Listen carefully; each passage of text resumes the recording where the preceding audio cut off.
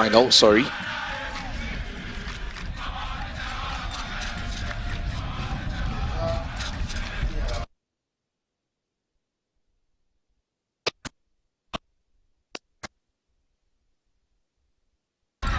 That is and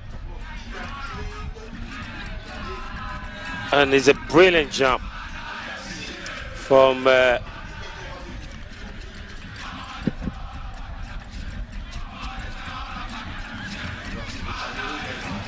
the South African. Correct, Fury.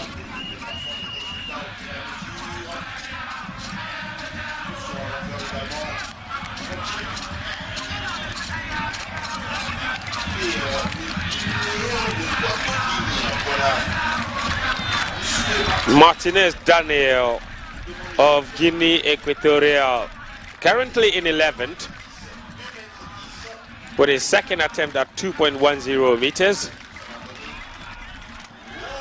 He might have taken off a bit too early there, and his arms just knocked over the bar. He's hitting his own elbow because he knows that's exactly where it was. He was jumping over it, and then his arm just took the bar away even before his body has had a chance to get over it. Here's the lineup for the men's 200 meters. Subisuso Bruno, Ibrahim Husseini, Olukunle of Nigeria. 2 Ghanaians, 2 Nigerians. You've also got Ekanem Consider of Nigeria, Claude Emmanuel of Cameroon, Joseph Paul Amo of Ghana, Samuel Waweru of Kenya, and Adam Ajame of Gambia. Final of the men's 200 meters. Claude Emmanuel in the bright neon green jersey, Joseph Paul Amo in the yellow. Ibrahim Husseini, the Ghanaian, in lane 2. Is a bit of an unfancied name in this list, but you've got to watch out for him as well. But the big favorite in this has to be the Ghanaian. He's already got a silver medal in the 4x1. It's destiny time for Ghana and Nigeria yet again in the men's 200 meters. Running the bend really well is Claude Emmanuel of Cameroon, but Joseph Paul Amo has come onto the home straight on the lead. Is neck to neck with Ekanem Joseph of Nigeria, but Paul Amo is coming through. Paul Amo is running really strongly, and it's going to be Joseph Paul Amo. Gold for Ghana in the men's 200 meters. Joseph Paul Amo, finally a global title to his name. He's tried in the past and it's not come true for him, and after years and years of sacrifice, he's finally African Games champion. Joseph Paul Amo is the winner of the men's 200 meters, and that will be a second gold medal in the track and field, the first on the track for the Ghanaian. Remarkable achievement for Joseph Paul Amo, 20.70. As they came through the bend, it was not obvious he was going to win it. Look at that, he had to dig deep, chased and put under pressure by Claude Emmanuel and Ekanem Consider of Nigeria. He found the extra energy and he celebrated right on the line because he knew he had it.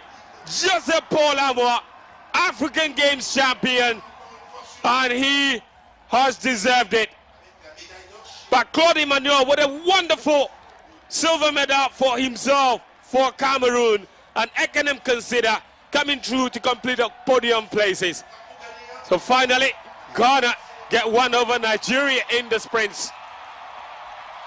And the noise at the stadium is on another level, as Joseph Paul Amo, who was the anchor man in the men's 4x100, getting a silver there, gets to land gold this time around, and the celebrations would go on for some time at the stadium, but that was close. Claude Ekanem, Claude Emmanuel, the Cameroonian, at some point looked like he was going to be getting past the Ghanaian. But Joseph Paul Amo had to dig very, very deep to win this one. for Ibrahim Fusseini. It will be a learning curve for him, finishing 4th at the global stage, unheard of before the start of this competition. But he's one to look forward to in the near future. That's a remarkable gold medal. Joseph Alamwa, he's smiling. It's a smile of big relief for him. He was under pressure, considering the events of the last few days where Azamati missed out on the podium places. He knew he had to deliver, and he has come to the party. And they get to celebrate with their coach, former national star Eric Nkansa, and we get to see the results, Vince. Confirmation 20.70, the winning time. Claude Emmanuel 20.74, and Econom Consider 20.80, completing the podium places.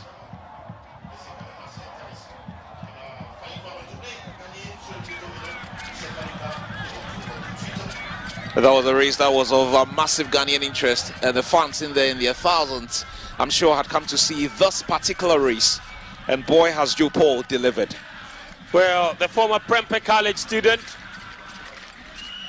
is making his school proud, and you bet that the celebrations will not only be heard inside this stadium, but all through the suburbs of Kumasi, where he started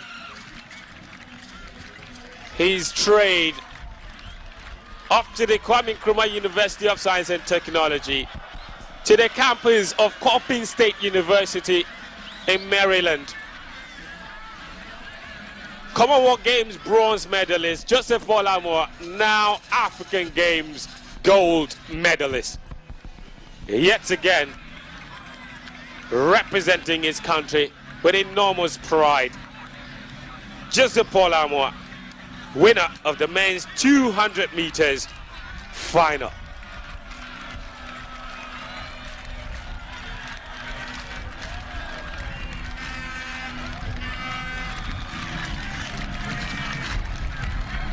Oh, we're back to the men's high jump final.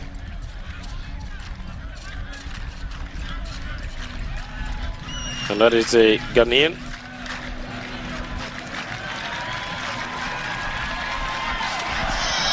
And it doesn't come true for him.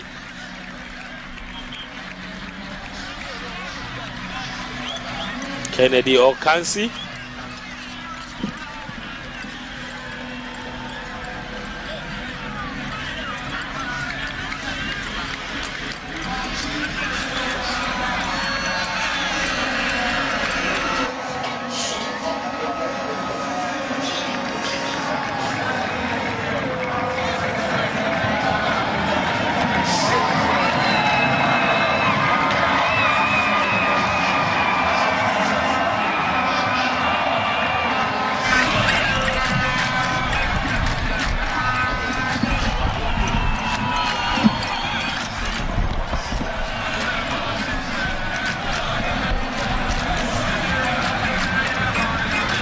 Algeria is Hisham Bouhanoun.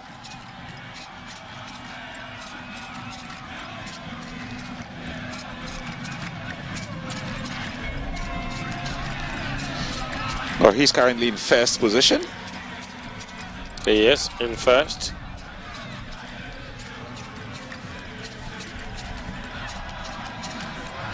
Hisham for 2.10, his first attempt.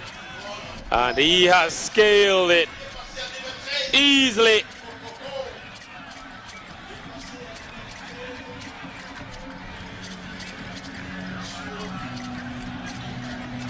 He was doing this at a height of 2.13, and he made it look so easy.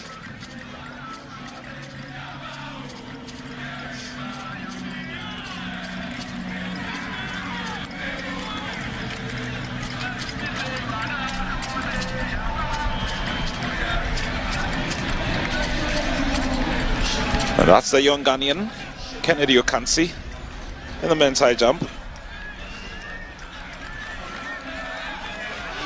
Oh, yes. And he has done it.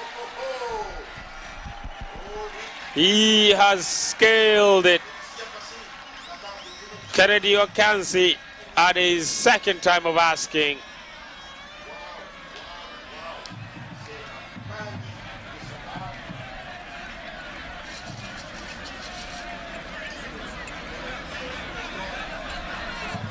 A 2.10, no mistake whatsoever. This is the medal ceremony for the women's 200 meters.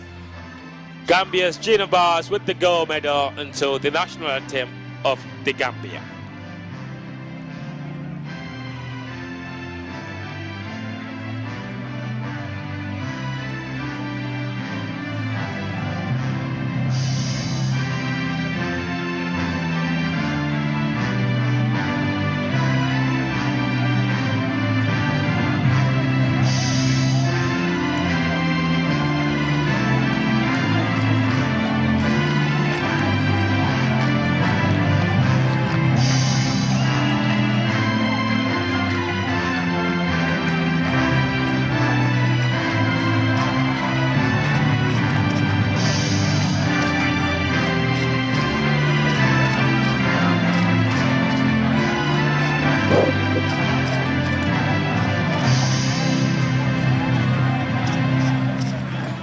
Thank you very much. And that's the national anthem of the Gambia. Gina Bars completing a sprint double, winning the individual 100-meter champion, And Natasha. as well as the 200 meters title, which she successfully defended. But here's Evans Cardman, 2.13 meters for the Ghanaian. He goes to school in Central Missouri.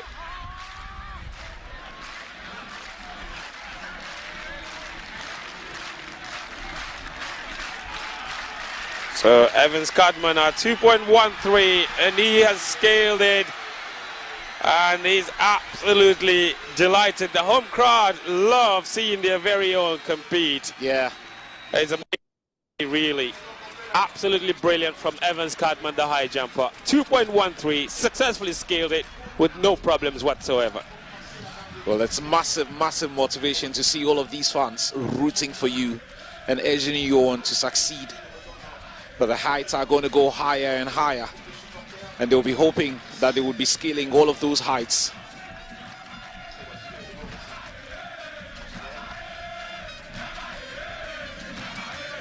Both Ghanaians scaling 2.13.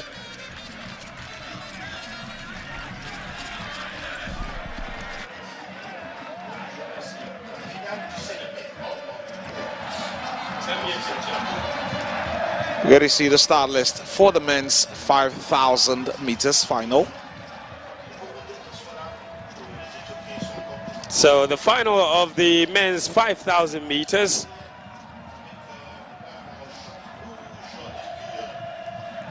No heats required. It goes straight into a final. It's going to be another classic Kenya versus Ethiopia affair. Yeah. And I tell you what, there were so many people who were watching that women's 10,000 meters final last night. I had a lot of messages from people who were following our coverage, and it was like, at the start of the race, no chance for the Kenyan. But how she navigated her way to go past those three Ethiopians was just marvelous. Interestingly, I think she was the favorite on my books. She was just running alone, making it trickier. But in terms of real form, she was always the one to beat.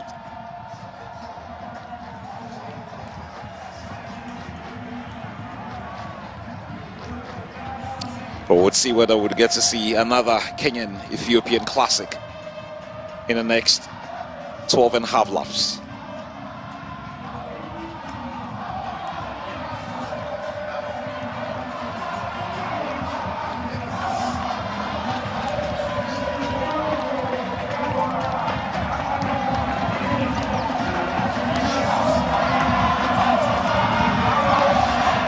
So it's an amazing lineup. David Siri of Eritrea, Gabriel Meskel of Eritrea as well is in there. 3 athletes from Eritrea, the other one being Hawit Miburatu.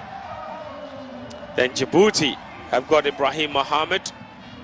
Sierra Leone, Conte Abubakar is in there. Burundi have got Shimona Emil. Zimbabwe's Wellington Arlington is in there as well, also running the 10,000. Mashele Lasiva Precious of South Africa. Cornelius Kemboy of Kenya. Teko Antonio of Angola. Peter Kambawe of Tanzania. Evans Kiptum of Kenya. Mibratu of Eritrea, I mentioned him earlier. Bewe of Ethiopia. Celestine Ndikuman of Burundi. Abraham Guem of South Sudan. H.M. Obega of Gambia. Adin Hussein of Djibouti. Jama Mohammed of Somalia. Wale Getnet of Ethiopia. Kuma Gema of Ethiopia. And Simon Kipro, also of Kenya. Il y a M. Bawa Fousseni, président de la Fédération ghanéenne d'athlétisme. Et maintenant, mesdames et messieurs, j'ai l'honneur de vous présenter la championne des Jeux africains et médaillée d'or représentant la Sud-Afrique. J'ai nommé... Interestingly, there are 3 Ethiopians and 3 Kenyans in this race. And 3 Eritreans.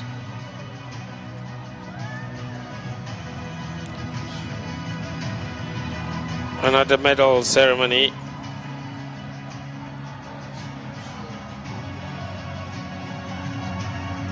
Merci à M. Tonobo et merci à M. Bawa. Mesdames et messieurs, veuillons nous lever pour observer l'hymne national de la Sud-Afrique.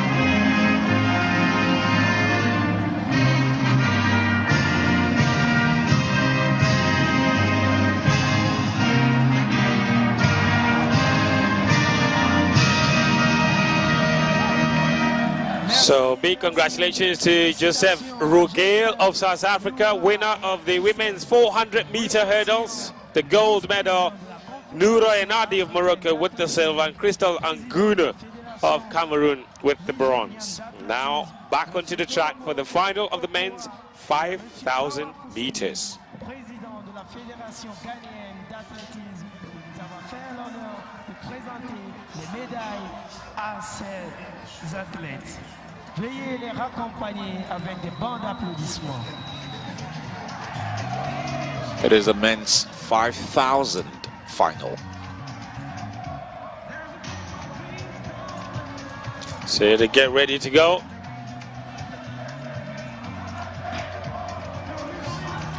And we are waiting for the men's 5,000 meter final. It's 12.5 laps. And the games record is held by both the games record, the world record, in fact, all 3 records, the world record, the African record, as well as the games record are held by Ugandans. with Joshua Cheptegei of Uganda holding both the world record and the African record, 12:35.36, which is set in Monaco in 2020.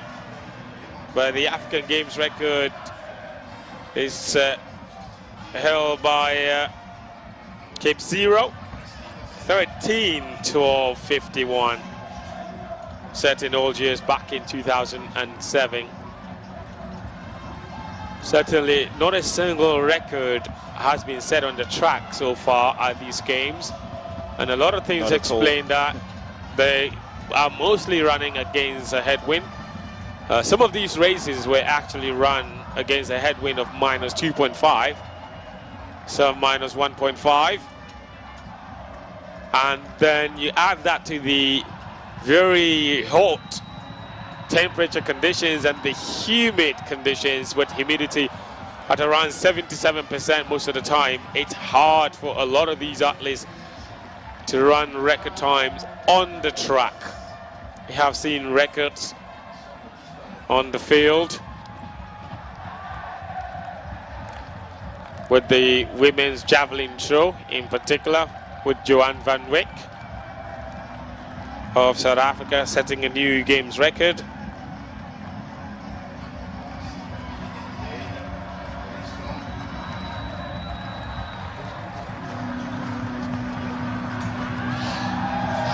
At this point, South African Mashele Lesiba Precious in the lead.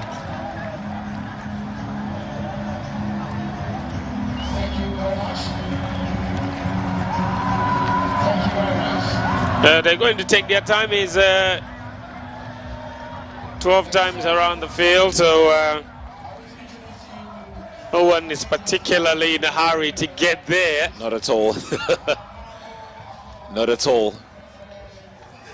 You don't want to be kicking so early in the race.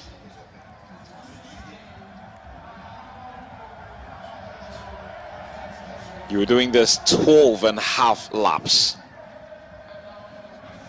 They've done 1,000 meters in 2:51.92. 4,000 more to go. Meanwhile, the other events still ongoing, the men's long jump, as well as the men's high jump, just as the men's long jump. Currently in 8th position, the South African Keegan Craig, or Craig Keegan. This is the high jump, I beg your pardon. This is his third attempt at 2.13. Oh, just he's trailing backside, just knocks it out. So he is down and out. So unlucky. Thought he had skilled it there. Here.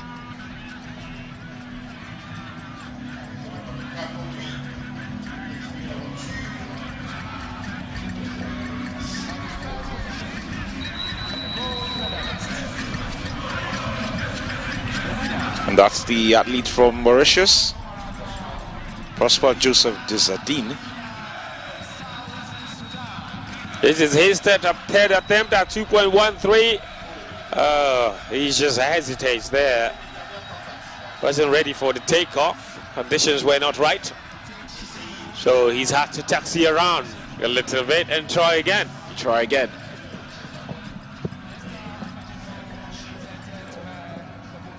Here's another opportunity to try again.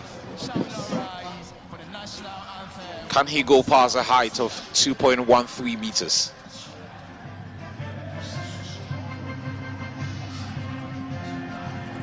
Desadine, can he do it? Oh no. Desadine can't get there. He's knocked it out and he's out. Desadine of Mauritius, and at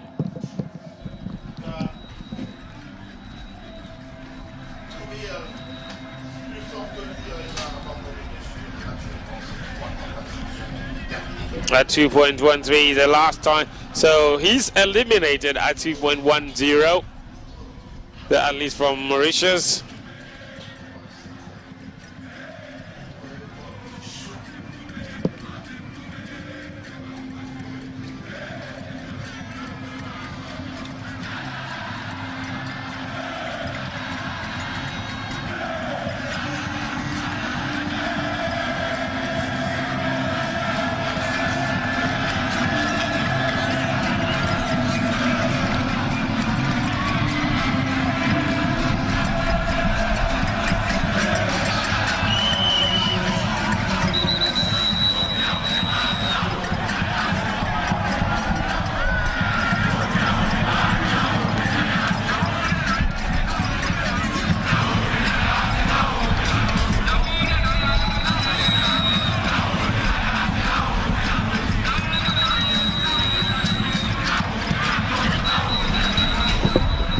So that's a leader, Hisham Bahunoon. The men's high jump is currently comfortably in the lead, having scaled 2.1 meters in his first attempt, along with Shwanelo of South Africa, Cadman Evans of Ghana. And here he is at 2.16. What attempt. Ooh la la. He's scaled that with no troubles at all. It's now shaping up. That was close. Indeed, he was flying agonizingly close to the bar. But he's got it over it. So lots of field events happening as we speak. The men's long jumping is ongoing. The men's high jump is ongoing. The men's javelin throw is ongoing. And the women's shot put is ongoing. Sammy? There's a lot for the audience and the spectators to choose from. It is, and today is a day of many finals. And so there you have the Ghanaian. Kansi. That would. He's a locally based athlete. He was a bit more energy, the Ghanaian, from the crowd. Yeah, he's attempting to scale 2.16 meters. Yeah, at 2.13. It took him just one attempt, just as he did at 2.10. Oh, and he's knocked it down this time around at 2.16. He's asking the crowd to get a little louder. He needs their energy. It's only the first attempt at 2.16.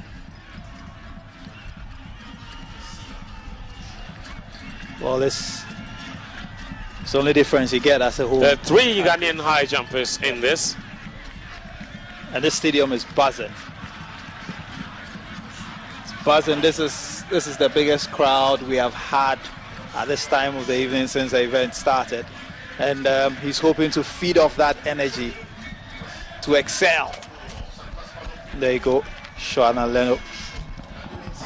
Shwanelo is with no trouble whatsoever scaling that. Look at that. Oh, he's knocked it down. It just went. Maybe he might have taken off a bit too early. He did. He did. His shoulder just tapped it and knocked it over. But this is Evans Cadman, the Missouri State University student. Certainly the most highly rated high jumper in Ghana at the moment. While others want the energy, he doesn't want it. He's asking them to be quiet so he can concentrate on his thoughts.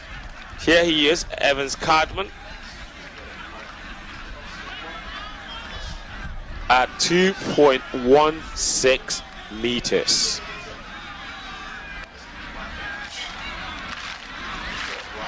First attempt. He's asking for the clap, and the rhythm has been disrupted, hasn't it? Because he's waving. I'm not sure what's going on around him. And it's quite a familiar sight with high jumpers. We probably have to find a way of asking them why they always want to feed on the crowd, encouraging them or clapping for them, and how that gives them an extra meter or so as far as the leaping is concerned. But very often in global events, you have the high jump athletes particularly always try to get the clap of the crowd or the sound behind them. So perhaps there's a connection there somewhere. Whereas athletes would rather want a moment of silence before they take off. The sprinters, the high jumpers seem to want all the noise in the world to be able to lift them beyond the bar. And here he goes again. With the clap. It's a rhythm that he needs to feed off. It's not just noise, it's a rhythm. Reminds me of Mortas, you know, preparing or lining himself there up for he a goes. jump. Evans Cadman at 2.16. The Ghanaian. Oh! It's a brilliant leap. Surely he's giving the fans a reason to dream of a medal in the men's high jump. Evans Cadman, no troubles whatsoever, way beyond the bar. That was smooth. Surely he's won for a medal place. No, he got the execution completely right. His assessment of the height is taken off. There was no way his shoulder was going to come across, as we've seen some of the other jumpers, and hit the lifts afterwards was also right on point. So that's a very good jump, and as you mentioned, way above the bar, shows that he can go a few more meters up should the competition get that far. 13 high jumpers started and only 5 remain now. The rest of them all clearing out. Wow.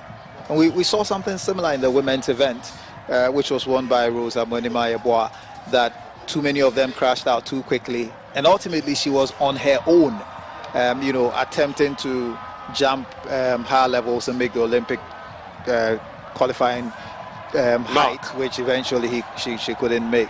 So I'm hoping that these guys will be able to stick it out longer, just to give us a very exciting contest. Although I know for the fans, they would rather everybody crash it out and the Ghanaians win the medal. There are 2 Ghanaians in the top 5 right now in the high jump. And we're in the final lap of the 5,000 meters men's final. There you go, and that's the bell going. We haven't had a lot of the airtime for the men's 5,000 meters, but now we do, and it's shaping out to be some race. And what you see is Gabriel Metzger.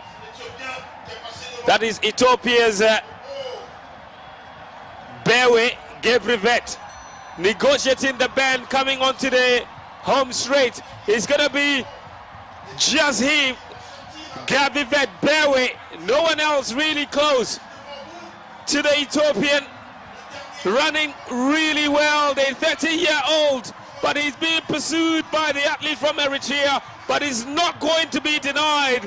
It is Gebrivet Bewe who has taken the gold in the men's 5,000 meters, and he points to the Ethiopian crowd in the stands, and then that's the cross.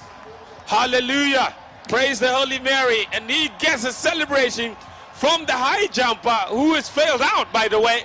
Well, this race was mostly run on the blind side of the crowd because there were so many events taking place. Absolutely. But the key thing was that he picked his moment, and the timing was crucial. This was a very controlled race where they were bunched up together, and when he made his move, none of them could stick to him. He lapped a few of the athletes on his way to finishing. The athletes from Eritrea tried to stick with him, but it was not to be. He had just too much energy, and it's Ethiopia again who win the distance running here at the African Games, and there's the moment he decided enough was enough. I'm going to do this all by myself, and nobody quite could keep up with him. It's actually the athlete from Somalia. Gritted teeth, you could tell the difference. That is Abdullahi Jama Mohammed. Jama was at his wits' end, you know, pulling everything he could just to keep up with the Ethiopian athlete, but in the end, it just wasn't good enough. And he wins.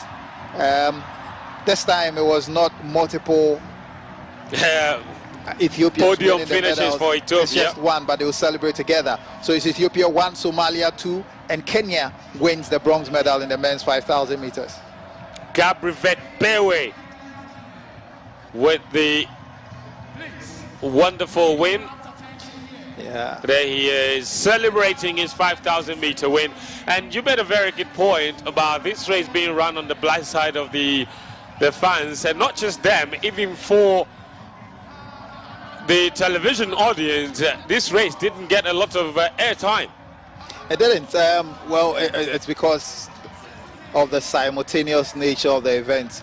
Typically, we've had one after the other. 4 field events ongoing at the moment. High jumpers waiting for their turn. Long jump. And now the javelin can resume, because the reason why the javelin wasn't taking place is so there because was javelin, there was men's javelin, men's long jump, men's high jump, and women's shot put. Here's the victory ceremony for the men's 200 meters. Yeah, you can understand why there's a roar in the stadium, because Ghana's national anthem will be heard at the stadium for the second time since the athletics program began. That's Ekanim Joseph of Nigeria with a wonderful bronze medal, 20.80 seconds. This is the first time I have seen him without his do-rag. Such a charismatic figure, and he's been so ubiquitous throughout the whole competition with the do-rag and his very stylish warm-up sessions and trying to get the fans behind him.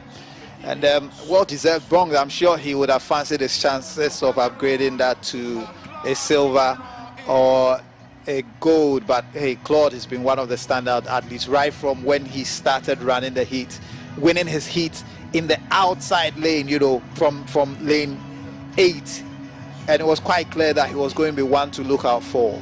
But eventually he slightly fell short because there was a Commonwealth bronze medalist who had just missed out on the 4x100 gold, who seemed quite determined to appease the local fans with a 200 meter gold, and that's exactly what happened. So the gold medal will go to Ghana's Joseph Paul Amwa, bronze medalist from the Commonwealth Games in Birmingham. He's now African Games champion. He didn't even make the final in the African Games from 5 years ago in the 200 meters. No, he didn't. And this is the culmination of a journey that has sometimes had people questioning whether he was the real deal. But when I saw him jogging to the finish line in the heat of the 200 meters, you could tell that this was something that he was prepared for and that he was a cut above the rest of the field. And he's fulfilled that potential finally by bringing gold. He's a former Ghana national record holder. His fastest time over this distance is 20.05. His winning time here is 20.70. And now we shall all be quiet for the national anthem of Ghana.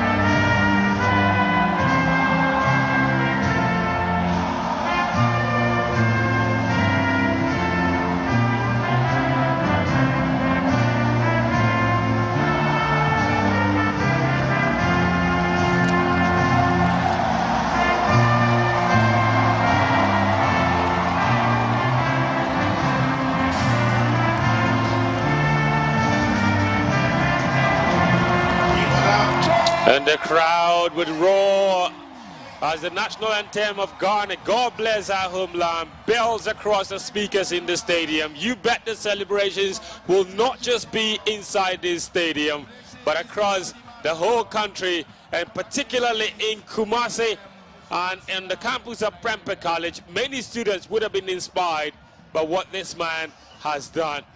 Started his journey as a footballer. He was the overall sportsman. Joseph Paul Amwa specialized in the sprint event, and he's gone on to become a national hero. This one is his crowning moment.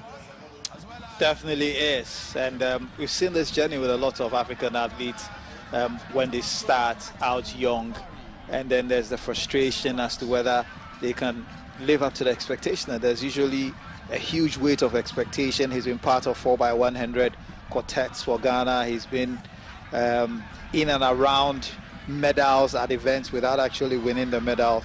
But once he finally cracked that with the bronze medal at the Commonwealth Games, you know, a competition that has all the, you know, the Caribbean athletes and the best of the African bunch in there, I'm sure he must have realized that perhaps that next level will follow. And being African champion is a big deal for the next 3 years until the next competition in Egypt. So this will give him the platform he needs to go on to the next level. And it's much needed relief also for the Ghanaian sprint team, having missed out on the 4x100 and then the individual honors as well. They were desperate for something within the short distances, and this is a crowning moment for them. And yeah, congratulations all around. And as I mentioned, Claude Emmanuel from Cameroon. Cameroon had already won the 100 meters gold and was hoping to match the achievement of his compatriot by winning the 200 meters medal. Silver is not bad at all, and I'm looking forward to seeing more of this young man in global competitions. Well, Claude Emmanuel with another sprint medal for Cameroon, adding to Emmanuel the same as gold in the 100 meters. So that is a wonderful achievement for Cameroon in the sprint. No, I mean, it's great. The Nigerians would not be too happy about it, the Nigerian men's team, because they would have started as favorite, and we saw it in the 100 meters. They threatened to run away with it, but ultimately fell short, and in these 200 meters as well. So I mean, it's excellent, you know, from Cameroon. That's two silver medals for Nigeria as well in the 100 in the and 200. But you know, Nigeria will never be satisfied with playing bridesmaid to any other country. But congrats to the Cameroonians. It's unfortunate they couldn't make it into the 4x100 final, as we see Hisham make another attempt at 2:19. And this has not come true for him. Cadman will be smiling to himself because it gives him an advantage at 2:19 to make a clean jump and perhaps attempt something at a higher height.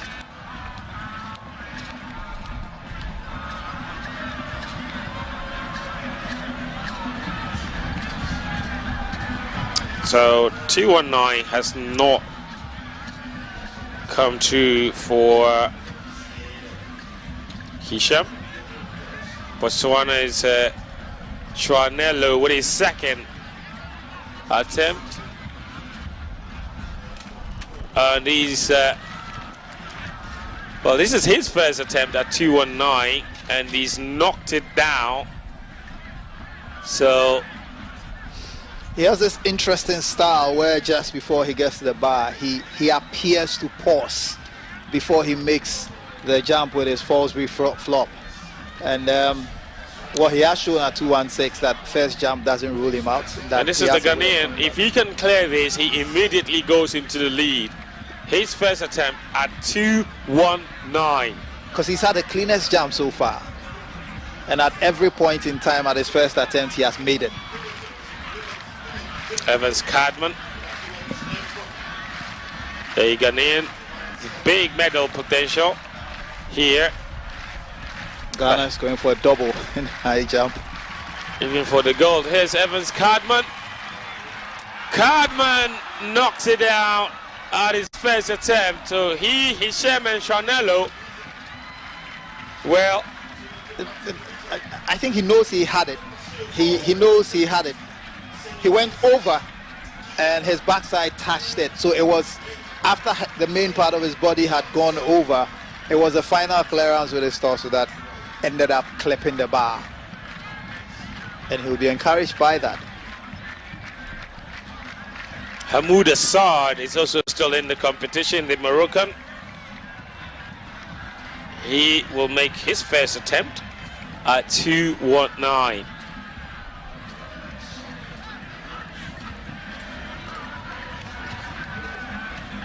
Sad. There he is, the Moroccan, currently in fourth.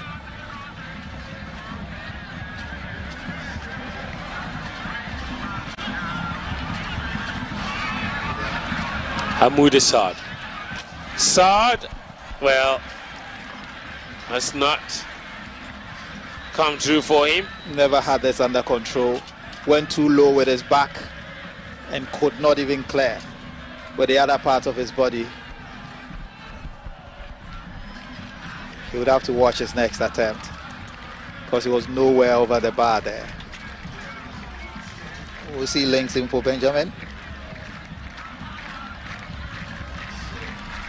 Currently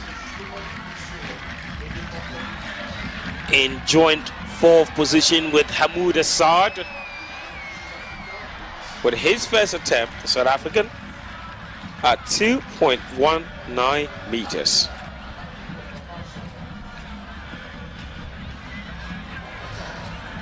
And yeah, he's not happy. Another athlete just crossed him now. In a moment, and that's the start of the women's 1,500 meters final. And there's a familiar figure sitting in front of the bunch over there. Yeah, and that is Halima Nakai of Uganda. She has decided to double in this event for endurance training. Obviously, she's an 800 meter specialist, where she already picked up the silver medal in this event, in these championships. And there they go in the lineup. Akambi Ronke of Nigeria is in there. She's out on the back with the green and white. Hawi Abera of Ethiopia is in there. Meshasha also of Ethiopia. Asiru Knight of Uganda. Lydia Lagat of Kenya. Rosa Sale of Eritrea. Bekile Ambezi of Ethiopia. So there are 3 Ethiopian athletes in there. Angola's Juan Ngeve is also in there. Mary Ekuru is one of the big favorites. Ariela Harimana is also in there. Nakai Halima of Uganda, therefore mentioned, and Sawikua Odet. Final of the women's 1,500 meters. Hawi Abera of Ethiopia is the Ethiopian you see out on the front, taking no chances. Yeah. And taking good control of this race from early on.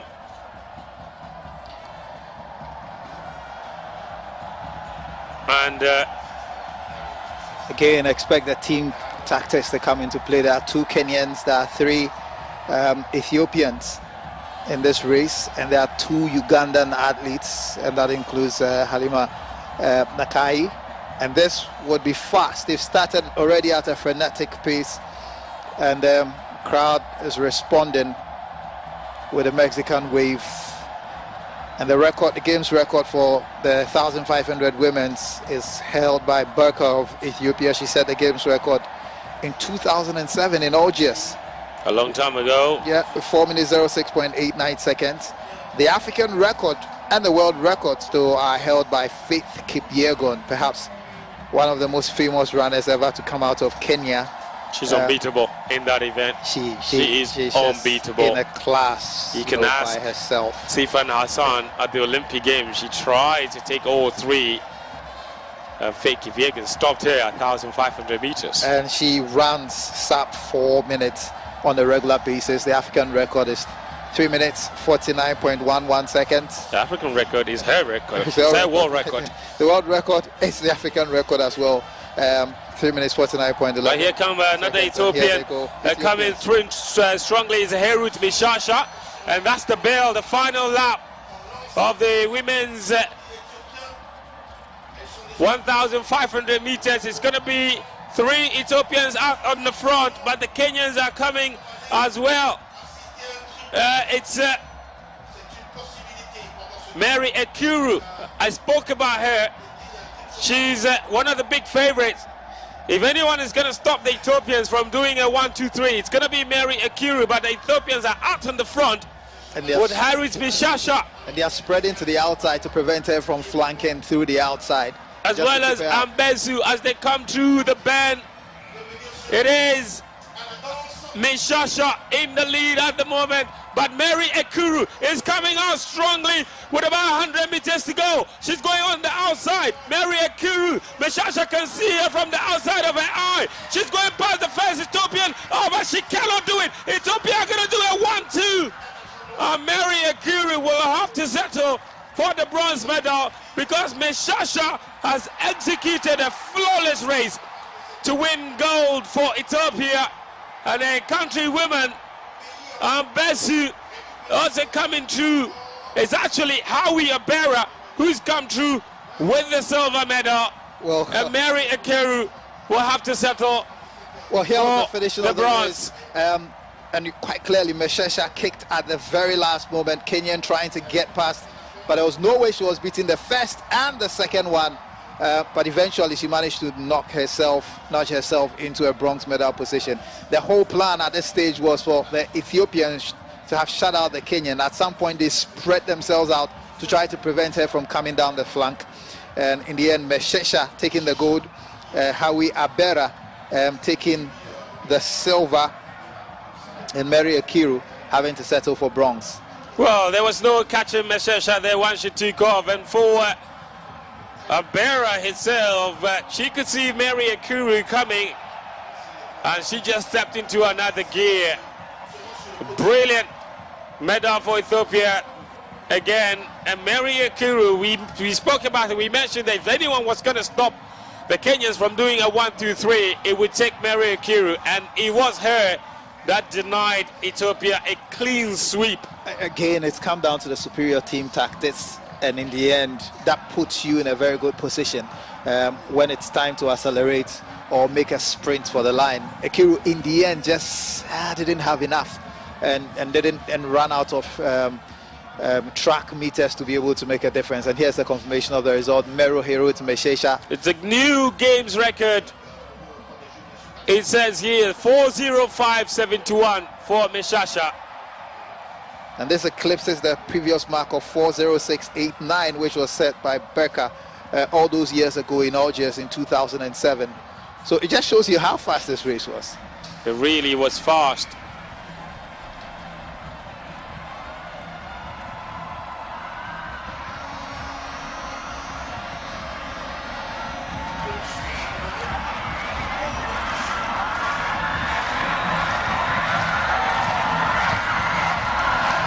So we spoke about the lack of records on the track at these championships, and Meshesha has just delivered one, and Cardman of Ghana is skilled over 2.16 meters, and he says, this is our land, this is our competition.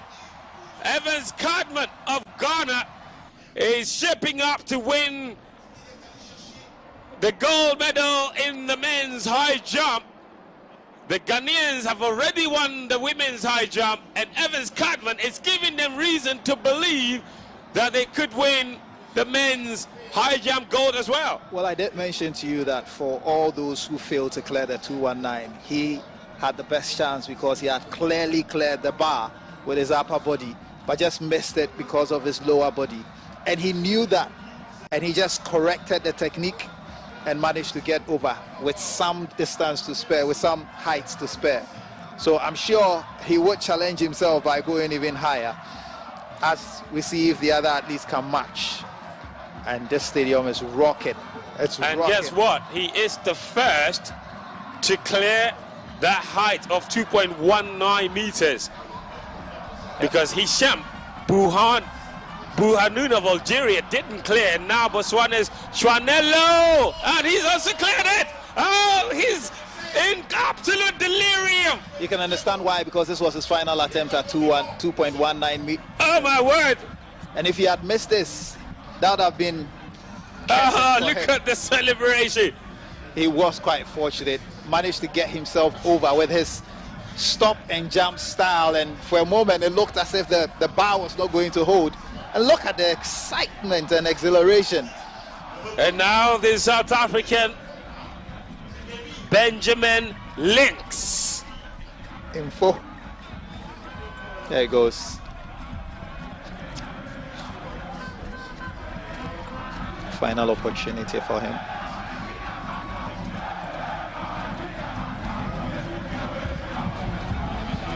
But before him though, Hamoud Assad will have his attempt. His final attempt. Oh, he's also cleared it. My word, this is turning out to be some competition. Hamoud Assad has sailed over that like an eagle over the sky. It's a brilliant jump from the Moroccan, at 2.19, and we have ourselves a real competition now. What would do, and all the time that he spent pacing himself, trying to gauge just exactly how he would go over the bar. He knows. And there's pressure on him for Benjamin. There really is pressure. Flipping his tongue.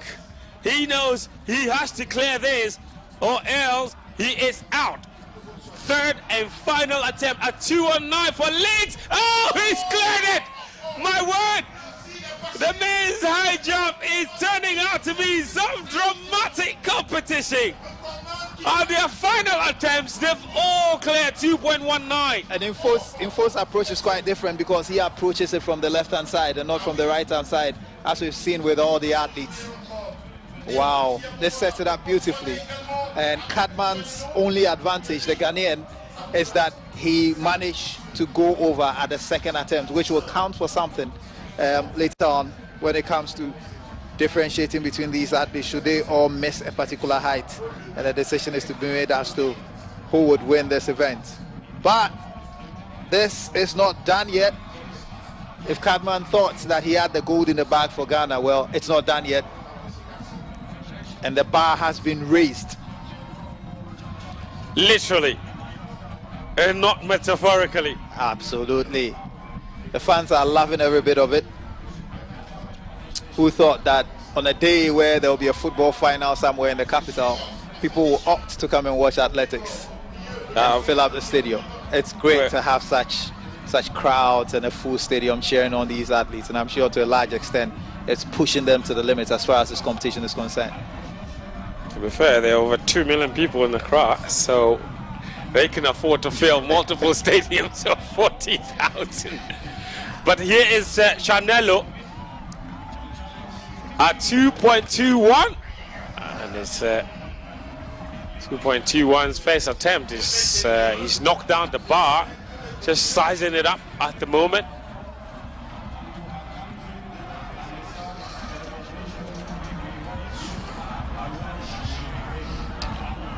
Well, if form is anything to go by, you'd realize that third time is a charm for a lot of these jumpers. Evans Cadman will attempt to do 2.21 meters at the first attempt. Cheered on by the fans here. Loses his eyes, just takes in his environment, and he would ask for the clap. And the home crowd would oblige. Look at that. Jama group. That's, I believe, it's from, anyway, Evans Cadman. Oh, he has absolutely sailed it with space to spare, and they do the Sioux celebration of Cristiano Ronaldo. He's not going to leave this.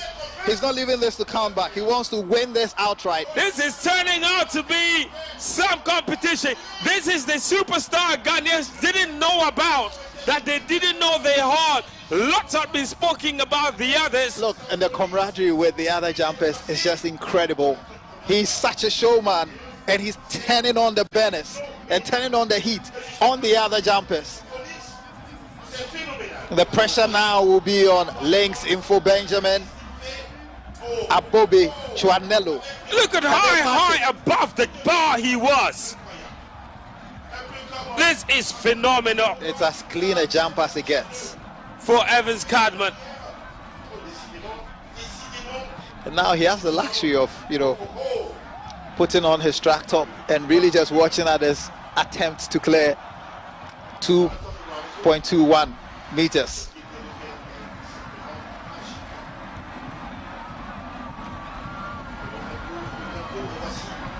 Morocco's Saad Hamouda stirring up the crowd and stirring up the viewers. Well, he's done it before at 2.19 when he had just one chance remaining. Was there to doubt about his ability. The first bite will go to Links Info Benjamin of South Africa. First attempt at 2.21 meters.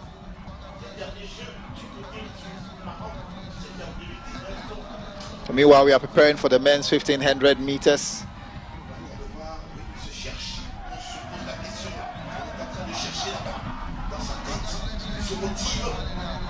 Benjamin Ling Simpo. His first attempt at 2.21. And it's not come true for him. It's only the first attempt. He screams in frustration.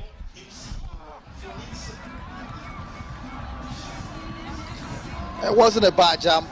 You know, the upper part of his body went over. Again, the corrections and adjustments he needs to make in the second jump are quite minor. It's just about getting the lower part of his body over in one fell swoop. I'm sure he'll fancy his chances of matching Cadman in the second or third attempt.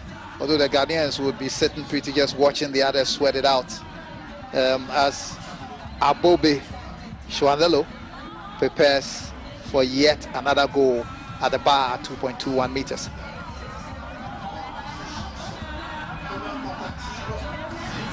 This is the second attempt. So it's just left with the three of them, the South African, the Botswana, and the Ghanaian. Here is Chanelo. Chanelo knocks it down at his second attempt. Cardman has cleared it and he's waiting in the gold medal position as things stand. Yep. And if these two, Chanelo and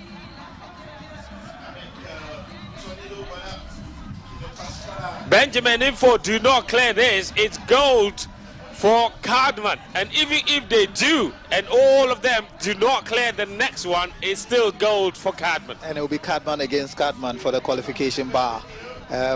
Just as we saw with Rosamuni Mayeboa with her jumper-ton. But Impo Benjamin Links would fancy having a say about the destination of the gold medal as he makes his second attempt at 2.21 meters. Here he goes. Almost got over the bar the first time. I'll be surprised if it does again. Cardman has knocked it down. Well, Cardman is putting everyone under pressure. There's now one attempt left for Chanelo and Benjamin.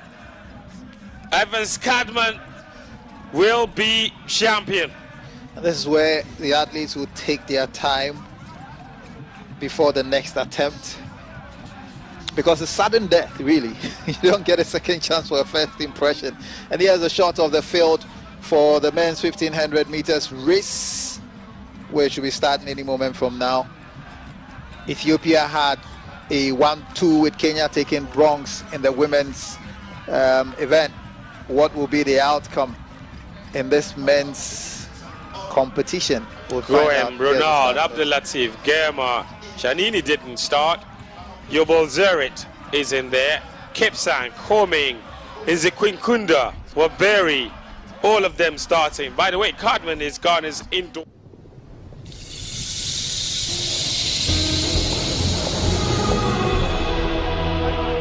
From the closing ceremony, but from what we hear, this will be a grand climax to what has been an exciting last few days in African Games. Yeah, superb. It should be. It really should be. Now let's take a look at our picture for the day. Our picture for the day was something heroic, something golden, something classic, amazing from the black satellites of Ghana, who got the crowd on their feet and their voices high, rising so high across the capital when they clinched gold by beating Uganda with almost the last kick of the game. Not the last kick, but almost the last kick of the game. Yeah, Jerry Friye. And we have seen him in another very difficult game coming up with the Goods when they played against Benin. Look, they played under a lot of pressure, but credit to both teams. They played really good football. The Ugandans just didn't turn over. They were very organized as we expected. And they pushed the Ghanaians all the way. But again, the margins are very fine. And when it matters most, the Ghanaians scored to reward a packed Accra Sports Stadium. Yeah. But let's talk through this goal, shall we now? I mean, it was a poor defensive clearance ball out to a Friye who he's shown throughout the competition he can score from everywhere. Yeah, I mean, he has. And The Ugandans will feel hard done by because they have been very organized throughout the game, and defensively they have been able to screen their goal area very well. And for them to concede like that, I'm sure they were very heartbroken. But take nothing away from Jerry. It was a very well taken goal. He just got a sight of the space and he put the ball down there. Yeah, and that's what we've seen of this team. They've only conceded once in this competition. They are difficult to crack. That's the Ghanaian side, and they don't score many goals. But when they score, of course, you can't find a goal against them. You know, sometimes teams grow into tournaments, and this is an example of that.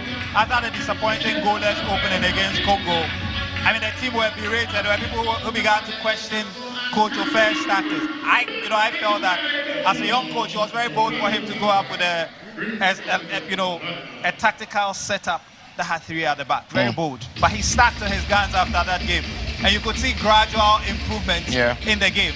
And when you have that momentum, eventually it comes to the fore, and that's exactly what happened to the team. But credit to the Ugandans, because they have been the form team of the tournament. They have. They and the really Ghanaians have. just peaked at the right moment when they came up against this Ugandan team. That was hard on Uganda, but it's Ghana who went on to win gold. And so surely then, our cameras caught up with them. We followed them. We looked at everything that was happening around them. Having won gold, a feature on Team Ghana. Right, okay, so then we'll come back to all of that. But there's something more I want to talk about before we get to the feature. These boys, together with the girls of Ghana, have won gold. It doesn't happen often. That is credit to you, if you like. Is it an indication of how well Ghana football is doing now? No, it's not a gauge of how well Ghana football is doing. Absolutely not. And but it just shows the character and resilience of these two sets of teams. And then it also shows perhaps how much work these coaches have put in. I mean, I'm not taking anything away from the Ghana Football Association. It backs the recent trend that Ghana has suffered in international tournaments where they failed to win.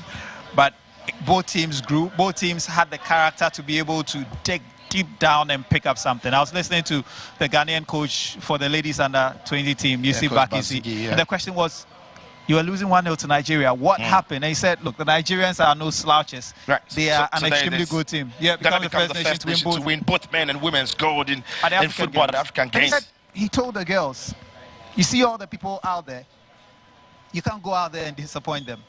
And that's exactly what happened. The girls went back, saw the crowd, and said, we have to do something different. And somehow it worked for them. I think it was something similar with the young coach of home support have carried these teams through. But the support, though, it was an incredible atmosphere.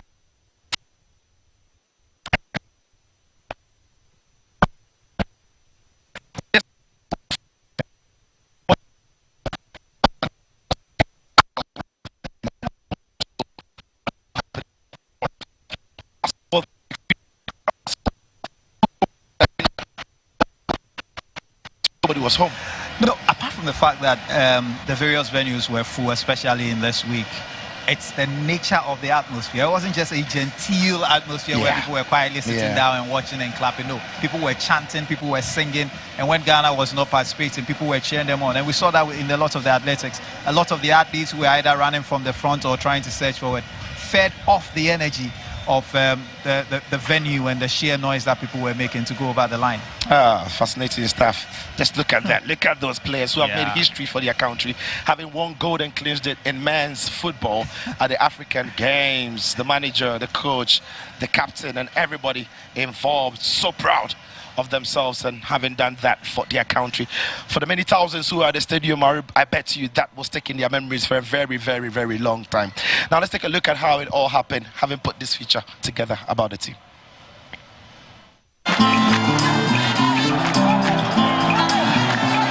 Sometimes in football, you have to score goals.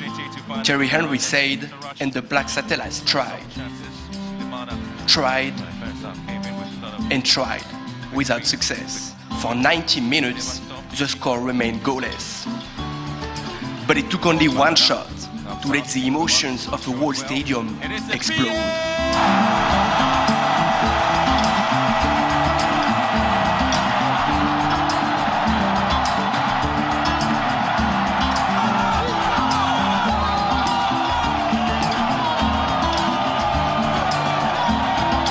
The 17-year-old striker Jerry Afriye scores his third goal of the tournament, concluding an outstanding performance throughout the competition.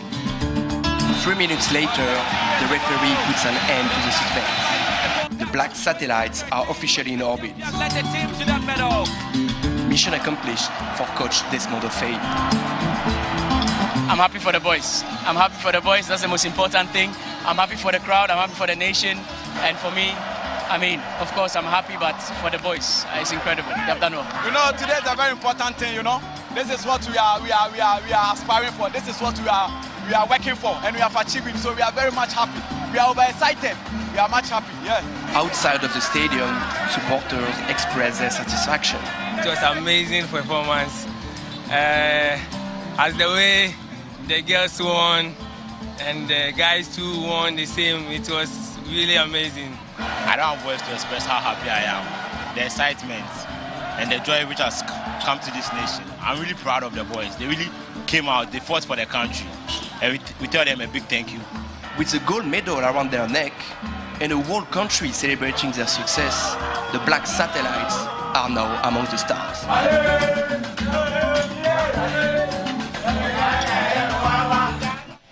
There's no more golden goal in football, but if there is any goal that comes close, it was a 3 years goal from yesterday. It was truly golden. To win gold for Ghana, listen, the fans are happy, the players are happy.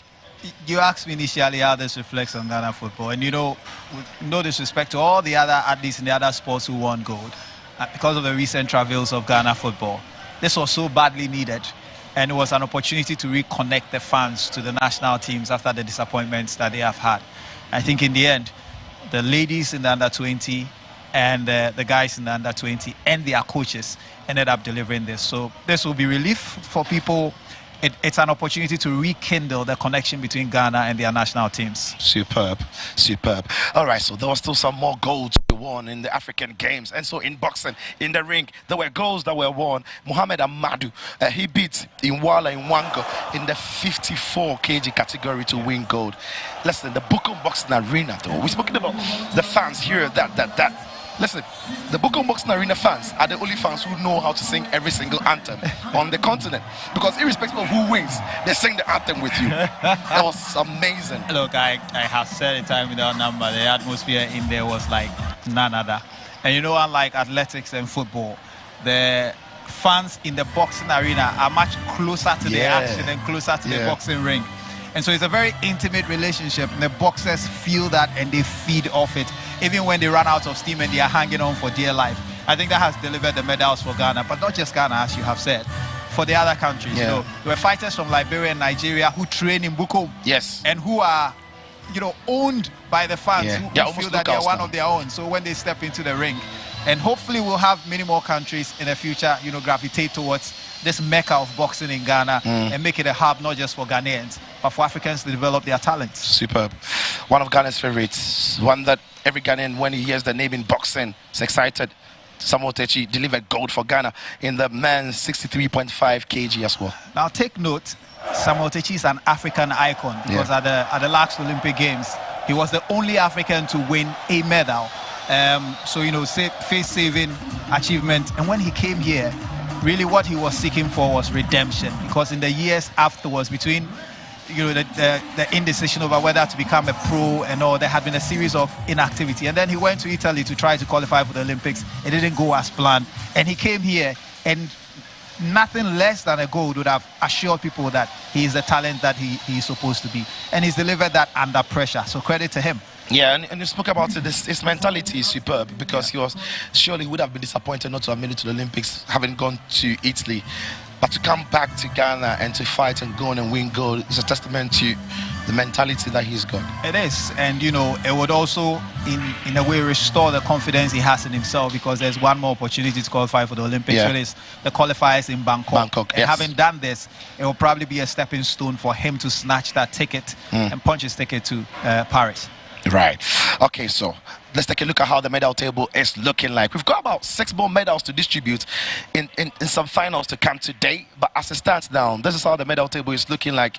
You've known throughout the competition that Egypt, though, they are unstoppable, and they've been unstoppable throughout the time in the medal table. Oh, we'll get that one for you very sure. But I can tell you for sure, Egypt are right up there. If you're looking for who is at the top, it has got to be Egypt who are right out there on the medal table. But yeah, when you put all these competitions together, yep. In the end, I mean, the country that wins most medals is going to be proud. But for some others, though, they would have been looking at, specific disciplines where they count as their strength, and claim that will be the place they be in. So when you look at the most updated one we've got now, Egypt have got 99 golds in their career. They are one shy of 100 gold medals. 187 in total. Nigeria coming in second with 47. South Africa with 32. Algeria with 29. Tunisia 21. Ghana 19. And then you see Morocco with 9. Ethiopia with 9. You see Mauritius with 9. Kenya with 9 as well. For some countries, it wouldn't be necessarily the number. It would be about where they targeted to win and if they did it. And if their best athletes in these countries are making progress. Absolutely, and Egypt deserve everything that they have. They had a very diverse, contingent that came to Ghana and competed in almost every sporting event. And you could tell that they won fewer medals in athletics, but they had amassed so much, there was no way anybody was going to catch them. The first three is just a reflection of the countries that have always finished in the top 3 for the last 3 decades or so of the African Games. But you're right about the level of satisfaction in teams. Look, there were teams that won medals that previously would have thought was not possible. I remember Zambia in the pool winning 2 medals. Cameroon won the first 100 meters sprint gold that they've ever won, breaking what was really essentially a duopoly with the expectation of the Nigerians and the Ghanaians in the absence of the South Africans. And certain other nations would have chalked medals that would show them that they are evolving and they are improving in their sport. Right. Sammy, this is where I get to do something in football in different sports that we've seen. There's a substitution on the cards. I've got you are player. I would say you are player number. You're the most versatile player on the team. Yeah. So I can sacrifice you because I know when to use it the next time. So out Sammy goes, in comes 2 others who will stand you. They are gold medalists. We just spoke about them, but we'll talk about them. So Sammy will take his leave now, and we're going to be getting into the program. The coach of the Black Satellites, he's coming with some of his players. It's going to be full here on this set. So Coach Desmond is going to be coming onto this. And remember that Coach Desmond is the man. Desmond Affair is the man who has led Ghana all the way to win gold. Hey, I'm good. Welcome to the African Games Show. Thank you very much. How are you doing? Come on, man. Where's your gold medal? Listen, if I win that gold, it's around my neck for 2 years. It's like a bling. I'm walking everywhere with it. No, congratulations. It's safe. It's safe, yeah. Congratulations. Thank you very much. What a job. What an incredible job you and your boys have done. We're just showing a feature about your team, a story about your team. But let's circle it back to how the competition started. Listen, this is the goal that won gold for you. Talk us through it. Talk us through the goal that won the gold for you. Yeah, so luckily we got our superstar Kelvin Nkrumah on the pitch. Gave us a bit of energy. And Keke was trying it. He was trying in the first half and second half. We kept encouraging him.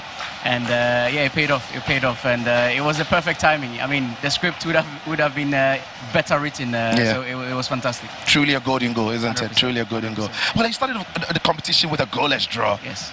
And at the time, if you listen to the commentary, you read around it like, again, but they're not too sure if the team has got what it takes. That might have been pressure on you and the boys. I mean, how did you get that together for them to start kicking on? Yeah, so obviously, beginning of the tournament, of every tournament, you need to find your momentum and rhythm. And we knew that we were ready for the tournament. But we knew, obviously, that we have a lot of quality on the pitch. And we just needed to give the boys confidence. The boys need to understand the level of the tournament. And in my opinion, I think we did really well. The goal that was ruled offside, it wasn't offside. So it was a bit of tough luck, but we came back strong, and against Gambia, we proved that we deserved it. So. Yeah, in the game against Gambia, you beat Gambia by 3-1. It's in that game, though, that you considered your only goal of the competition. Is your team built on how solid they can be at the back, or is the attacking verve of the team that is your strength? Both. I think a good team or a team that can have a lot of clean sheets is a collective effort. and they work really hard with and without the ball. Yeah. And credit to the boys, they were determined from the get-go, and they show quality on and off the ball. So yeah. Yeah, and your goalkeeper has been superb as well. He made an incredible save even in yesterday with a couple of minutes to go. It was no bite him. I'm sure you ain't on the dagger. You're like, woo. So there it comes up. Yes. Goalkeeper had to stand tall. No, that was a moment where we lost a bit of grip.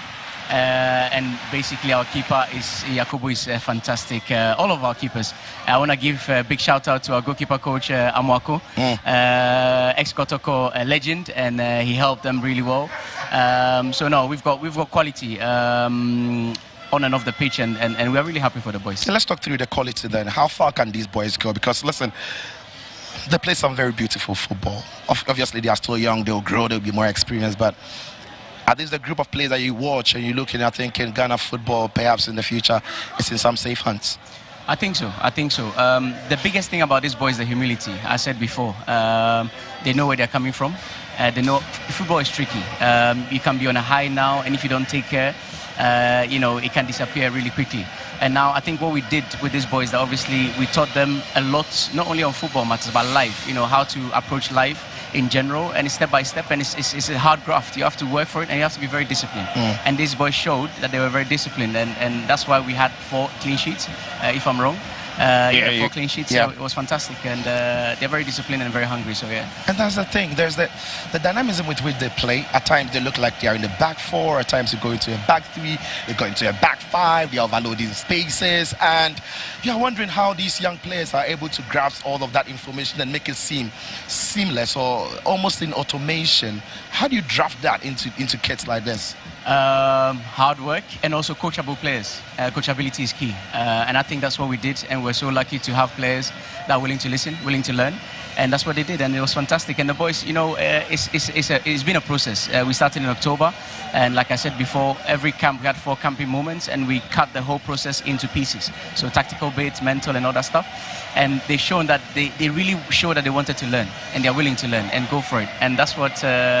And I praise their mentality, but most of it, I think, once again, their humility. And we have a lot of experienced players in the team. Players are playing in the Premier here in Ghana that have achieved a lot for their current clubs, but still, in the national side, they dropped all the ego, and they came and worked and work as a collective and work together, and it was fantastic. Yeah, Desmond, you are a star. I can guarantee you that, and everybody around the country is singing your praise, not necessarily only because of the goal, but the how you won and the brand of football you've played.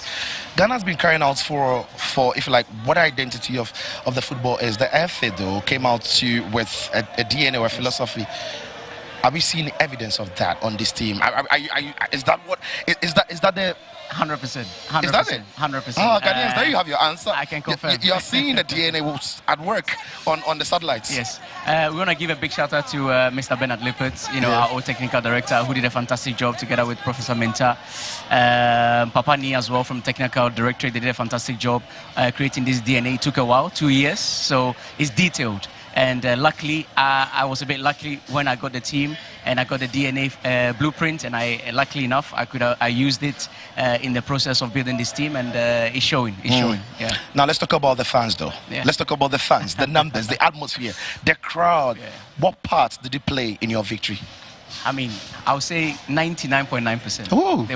They were amazing. I mean, wow, it was incredible. I think when we came into the stadium 1 hour 30 minutes before the game, the stadium was already almost 80% full. And I mean, we owe this victory to them, and also they deserve it. We've been suffering for a bit. We are craving for victory. Because this is a footballing nation. We love football. We live for it. We breathe football, and we know that there's talent. But it's about time that basically we get what we deserve. But it's hard work, and I want them to be patient. Good things are coming. We've got a lot of talent. From Eli is doing a fantastic job with the under-17s, already. Under-15s with Coach Zito is starting with the incredible, talented squad. So gradually, we are going to build something special with this national team. How special is Afriye? The 3 goals that he scored. The first one that, he presses, the defender loses the ball, but his composure and ability to dribble, step over body checks, shifts around, shoots the ball into the top corner. The second goal was right here, and I was sitting here. I've got the best seat in the house, believe me. You can join me anytime you want. But I was sitting right here, and then the ball comes through to him. He takes the ball to his left side, shoots so quickly the goalkeeper can not even react. The ball goes through the legs. That was a different goal from the first one he scored. Then yesterday we saw a different goal. He's scoring different kind of goal. How special is it? Is he that talent every year? No, Jerry's biggest asset was his speed. And this was like a year ago when we saw him, like, wow, this boy is incredible. You know, his pace, his explosivity. And then he had good technique, but functioning technique, meaning, okay, when to use certain techniques of finishing. And that's where, I mean, credit to the boy. Himself, he's been working really hard. He's very focused. And the one thing about Jerry is he's a winner. He's a winner, and he never gives up. And there was moments where he was not a starter in the team. He kept his composure, he was calm, he didn't make a fuss, and he came into every single training with the determination to become a better player. And that's what, you know, he has got his reward. Yeah, what a star he's been. Jerry Free has been amazing with the goal that he scored, and he scored the goal that won Ghana gold. But obviously, the ladies, coach, you see, his team played before you played. Did that give you, was that motivation or some pressure? Because, like, if the women team have won gold, you can't slack. And how did that urge the team on to also go on and do what you did yesterday? Yeah, luckily, I think 2 weeks prior to the tournament, we were in Cape Coast 1 week with the Princesses. I mean, we know the qualities they've got. Fantastic coach. I love Bazigi. He's been doing an amazing job for the past years. So we knew that they were going to do well in this tournament. So it gave us motivation to work even harder. So when they won, it was just a confirmation that it's up to us just to deliver as well. So it was a motivation. Brilliant stuff. All right. So, catching up with the golden man, the man who's delivered gold for the Black Satellites of Ghana. Did it in style, leaving it so late through a free to beat Uganda. But Uganda, they seem like they gave you a real test. Did they surprise you? Did they stun you? They kept changing things, and you also had to keep changing. I'm telling you, we're playing chess on the pitch. First and foremost, big respect to the coach. He did an amazing job. The players, number 7, the right winger, incredible left foot, beautiful left foot. Number 10, it was a team full of incredible, talented players. Been working really hard, and they deserve to be in the final because they won every game. Playing against Senegal, playing against they were top. So we knew that was going to be difficult. And this is what final is. We want to play against the best, and we showed on the day we were the better team. Respect to them. Respect to them. Now, so what's next? What's next for Ghanaian young players who are looking to break through the national team and go through the training of Laye, yourselves, and many other young, exciting coaches coming up? What is next? What can Ghanaians look forward to?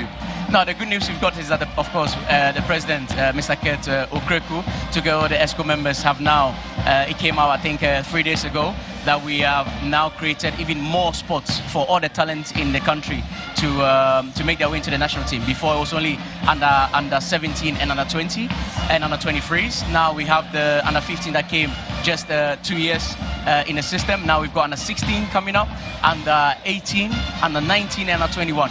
So what does that mean? There's going to be a lot of space left for this talent to come and showcase their qualities, and it will help them with the transition as well. Because it was very difficult from under 17 player to join the under 17s, and that's what the challenge was for us, because Laye's team, together with Coach Zito, that went to Serbia, that won the 4 Nations Cup. We couldn't... we tried. Obviously, we got 5 incredible talents out of that pool, but they weren't ready for this tournament, and they are still on standby. So with this under 18 that's coming and under 19, it's a perfect way to get the transition right. Now the future looks bright as well for the boys, because now we have already 50 scouts all over Ghana in the 10 football regions. 50 scouts. 50. Wow. Yeah, so that's incredible, and we're trying to multiply it. So every talent, every hidden talent in a country, keep working hard, we will find you. I'll give you the opportunity that you deserve to join the national team. For sure. You just heard it. Every talent hidden, wherever you are hidden, you are going to be found. But listen, you've played in the African Games. Let's talk to the African Games general before we run out of here. What has it been for you? What has it been for the boys to play in the African Games, in the manner in which it was put together, playing in the African Games in Ghana? What has it been like for you guys? No, African Games is special. It's I said before, it's a festival. It's a party. It's a big party. And I saw your interview though. You said what? Yeah, it's a final. Yeah, final should be a festival. It should be a festival. Yeah. Boy, that was a festival. Yeah, you walked the talk, man. You walked the talk. It was. No, credit to the boys, credit to the fans. It's incredible, and we as hosts, we did the nation proud, and we're really happy. And we move on to the Waffle in October. And we are fully geared and ready to make the nation proud again. Fantastic. Football, which other sports do you pay attention to? A lot. There was boxing yesterday. Ghana won some gold in boxing. Yes. We saw Techi winning in boxing, gold. So he's part of those who have added to the Ghana. Came home with a gold, and then Mohammed Ayite also came home with gold. So it's been not just football, but all of the sports. Yesterday, Joseph Paul Amoa, who ran an incredible race to win the 200 meter. Fantastic. Amazing. I'm not sure if you've met him yet, but no, not yet. You guys, I would love to meet them. Yeah, you guys have done the country very well, and I'm sure the rest of Africa as well have seen the talent that are there. But listen, this is the African Game Show. The whole of Africa is watching. What would be your final words to everybody who supported Ghana to win, and the rest of Africa who are looking to claim what do you hold? Thank you very much. Africa is live. We love this nation. We love this continent. We should keep loving each other, respect each other, and the future looks bright for all of us. Right. Now let's take a look at how the table medal is, or the medal table, I should say, is looking like. Egypt, 99 gold medals, 187. Congratulations to Egypt. There's no way in a million years anybody's catching you. Then there's Nigeria, who have got 47 of them to their credit, and South Africa coming in third with 32 gold medals.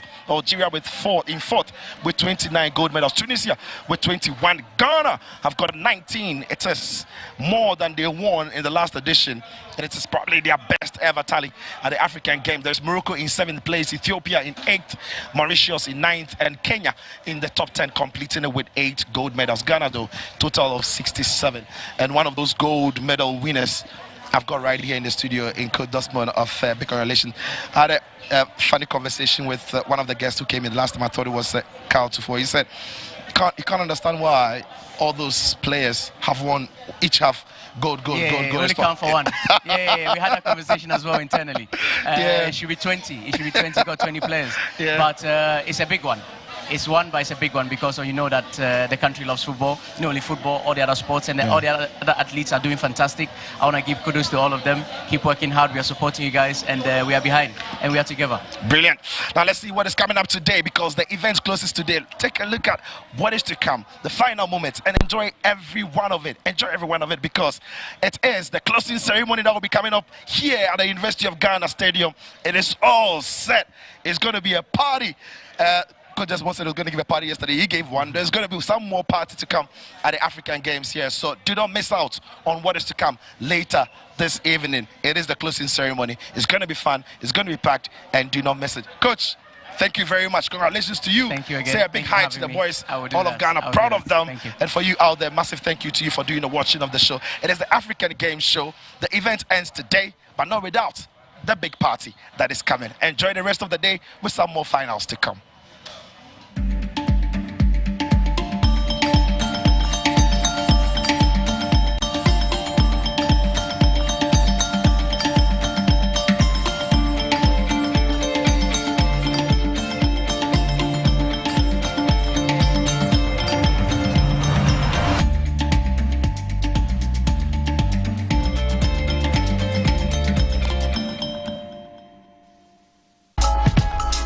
The International Maritime Hospital, IMA, situated in Tema Community 3, is a 130-bed capacity hospital and your one-stop shop for all your health needs. IMA provides all medical and surgical specialities. We have a modern gastroenterology and endoscopy suite to take care of all your health needs. The International Maritime Hospital offers nephrology with renowned dialysis and boasts of one-of-a-kind radiology department with a wide-bore 3 Tesla MRI scanner, the only one of its kind in Sub-Saharan Africa. IMA boasts of a flagship comprehensive stroke center. IMA is open to the general public. We have enough. A life of plenty for every child. We've had enough all along. There's enough choice for every child. Enough nutritious food, produced responsibly and sustainably, so children can thrive everywhere. Let's come together and stand with children to say we've had enough. Enough.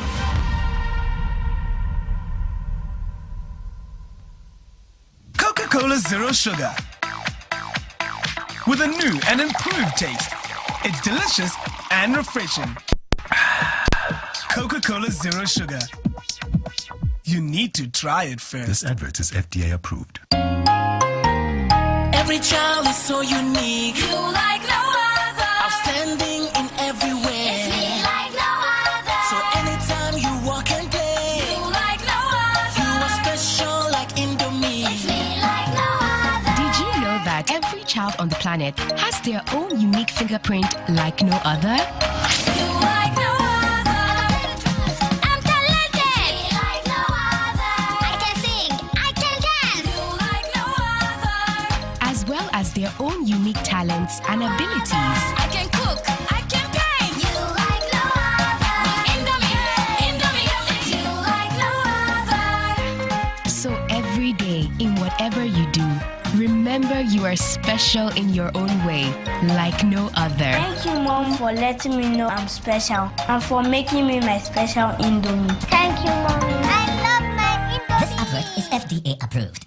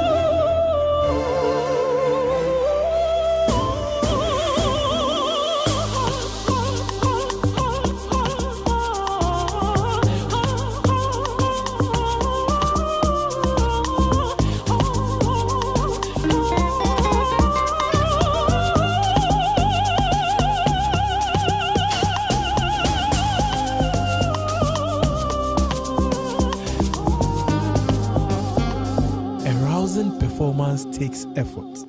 Ebony condoms make it worth it. Is another Ghanaian coming up to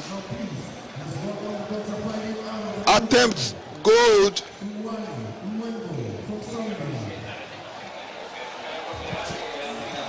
Is Ghana versus Zambia once again.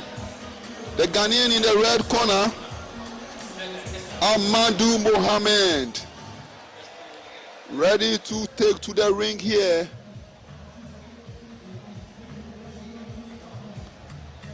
For this particular fight, here at the Bukom Boxing Arena.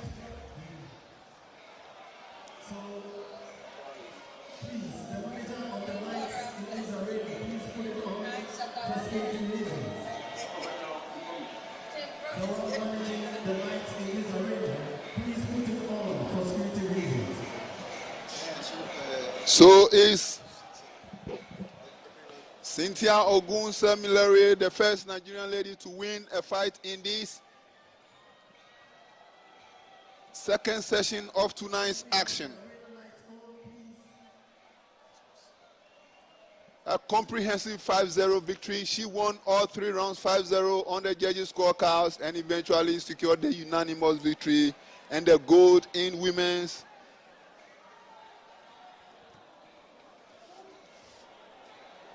lightweight boxing here of Accra 2023. As the action now looks set to begin for Amadou Mohamed in the red for Ghana. The 19-year-old, the only Ghanaian boxer to make the quarterfinals of last year's World Championship in Uzbekistan. He went to Dakar, Senegal. Unfortunately, couldn't grab a ticket to Paris and couldn't also travel to Italy to compete due to visa, problems. I understand he was not in Senegal altogether. So maybe Amadou will get the opportunity to go to Thailand later at the end of May in a bid to grab a qualification ticket to Paris and compete for Ghana. But tonight in this very ring, he has the opportunity to win gold number 3 for Team Ghana boxing here in Accra. So is the tactical, brilliant Amadou in red, sizing up on the opponent before he gets down to business. We have seen him destroy opponents with that powerful left hand of his here in the boxing competition. He is very tactical and starts the business now.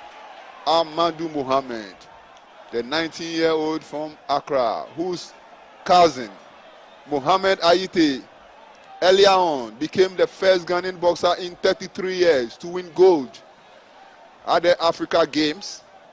Joseph Kony was quick to follow up with another. And now Amadou takes his turn to try and secure another gold for Ghana. But in the Zambian, he has a formidable opponent.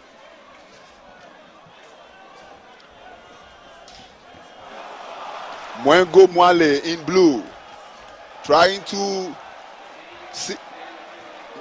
get revenge for his compatriot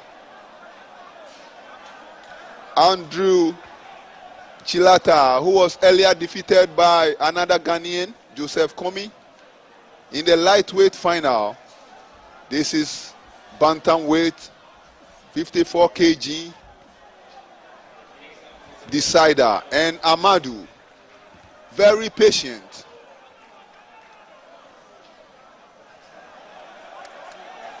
Is the Zambian who's been the more aggressive with a very beautiful body shot there. The Zambian goes with the left again, but Amadou will attack this time. The Ghanaian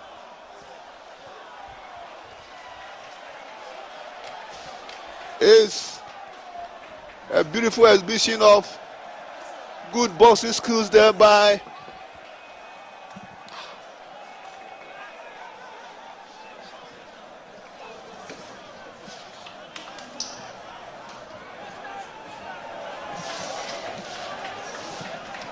and that brings us to an interruption here due to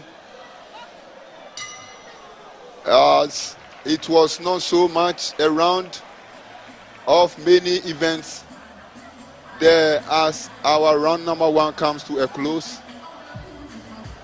The lights of the Bukom Boxing Arena are shining at their brightest, and Amadou, very tactical, very brilliant, very patient, picked his shots at the right moments in the opening stanza, and at the end of it is a comprehensive 5-0 verdict according to the judges' scorecard in favor of the Ghanaian, whom I believe is still warming up into this fight. When we see him get into the mood, a lot can happen in this ring from Amadou Mohammed. Of all the Ghanaian fighters, I can tell you confidently that personally he's the one I believe from day one who ran away with a gold medal here in Accra. Can he do it? He has jumped into the lead, and we have just begun round number 2. He is very patient. He appears to be one boxer who reads the opponent very well and goes into attack only when he is very sure. The Zambian trying to be as the more aggressive of the two as the two tumble there. And the referee gives the standing count to the Zambian because it appears it's the Ghanaian. The punch from the body of the Ghanaian that got the Zambian in trouble and onto the canvas. As the Ghanaian corner edge Amadou to now go in for the kill. Can the young man finish the job in this round number 2 as the Zambian tries to go on the offensive at this point in time? Amadou ready for whatever onslaught the Zambian attempts to, as he punches him once again. Amadou Mohamed. And our referee lady from Tunisia, one we've seen, take up many fights in this competition and done so well here, the lady. She is doing her job once again in this round number 2 of this bantamweight final of Accra 2023 boxing. Is the Ghanaian on the offensive once again. Amadou Mohamed, the smart, brilliant, tactically astute Amadou with another powerful left shot there. Amadou, there he goes, getting another standing count in his favor. The crowd is going crazy here for Amadou Mohamed, the Ghanaian. And that is the end of the fight. Amadou Mohamed, the 19-year-old, has delivered the gold medal for Ghana. It's a 3rd gold medal for Ghana this evening. Fantastic here from the Ghanaians. It's 3 fights here in Accra. And it's 3 victories here for Team Ghana. Amadou Mohamed, he has become the latest Ghanaian to secure gold. And you see him finally getting in the celebration mode. He has never celebrated all his previous victories. We saw him secure a round 1 stoppage in his first fight, the round of 16 fight here in Accra. He defeated his enemy via a round 2 stoppage in his second fight. And last night we saw him put up another splendid show, and he's done it again here tonight.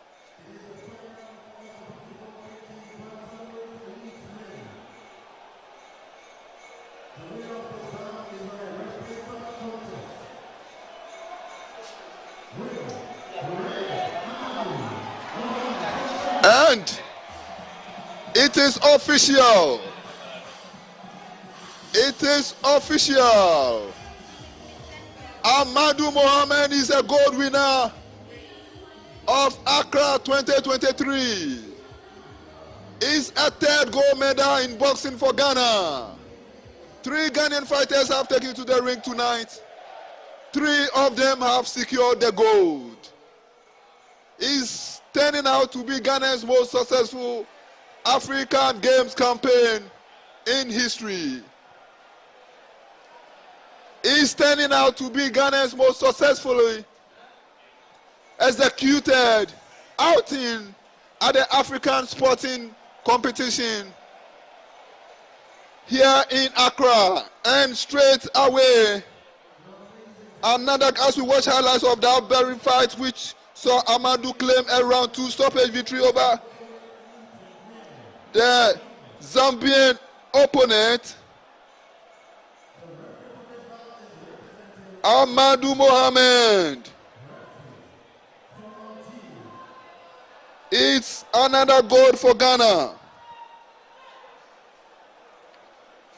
Amadou, 19-year-old Amadou, but there is no time at all for Ghanaians to rest, because coming up next is the man himself, Samuel Techi, ring warrior, they call him. Samuel Techi, next up to compete for Ghana. And Techi will face another Zambian. So it's a 3rd Ghana versus Zambia final here in Accra 2023 boxing. 2 victories the hosts have already secured. Joseph Komi, then we just saw Amadou Mohamed. Can Samuel Techi make it 3 in a row over the Zambians for Ghana? what will certainly be a perfect revenge for the defeat suffered by young Tio Alote against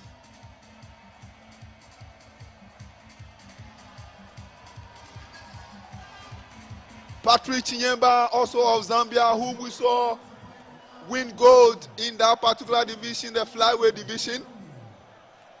Is Ghana 2 Zambian nails so far, and Samuel Ring Warrior Techi has the opportunity to become the third Ghanaian to overcome a Zambian and the fourth to win gold here tonight.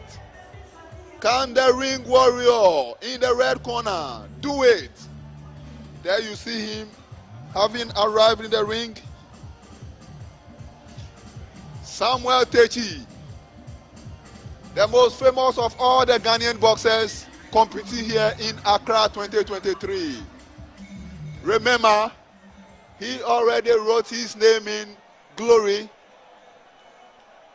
when, as a 20-year-old, he defeated or on his way to claiming bronze at the 2020 Olympics in Tokyo, Japan.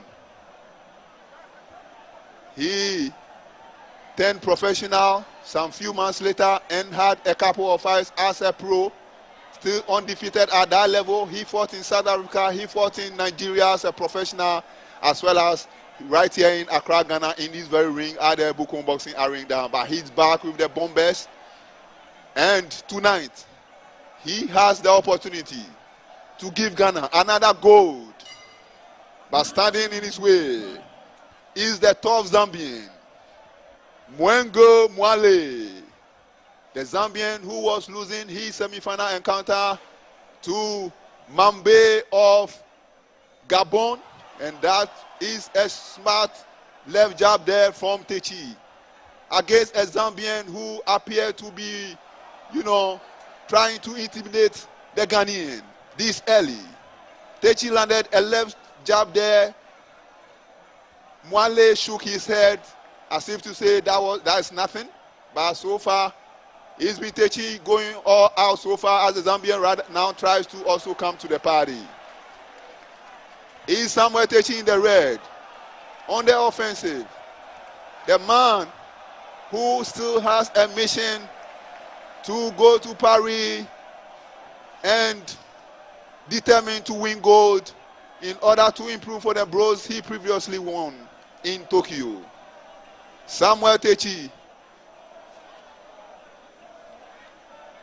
Ring Warrior, they call him, the 23-year-old bronze medalist from the last Olympic Games, the only African boxer to win a medal in boxing at that particular Olympic Games, and the only Ghanaian to win a medal. In fact, the only Ghanaian to win a medal in 29 years, having not been born when Ghana last won a medal. That was 1992, and that was a very smart, intervention there by Techi. As the two boxers separated, he quickly landed some good punches as the, Zambian also goes to work. But Techi remains unfazed and recomposes himself to do the business here in this particular round number one. The Zambian comes forward and Techi takes advantage, hits him there, gets out of the way, and settles down once again. Is Samuel Techi in the red for Ghana? Men's light welterweight gold medal fight. Can he do it? As Ghana go in search of a fourth medal in boxing, a fourth gold medal that is, in this physique sport. The Zambian tries to go to on the offensive, but no, Techi wouldn't let him get anywhere within range. It's round number one, gradually getting to a close here at the Bukom Boxing Arena. And Techi with a smart jab there, which caught Mwale. It's a very, very decisive punch there for the Ghanaian. One that certainly will have him winning this round number one as the bell sounds to bring That very round 12 close, and the fans are going gaga. They are going crazy here at the Buko Boxing Arena because another Ghanaian is on the front foot. Samuel Ring Warrior Techi and our judges, they are in complete agreement. As we watch 5-0, they scored it that round. The highlights here. 10-8-2 of the judges scored it in favor of Samuel Ring Warrior Techi, while 3 others still saw it a 10-9 round in favor of the Ghanaian. It's an impressive show here from Team Ghana. 3 Black Bombers have already taken to this particular ring in this finals night, and 3 victories Ghana have already secured. Techi, can he make it number 4 in a row? As Ghanaians wait with deep breath for the final of our boxers, Abubakari Kamoko, that is, and Samuel Techi, obviously now in the mood, with the momentum, he goes forward and urges his opponent to fight if he is here to compete. Samuel Techi and the Zambian response here in round number 2 is the Ghanaian who goes forward once again. Samuel Techi of Ghana in the red against Mwengo Mwale MM of Zambia in the blue. The Zambian was losing his semi-final encounter against the hard-hitting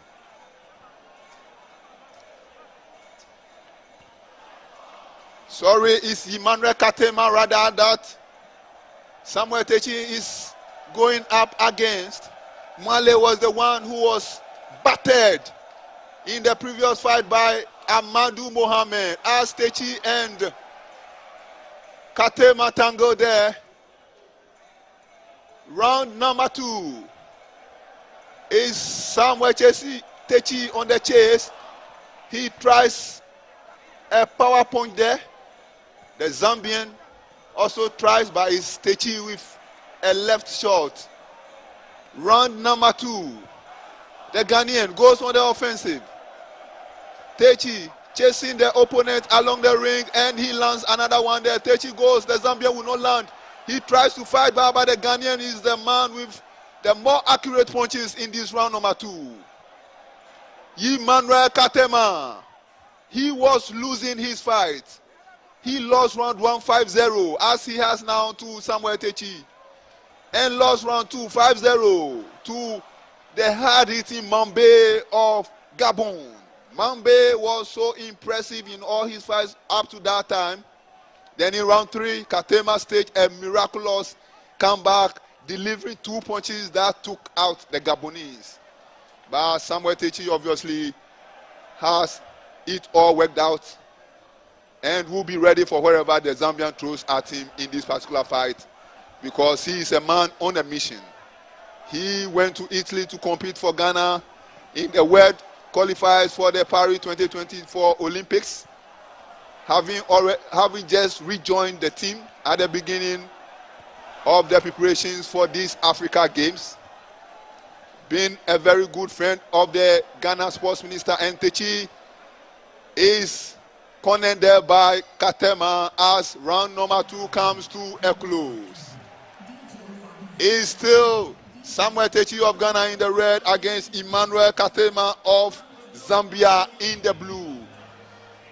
He is seeking to be the 4th Ghanaian boxer to secure gold in Accra 2023 boxing. And the judges are unanimous after round number 2.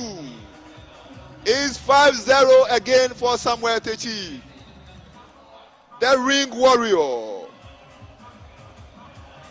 The Ring Warrior.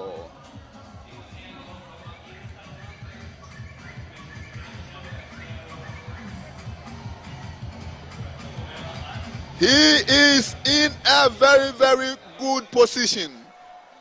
Just go to this round number 3 manage it, make sure Katema doesn't get into it, and Ghana's fourth gold here in Bukom Boxing Arena will be secured. Samuel Techi, the man they call the Ring Warrior. He is in the mood. Can he finish the job? 10-0, he leads on the 10 scorecards that have been delivered by our judges at the end of this round, 2 rounds of 3 here in Bukom.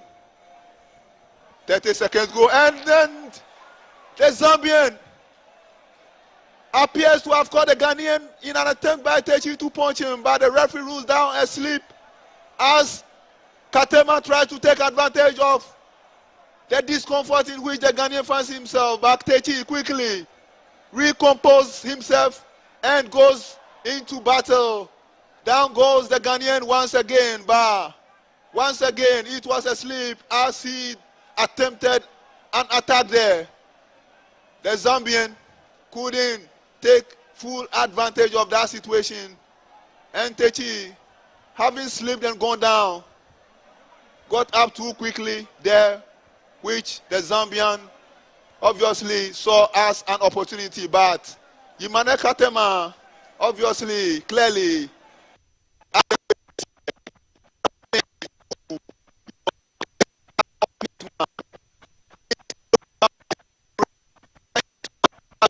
number 3, which has started so well for him, and that was a very powerful left shot there from the Ghanaian.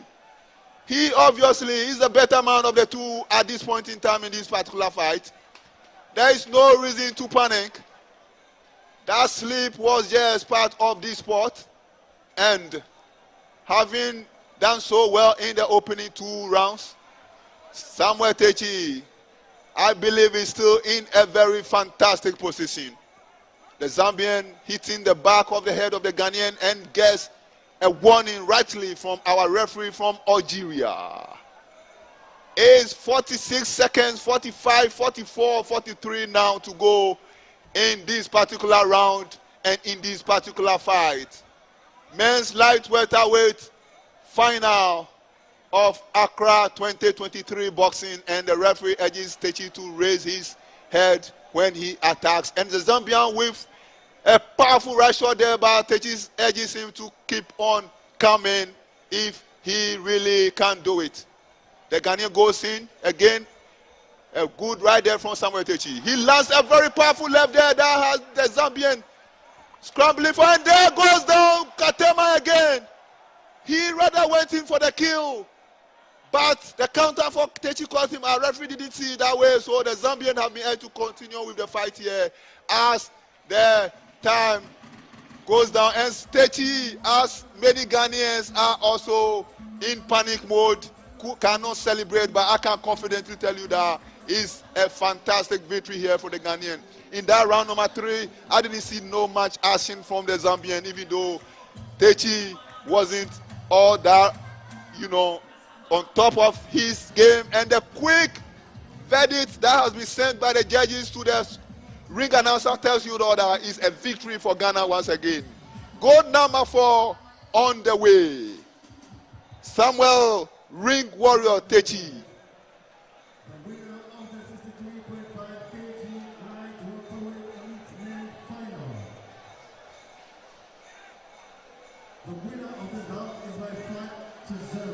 Five.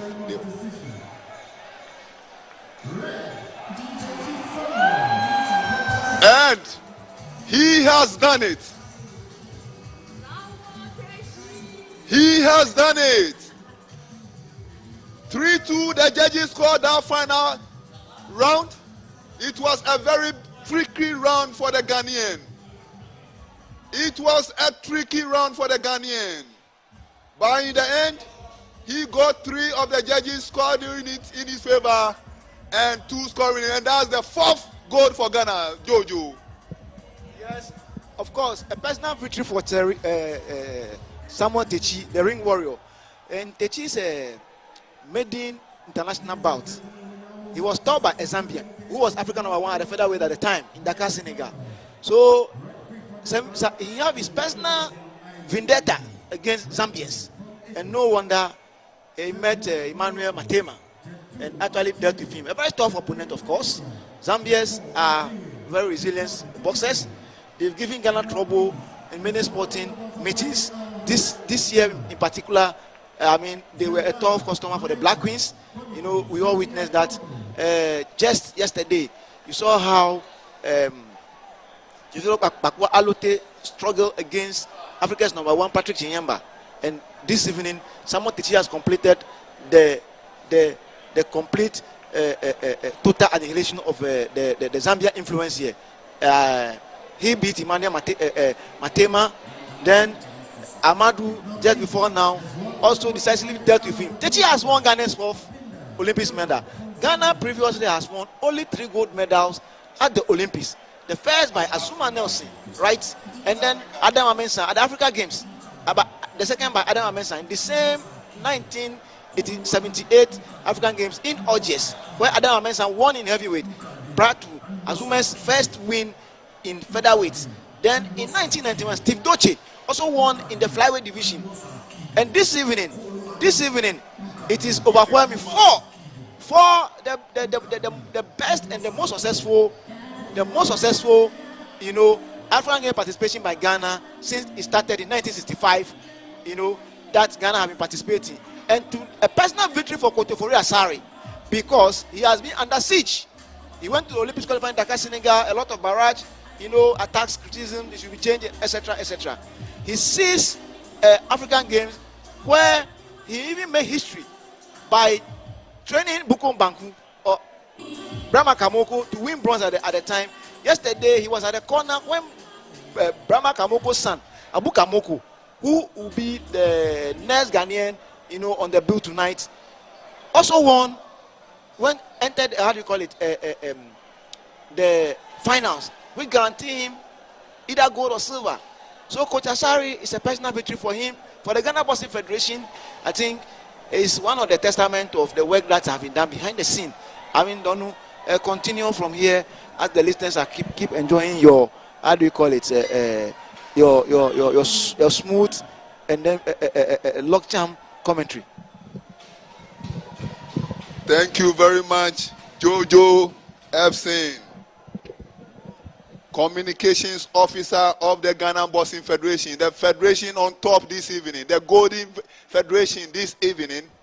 4 gold medals in this very ring here, only this evening. Ghana previously had only 3 gold medals in the history of the country's participation in boxing at the Africa Games. Friday night, 22 March 2024, that record has been shattered in spectacular fashion.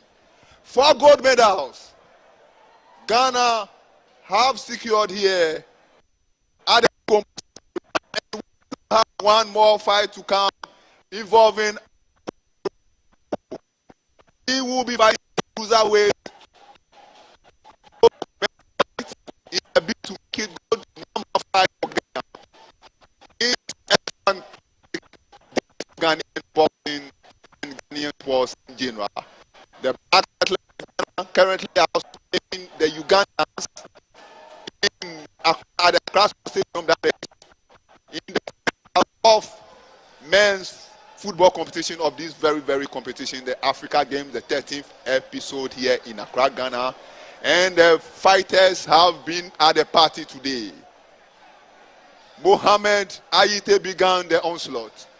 Joseph Komi followed it up with a victory in his gold medal fight. We saw 2 straight victories. Amadou Mohamed, then Samuel the Ring Warrior Techi in the fight before this very one, currently ongoing with 1 minute left in this round number 1, and it's between the Zambian Gerald Kabinda in the blue corner against the man from the DRC, Malenga Zengala. These 2 boxers have been very impressive throughout the action here in Accra, and we definitely will witness a very good fight between the 2 of them as they bid for gold in men's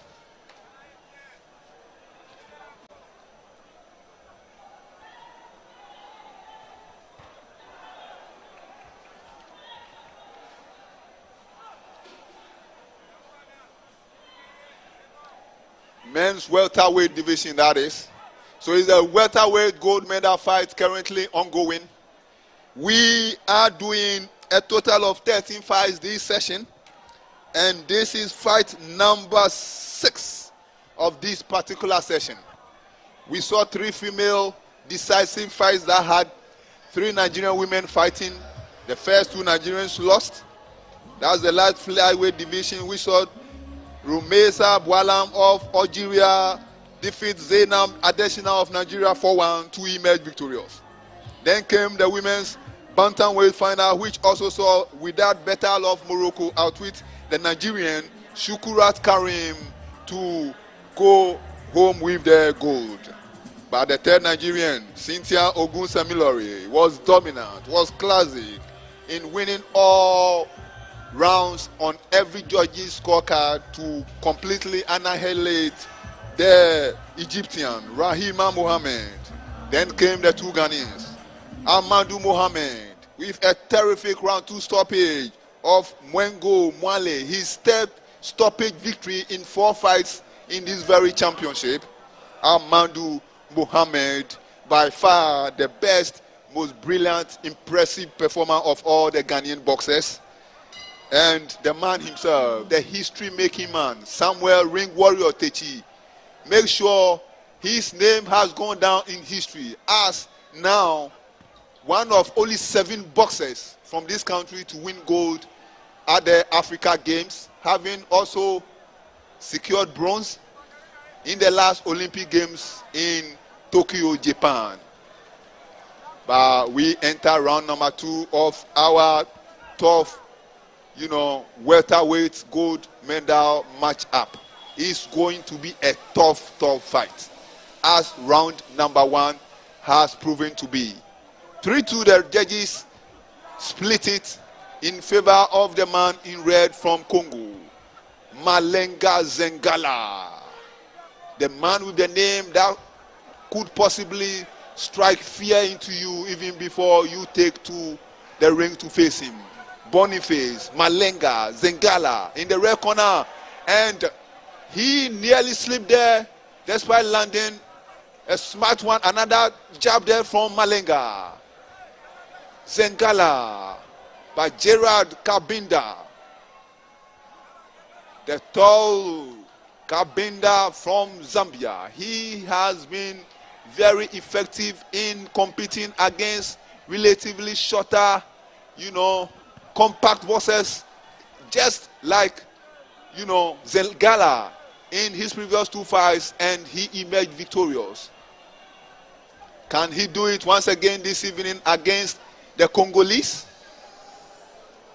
Remember, this the 3rd straight Zambian fighting in this particular session, gold medal fights. The preceding 2 have already ended on the losing side to 2 Ghanaians. Can Kabinda salvage the night for Zambia? That was a very good left shot there by Kabinda, Gerald Kabinda in the blue versus Boniface Malenga Zengala of Congo DR in the red. Fantastic evening of boxing for Team Ghana. The first time in the history of this competition, not only has Ghana won 4 gold medals, they have actually done all on the same night. This particular history-making night of Friday, 22nd March 2024. 4 young boxers. 4 boxers of whom big things are expected. 4 young boxers who are highly rated, very, very highly rated. And they've lived up to the billing here in Accra. They've shown that if the investment is right, if the funding comes, if the preparation is good, they will have a lot to offer Ghana, especially in this particular sport. But for arm wrestling, which is the newest sport to take its place in African Games competition, which bagged a total number of a staggering 41 medals for Team Ghana. Boxing is gradually establishing itself as by far the most successful sport, even though the soccer team will have something to say about it because they certainly have only 2 competitions to compete for, and the women have grabbed gold. The men are fighting for gold currently at the Accra Sports Stadium. So it's gradually, swiftly, fastly becoming the most successful outing at the African Games from Team Ghana. And that round number 2 saw Kabinda stage a remarkable comeback after only getting 2 verdicts of the judges in round number 1, with 3 going in favor of the Congolese boxer in red. The man from Zambia secured round number 2 4-1 on our judges' scorecards, and therefore he is slightly in the driver's seat at this point in time. But whatever happens in this final round, as Kabinda again is punishing Zengala, Gerard Kabinda has been very impressive here in Accra. Can he finish it up with the gold medal in men's welterweight division? But Boniface Malenga Zengala, fighting out of the red corner, still will have a lot to say about that particular one after he goes to the body of Kabinda. Oh, Zengala again in business. Kabinda though fights back. Oh, this is turning out to be a very good boxing match here. 2 crack fighters, both determined to go back home with the gold medal. The gold medal from Accra, the Ghanaian gold medal. And Kabinda nearly had Zengala rattled there, but the Congolese stood firm, and Kabinda rather slipped and went to the canvas as we enter the very final minute of this particular fight here at the Bukom Boxing Arena.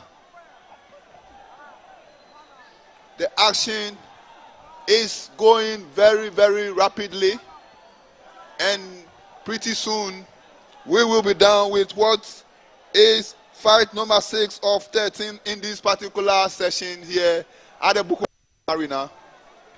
Is our final session of Accra 2023 boxing, and a very smart left jab there by the Zambian. The Congolese also goes to battle as we hit the final 20 seconds of this particular fight. It's been a good fight so far. One certainly the fans are enjoying, but not any Zambian or Congolese, because they know it's a 50-50 affair as they go to battle to finish this fight. Both bosses giving their all as the bell sounds to end that round number 3.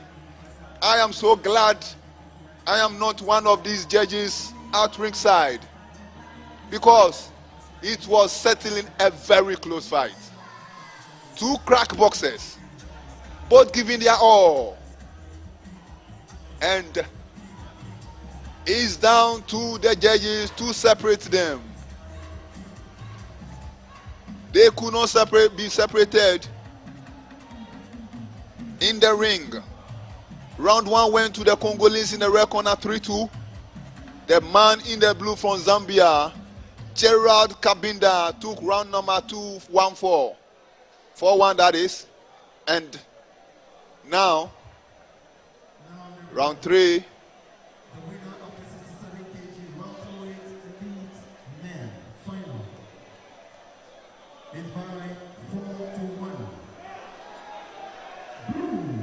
And Gerard Kabinda, he has done it for Zambia. Gerard Kabinda, the brave Gerard Kabinda, well-deserved gold here in Accra. He has been in very tough battles. This is his second gold. This is actually the second gold medal for Zambia in this evening's competition. We already saw Patrick Chinyemba have a walkover in the flyweight division because his scheduled opponent in the final, his scheduled opponent in the men's flyweight final, that is the man who goes by the name, be the last Congolese to step into the ring here at this 13th African Games, Accra 2023. The countdown is gradually getting to the finish line. It's Umri Mohammed of Algeria in the red corner coming up next against Peter Kabeji Peter, the man from Congo DR who seeks to become the second Congolese to carry home a gold medal from Accra.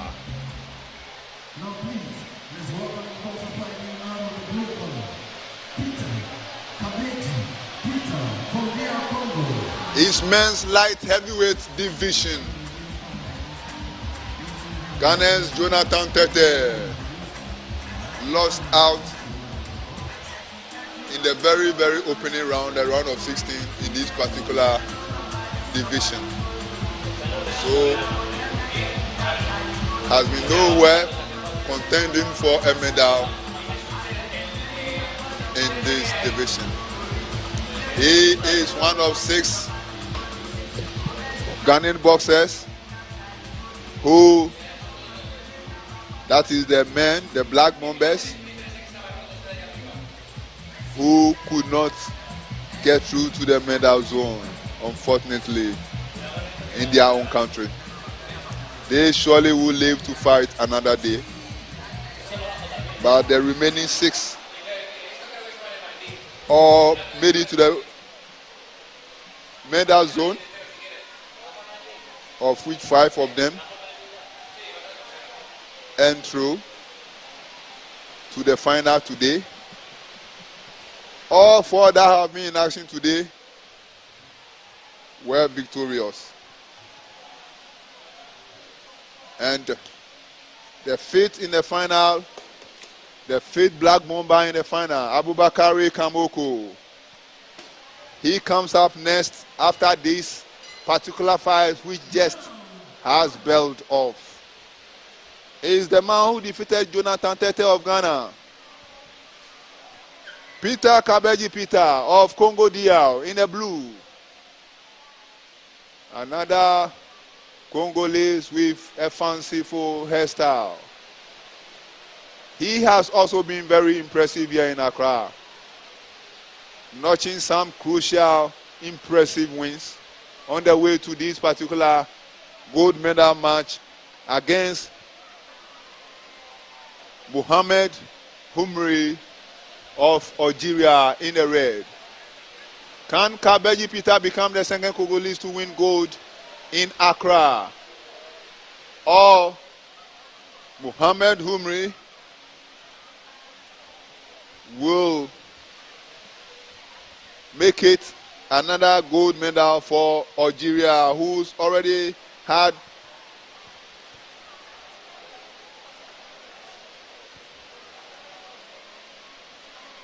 two women claim gold here, 3 women in fact claim gold here in Accra. So Algeria's 3 gold medals so far have all been won by the ladies.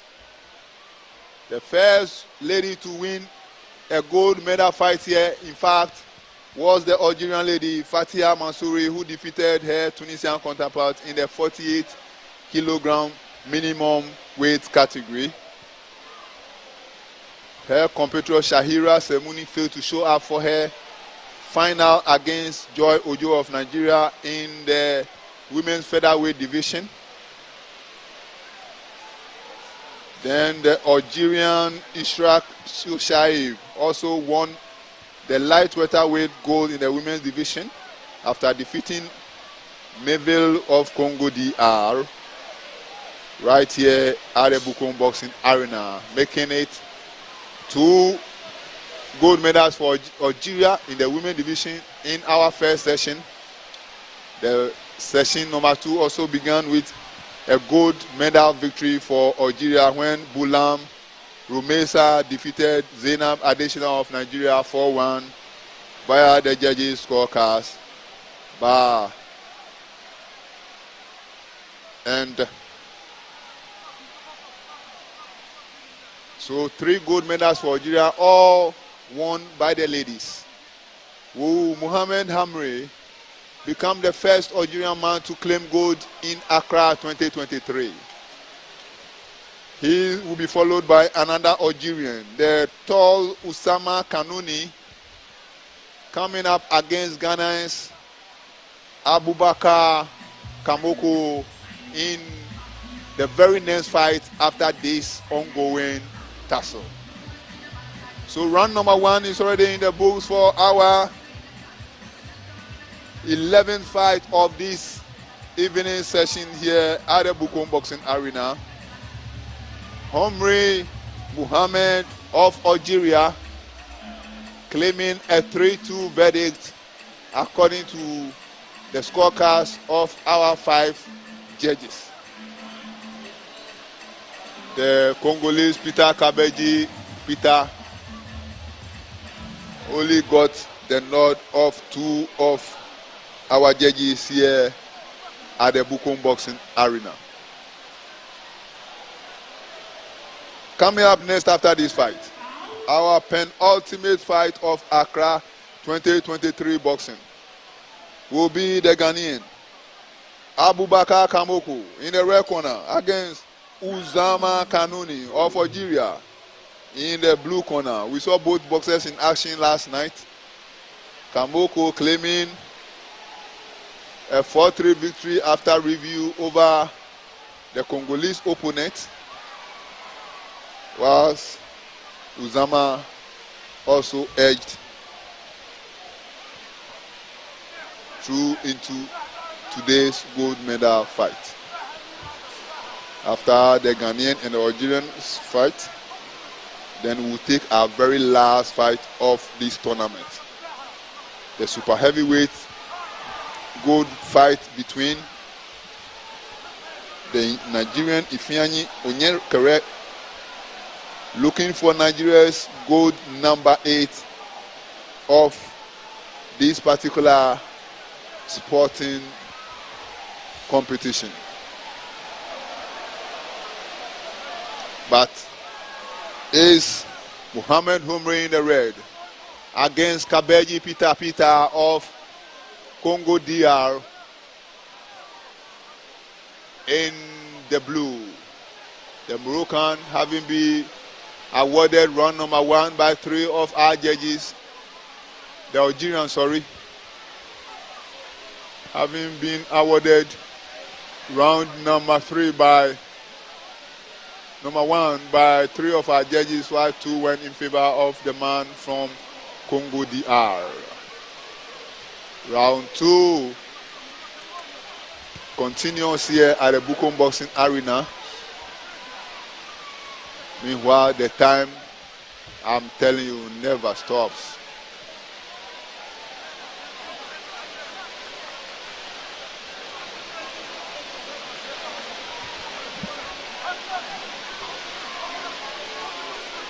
The 13th African Games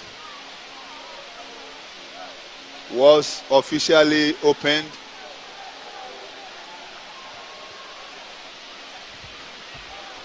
by the Ghana President Nana Addo Dankwa Akufo-Addo on the 8th of March, exactly 2 weeks ago.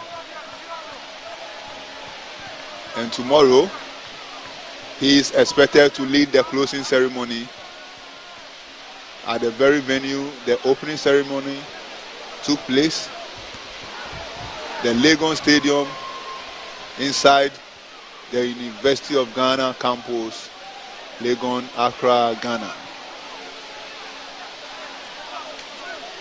It's been a largely successful Africa Games for Ghana.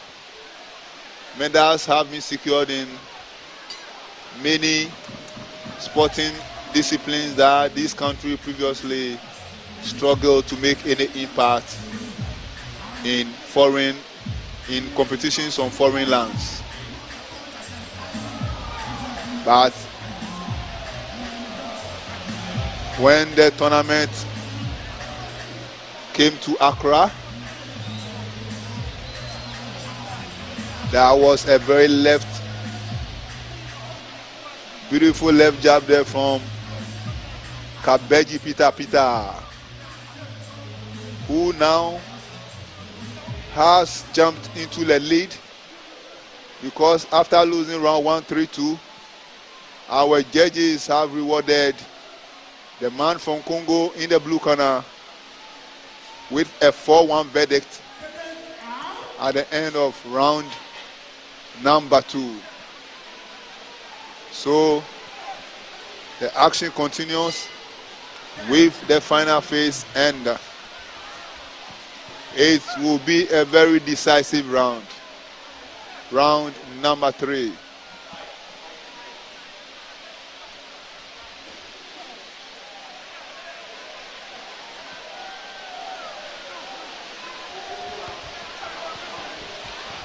Kabeji Peter Kabeji Peter. Peter is the biblical Peter, P-E-T-E-R, Kabeji, obviously his Congolese name, and another Peter, which is another of his Congolese name, P-I-T-A.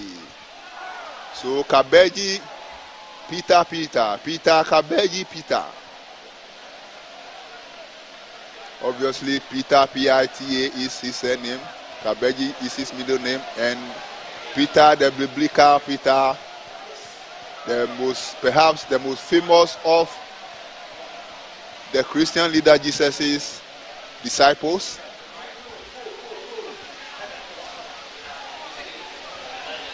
And can Peter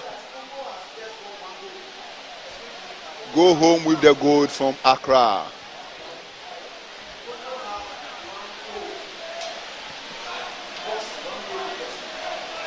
The action continues here in round number 3, halfway through. Who goes home with the gold in men's light heavyweight boxing of the 13th Africa Games, Accra 2023? Will it be the man in the red corner from Algeria, Mohamed Humri? Or can his opponent in the blue corner from the Democratic Republic of the Congo, Peter Kabeji Peter, claim a second gold medal for his country here in Accra? The very final of all 22 Congolese boxers to have competed here in the Ghanaian capital.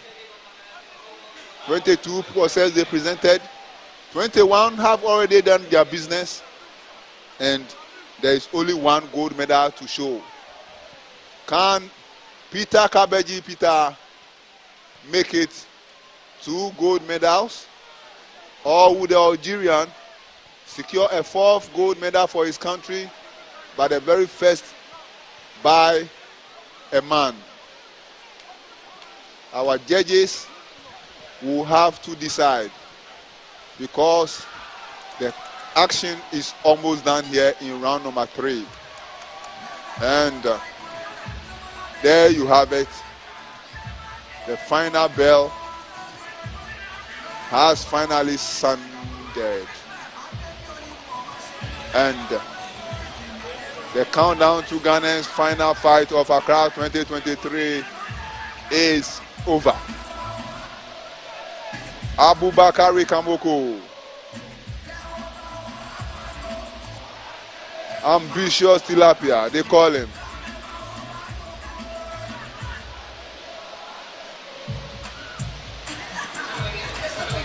And also the very handle he has on his Facebook, personal Facebook page, Ambitious Tilapia, Abubakari Kamoko, son of Draima Bukumbanku Kamoko.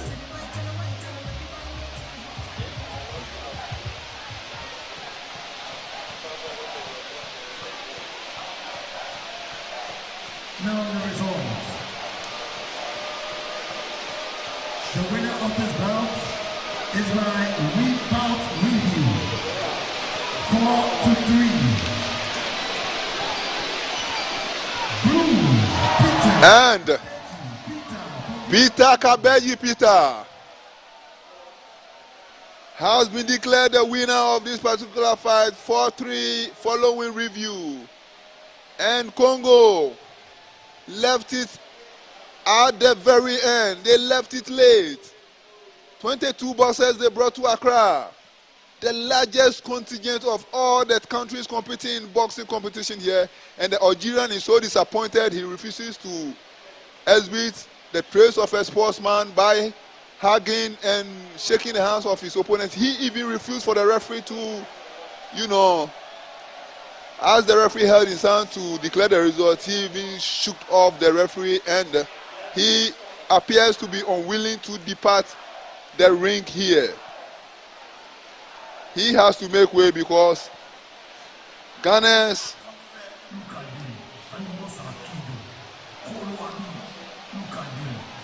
Abubakar Kamoko is next up to compete here in Accra for gold. 4 Ghanaians have already taken to the ring. 4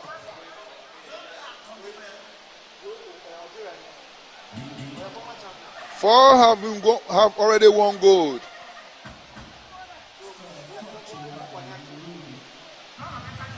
So it's the second straight gold medal for Congo after the previous 20 fighters had all taken to the ring and down. The Algerian still refuses to get out of the ring. Finally, he has done it. And the Algerian, who apparently has lost a major final for the second time, having previously lost at the African Olympic qualifiers last year in Senegal, lost. So he's disappointed again and he unsportingly nearly refused.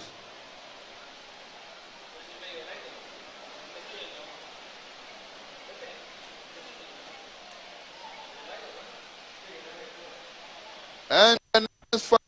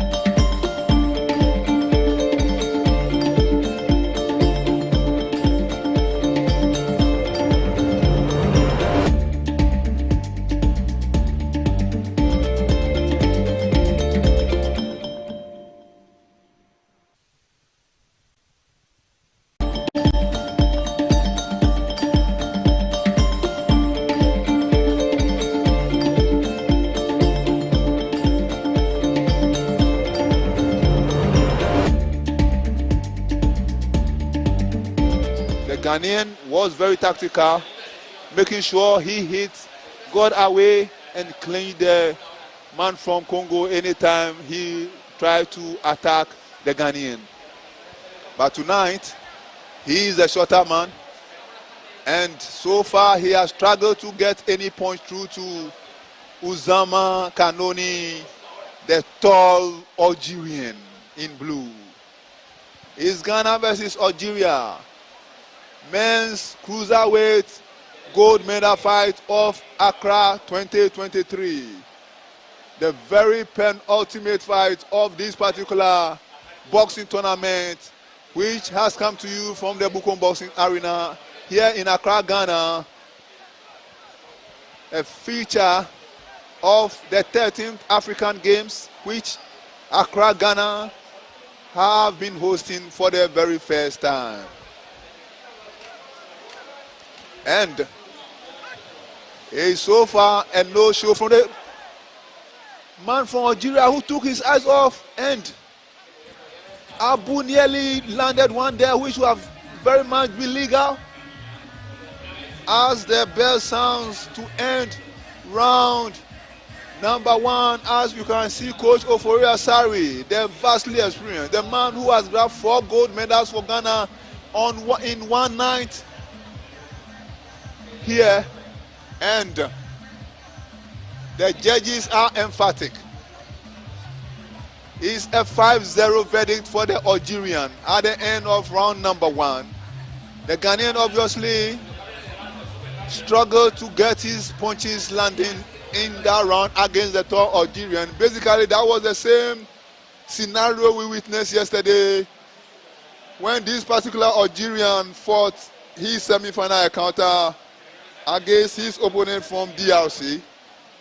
That opponent also struggled to get a punch across to Uzama Kuneni, who often uses his long reach to land ones of his own, and we saw the judges were in agreement, they were unanimous. And Abu Kamoko this time decides to go all out, get close to his fighting. The only style that can help the Ghanaian now is to fight within. That was a nice shot landed by Abu Kamoko. He's up against it. The Algerian, another good jab there from the Ghanaian. But you can see the Algerian, he stands way far away and he can still hit his target without even, worrying himself. Meanwhile, Abu Kamoko struggles to still land a punch. It's a very tricky fight here for the Ghanaian. And some of the Ghanaian fans are departing. Are they giving up already on the potential of Abu Kamoko claiming gold here for Ghana?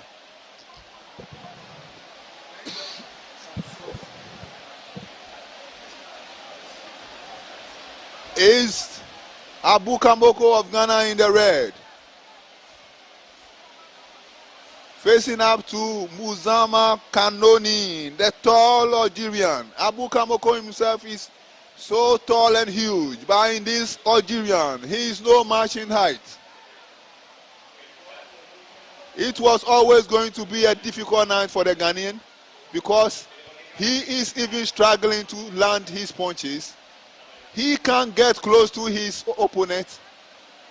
The tall Algerian is one to watch out for in many years to come. He is blessed with a physique that will take him far in this beautiful sport.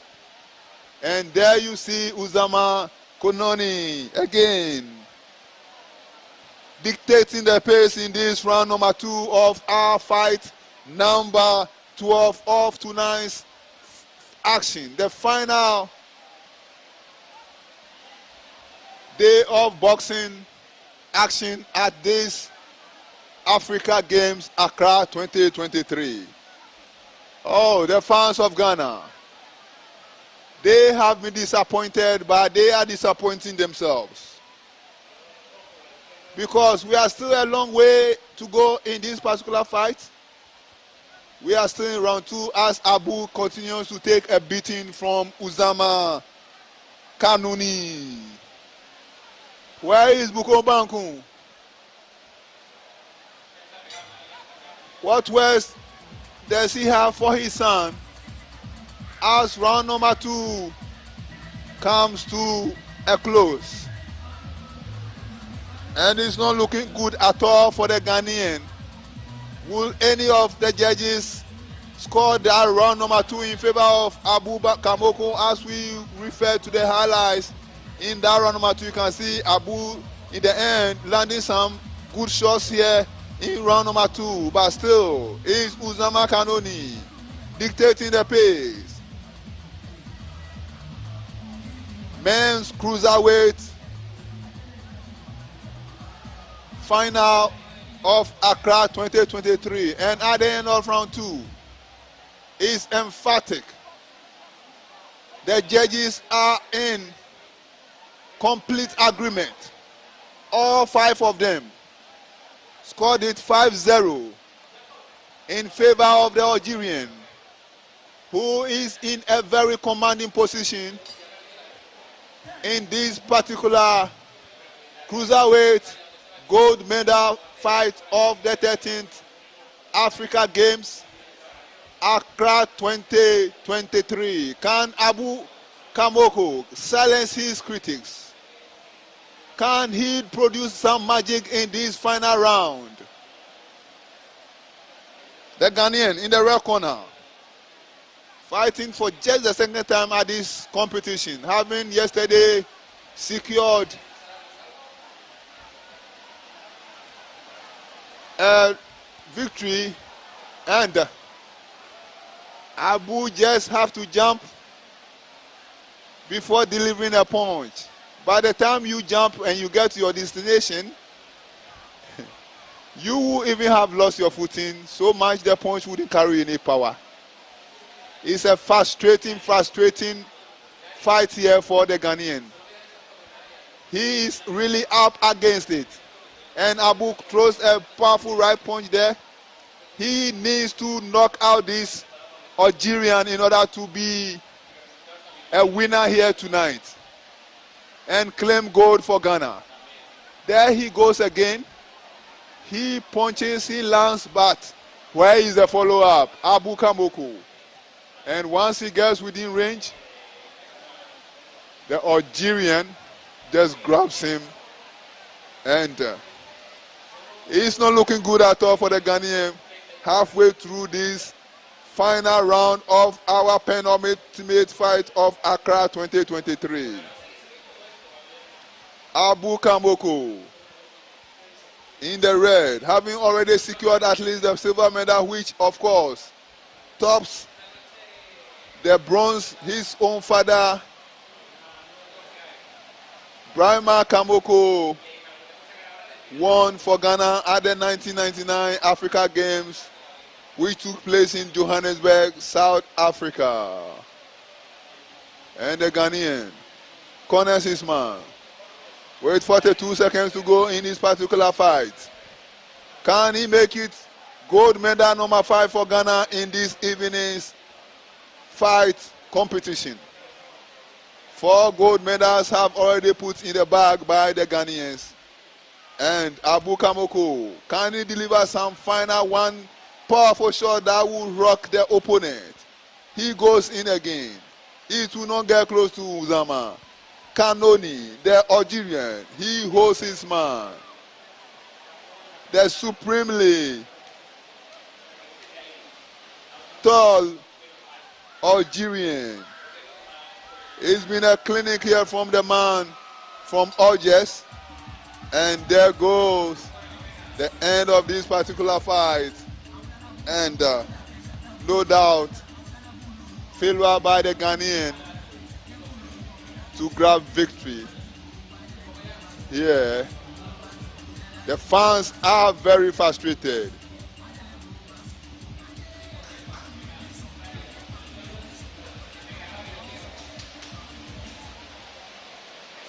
And we await the verdict, which Every Ghanaian, no doubt, agrees, will go in favor of the man in the blue.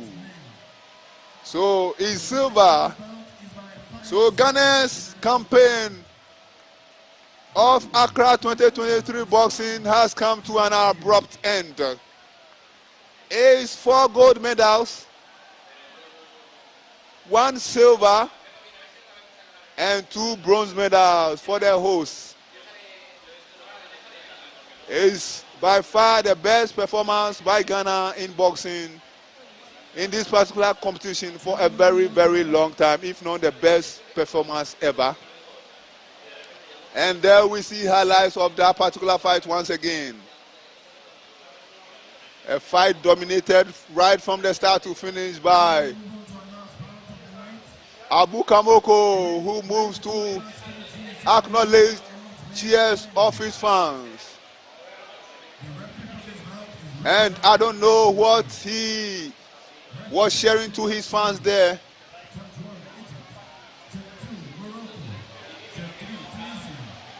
And it is upcoming is our final fight of Accra 2023. Viewers all over the world who have watched us right here beginning last week Friday, exactly a week from today, we began this journey of crowning the medalists of Africa Games Boxing Competition Accra 2023. 25 divisions, 13 in the men class, 12 in the women's class, and 24 have already gone down in history. All our medalists in the previous 24 weight classes, 12 in the men weight classes, 12 in the women's weight category, and is down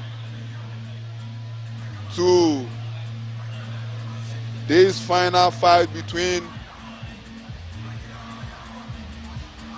the Nigerian in the red corner, Ifeanyi Okwereme, against the man from Equatorial Guinea in the blue corner. Final fight of Accra 2023. Who wins the super heavyweight gold medal of the 13th African Games boxing competition? Is it going to be the Nigerian in the red corner or the man from Equatorial Guinea in the blue corner? We saw the man from Equatorial Guinea, Mansongo Mike Yen, of course, yesterday staged a miraculous comeback against the tall Balde of Senegal, who I can see just sitting in front of commentary position here, watching this particular fight. He just failed to make through to last night, losing to the man from Equatorial Guinea in the blue. Baba Balde, very tall like the Nigerian, but Mansongo of Equatorial Guinea arrived at the party, and with the support of the huge Equatorial Guinea fan base in this ring last night, secured the victory, and there's a place in the gold medal fight, which currently he is competing against Ifeanyi Onyekwere of Nigeria in the red. So the fight continues here at the Bukom Boxing Arena.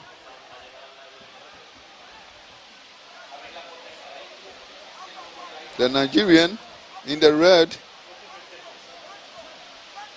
taking his time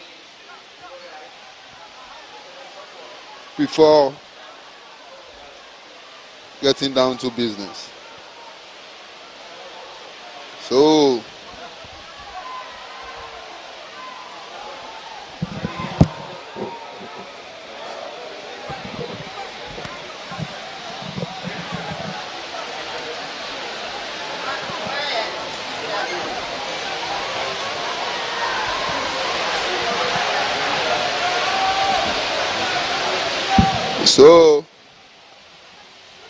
the countdown continues to the medal ceremony, final medal ceremony of Accra 2023 boxing action, when this particular final bout of the event rounds up here at the Bukom Boxing Arena in Accra, Ghana. 31 countries confirmed to have taken part in this particular competition.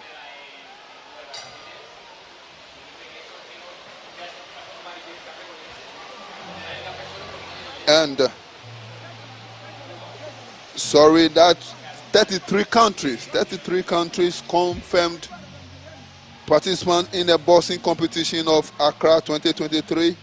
A total of 210 boxers came down to Accra to compete for the various medals.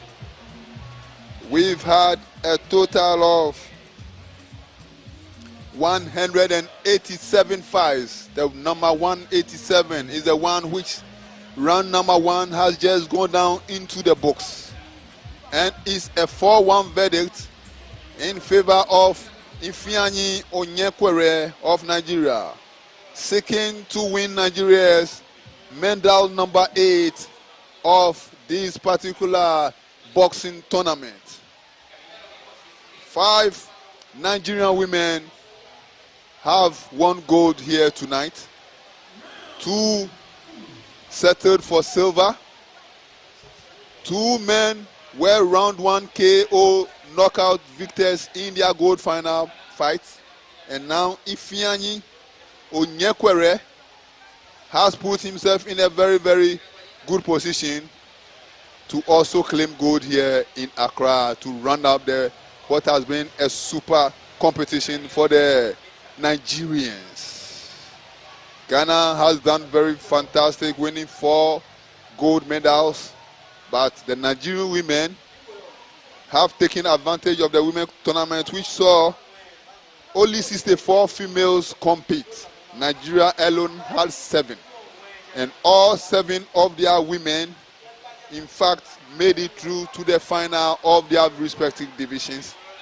5 have taken gold, 2 settled for silver, and they also entered 4 men into the boxing competition. 3 have taken gold, 2 have taken gold, with a 3rd obviously fighting our last fight now and leading after round 1, Ifeanyi Okoreme, seeking to also take gold. And only 1 Nigerian boxer failed to make the final. So, Ifeanyi Okoreme in the red corner against Mike Yen Masongo of Equatorial Guinea in the blue. Can the man from Equatorial Guinea bounce back in this fight as he did last night against Balde of Senegal? There goes Masongo once again. As I was telling you, the 33 countries of this particular competition beats the 31 countries that competed in the previous Africa Games in Morocco, Rabat to be precise, in 2019. There, Morocco topped the table with exactly what Ghana, much like what Ghana have won in this particular competition. Morocco got 4 gold, 2 silver, and 1 bronze, and emerged the overall nation in terms of the boxing competition of the 2019 Africa Games in Rabat. Then came this year that we've had a total of 200 boxers from 33 countries. 148 were men with only 64 women. And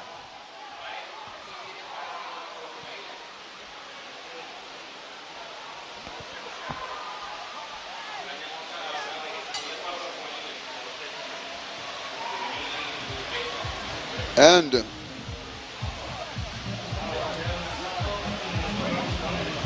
the final fight of this tournament is the one currently ongoing, and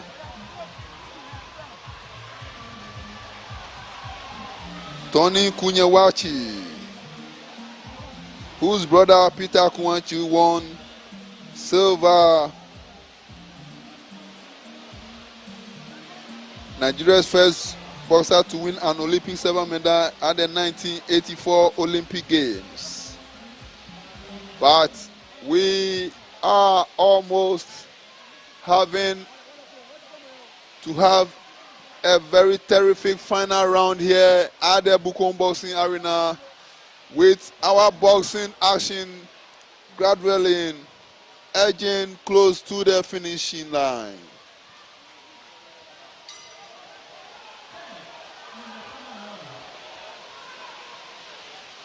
Our boxing competition is edging ever closer to the finishing line, with preparation for round number 3 and the final round of Accra 2023 boxing.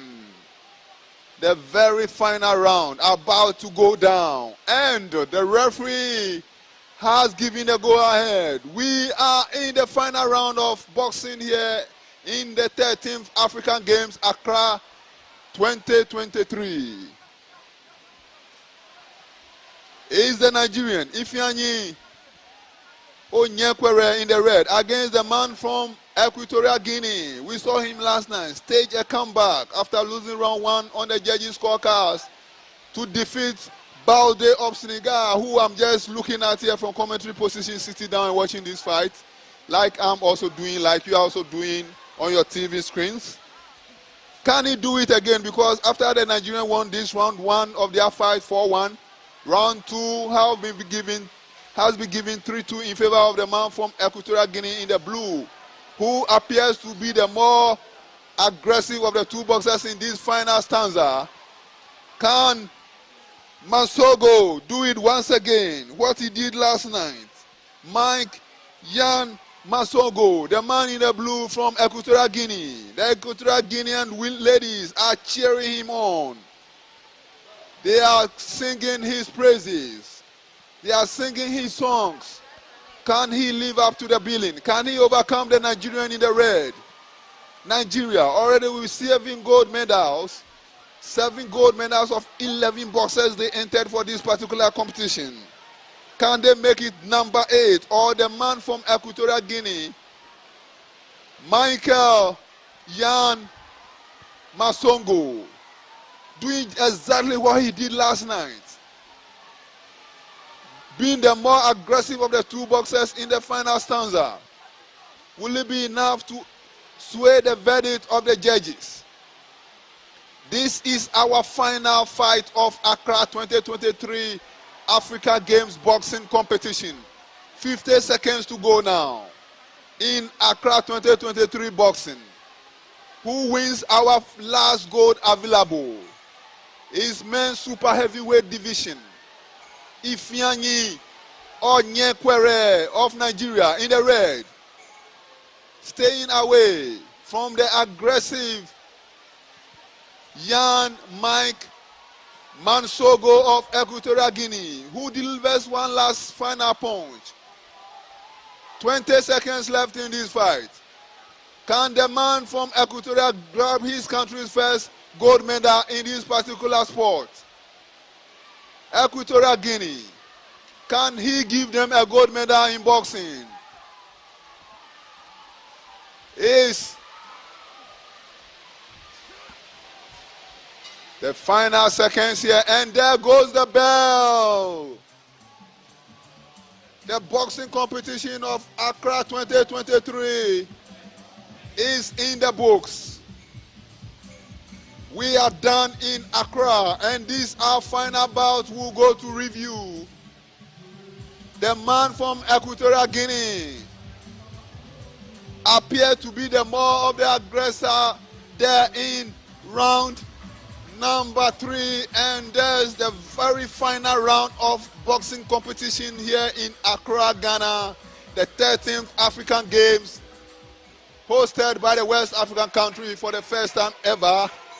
And the bout did go to review and now has been delivered to our ringside announcer, Mustafa Nete, the treasurer of the Ghana Boxing Federation, who has been your ring announcer all competition long.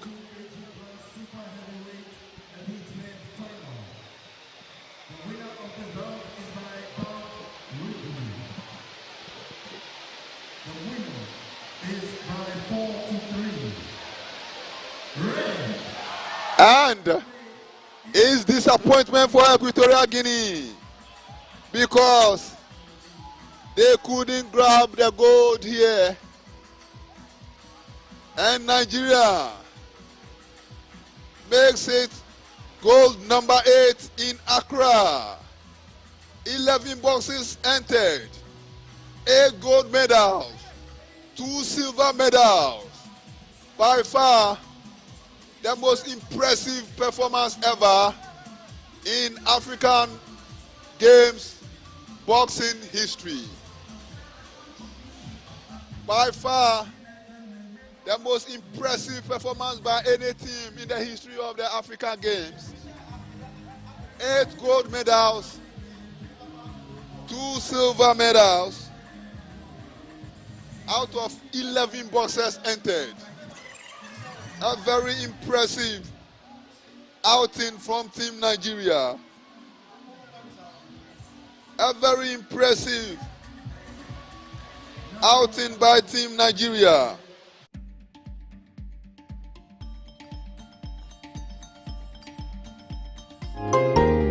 Every child is so unique. You like no other. Outstanding in every way. It's me like no other. So anytime you walk and play, You like no other. you are special like Indomie. It's me like no other. Did you know that every child on the planet has their own unique fingerprint like no other? You like no other. I can play the drums. I'm talented. It's me like no other. I can sing. I can dance. You like no other. As well as their own unique talents and abilities. I can cook. I can paint. You like no other. Indomie. It's you like no other. So every day, in whatever you do, remember you are special in your own way, like no other. Thank you, Mom, for letting me know I'm special and for making me my special Indomie. Thank you, Mommy. I love my Indomie. This advert is FDA approved. See? Not on our watch. Messy munchers, play dirty. Busy fighters, take a moment and intensify it. Because when snacking is under attack, we'll be there to fight back. Snack in the name of play. Every child is so unique. You like no other. Outstanding in every way. It's me like no other. So anytime you walk and play, You like no other. you are special like Indomie. It's me like no other. Did you know that every child on the planet has their own unique fingerprint like no other? You like no other. I'm talented. It's me like no other. I can sing. I can dance. You like no other. As well as their own unique talents and abilities. I can cook. I can paint. You like no other.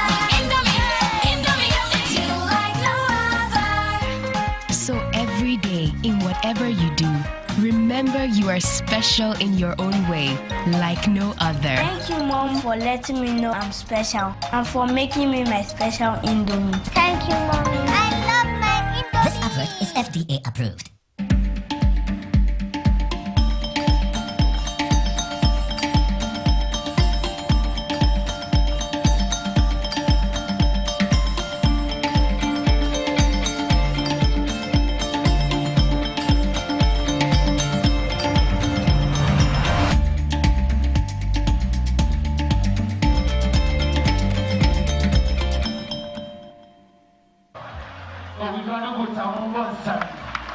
Alright, now next, Justina Mazzaro, represented Benny Echo. Oh, you can hear it, you want to hear. Alright, Justina Mazzaro from side, we got upon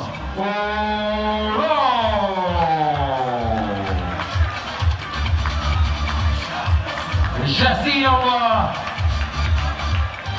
Betty Bihazi. Applause. Clap your hands, ladies and gentlemen. I'm introducing your counterparts. The contestant against DR Congo and Jesse Baby.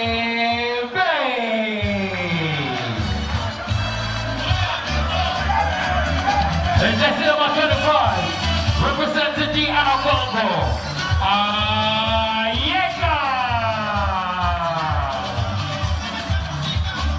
Jesse number 22, GS Basiki Grace. Now DR Congo, the woman to look out for, Jesse number 23, she goes by the name Zanza.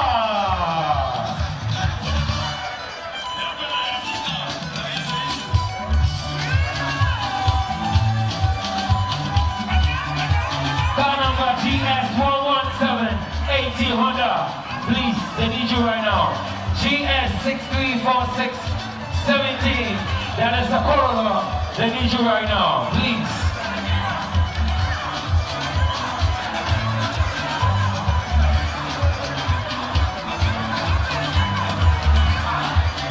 Now there's the telephone place. We play the games, Benin and DR Congo.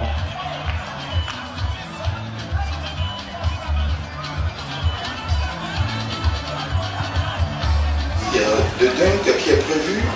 And Benin, Mali beat Benin 17-15 in the semi-final, and Nigeria beat the DRC 15-11 in the other women's semi-final.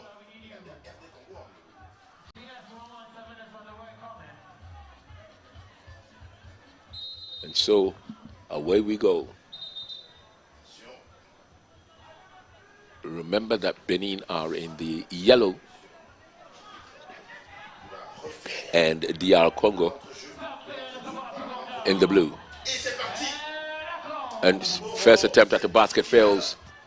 And so now it's DR Congo, two-pointer. That was a two-pointer. And the DR Congo now going forward again. Oh, attempted two-pointer, didn't get in there. Benin.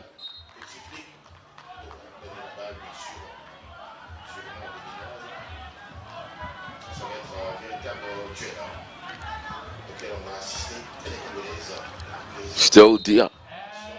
Well, what does the umpire say?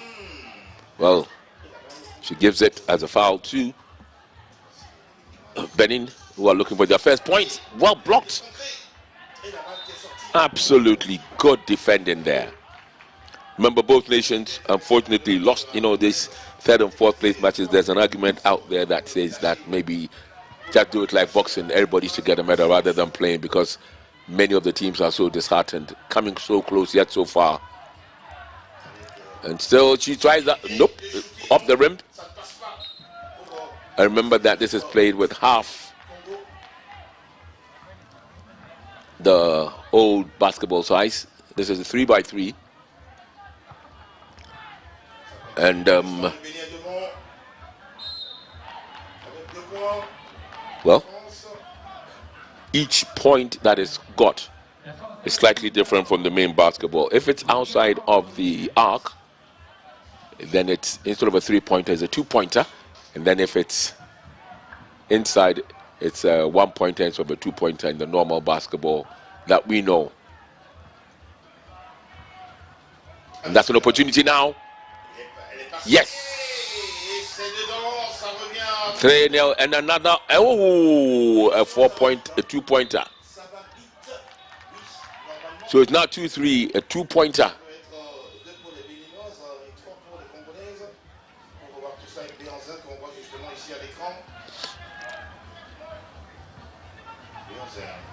So, whoa!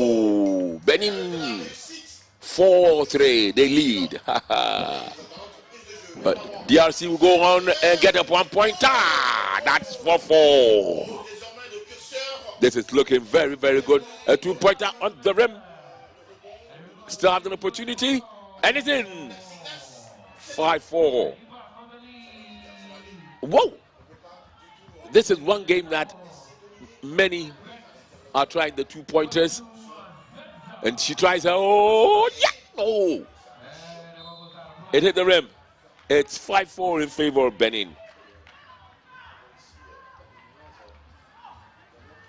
But the DRC are a nation that are known for their prowess in basketball. Here they come. And it's in! So that brings us a par. That brings us a par.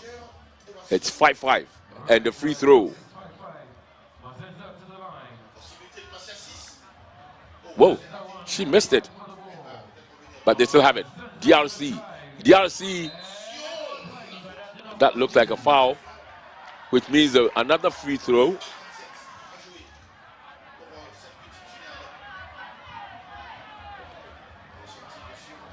She has another free throw. The DRC. In. One basket. 6. DRC now leads 6-5. Remember, in this form of basketball, whoa, 7-6, a 2-pointer. Whoa, these ladies are very bold, looking for 2-pointers all the time so that they can reach the target of 21.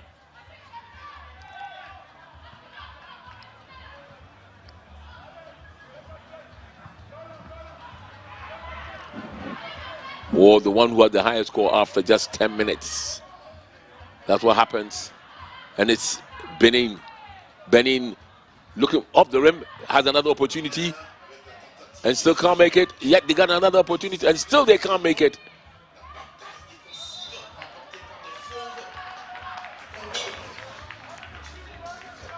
And it's a... And now we are left with 7 minutes to go. What's that one? Well,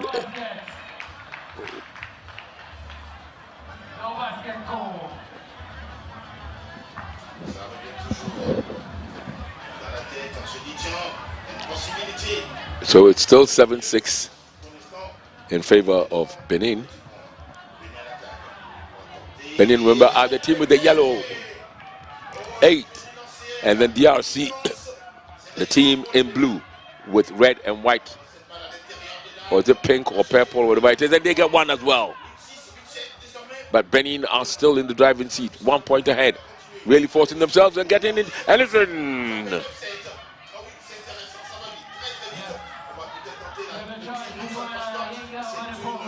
And so we continue this game.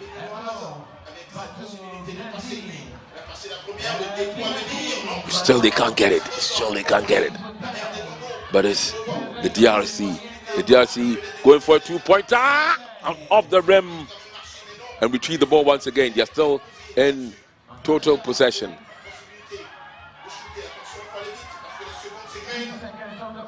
And going for a 2-pointer and they got it. It's 9-9.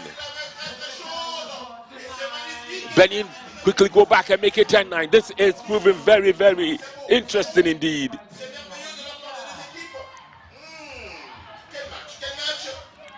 Keita wearing the number 10.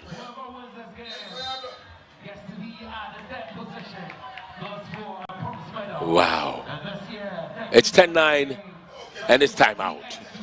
What a start. And that's the beauty about the basketball 3x3. It's absolutely perfect. It's a very, very hectic event. Just 3 players, total 4, and you can change how many times you want. Don't forget that there's also limits to the number of seconds you hold the ball as to the regular without bouncing it. And don't forget also that the scoring system is slightly different from the regular basketball, where if you throw from within the arc, it is 2-pointer, and if you throw outside the arc, it's 3-pointer. In this version of the 3x3, if you throw within the arc, it's 1 point, and if you throw outside the arc, it's 2 points. And it seems as if we're going to start with a free throw to the DRC. And they get it. So they've scored, made it equal now. What is it? Oh, there's a change. And they really know how to change as well. I mean, there's no necessarily, you can change anytime you want to. Let me put it that way. The DRC is still looking. And another 2-pointer brings them up to 12. Another 2-pointer brings them up to 12.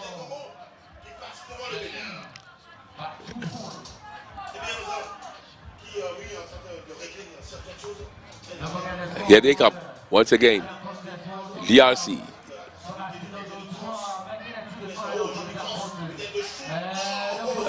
They picked it up. Now what can the Beninois team do? They're looking to get a 1-pointer in here. No, they can't get it, and the DRC takes it again.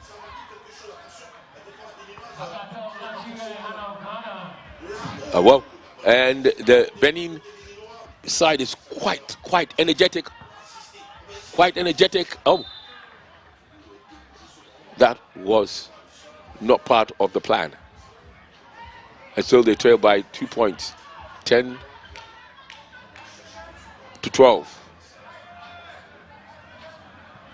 Okay, so here we start again. Benin looking to go level. Going for the 2-pointer, doesn't get it.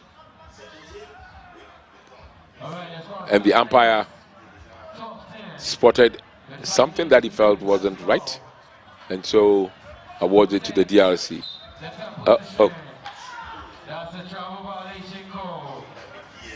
Wow. And they turn it around once again. Oh, and they still can't get it.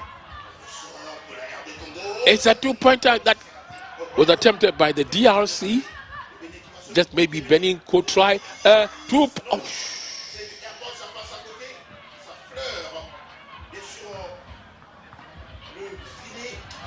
so, DRC and the blue.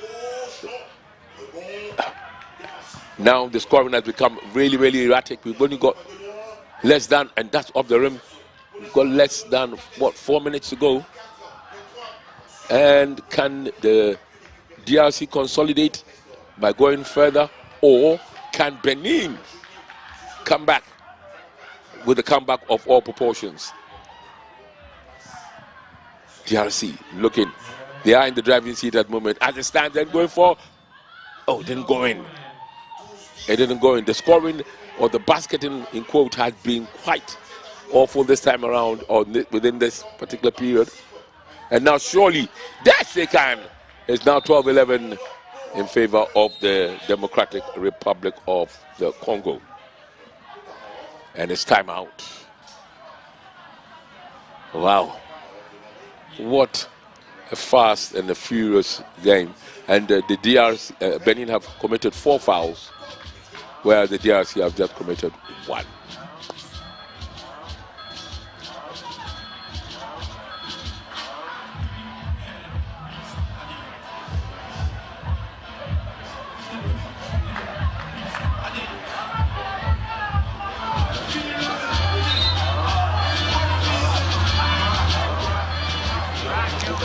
And so the 1 minute is over. We will be coming back to continue. We've got less than 3 minutes, 50 seconds.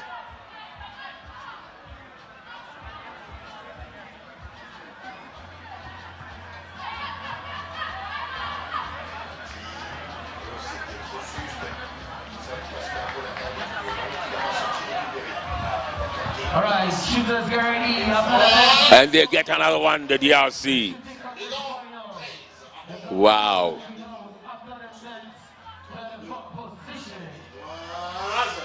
And yet another 13-12. This is proving to be quite a tight game. And that's a 2-pointer, making it 15-12. Benin against the Democratic Republic of Congo. This is the third or the bronze playoff game. Benin, remember, lost in the semi-finals to Mali, and the DRC lost to Nigeria. And so we wait for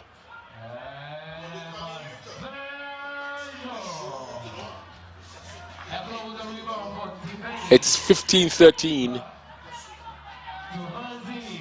and it's going to be very, very intriguing. Remember, that's a 2-pointer to bring us back to 15-15.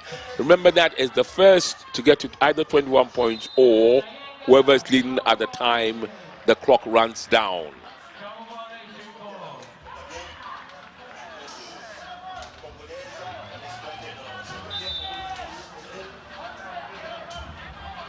Right, so we've taken a little breather.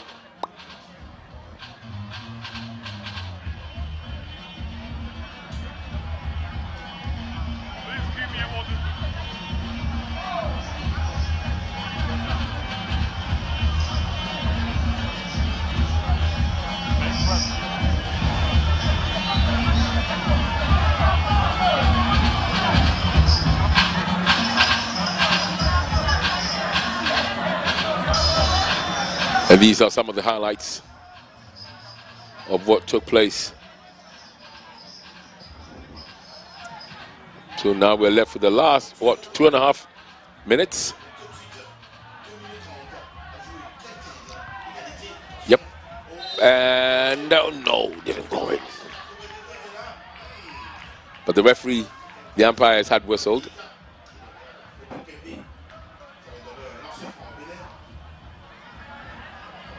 Almost went in, but didn't go in. And so it's a free throw for Benin to go slightly ahead. Keita, and she does it.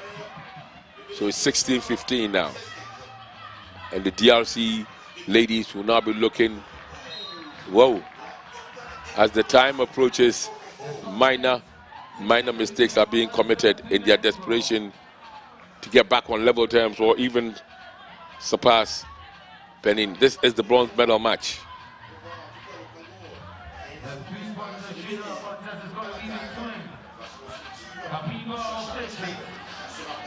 And still they can't get some of their baskets through.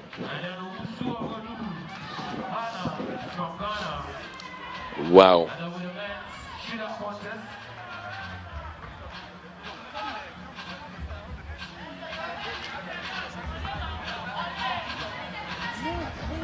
So it's Benin looking for a 2-pointer, didn't get it.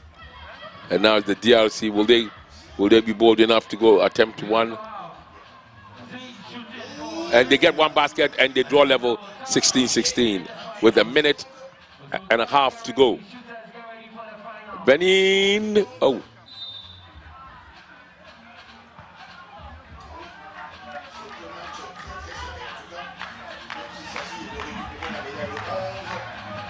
And the intensity of this game is shown by the way the ladies are really sweating. It's so intense.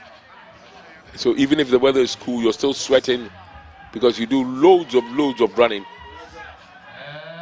And oh, that missed totally. But the umpire's whistle had gone.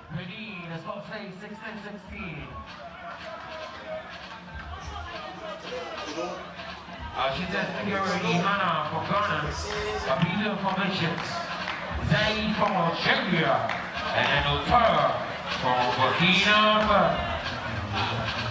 And so here we have it, 16-all. Wow! 18 DRC. Oh boy, they certainly know how to do the 2-pointers, and Benin can have an opportunity and they get it. So it's now 18-17. It's tough, it's tight, and we have less. Here we go. Here we go. Oh, and they claim the ball back. DRC, and they've got an opportunity. Simple basket. They've increased it 19-17. It's Benin now. You've got less than a minute, 55, 54, 53 seconds. Countdown has begun, and they don't get it. They don't basket it. Whoa, and almost got that two-pointer in. And 45.2 seconds left. It's that close, a change. 19-17.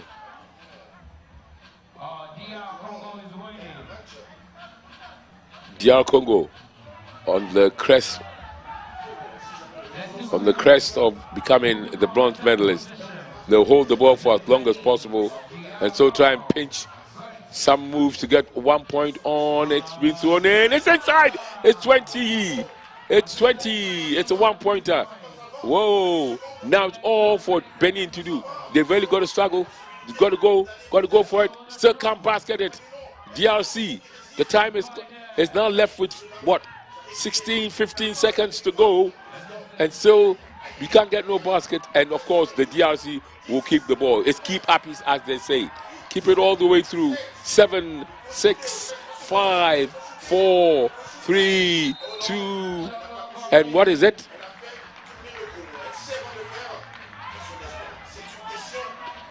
Well, it's only 2 seconds left. So whatever it is, they can even afford a two-pointer. But at the end of it, it wouldn't be enough because they are now clear by 3 points, 2017, and that's why they're giving it to the other lady. And the clock ticks, and she's going for it. She doesn't get it, and it's there. The time is over. The DRC have taken the bronze medal at this 13th African Games. And the 3x3 basketball for ladies.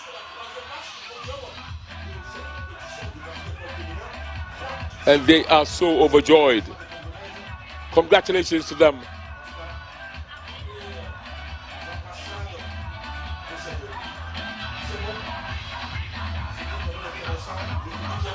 And we'll have to hang in there, folks, because we've got the final to come up as well.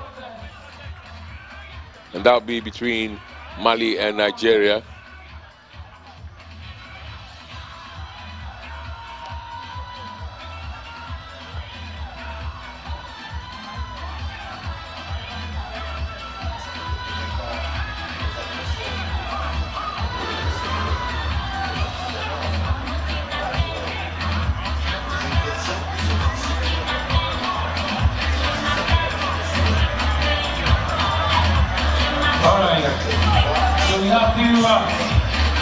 The finals, we have few runs and you have to make sure you make all baskets within 60 seconds.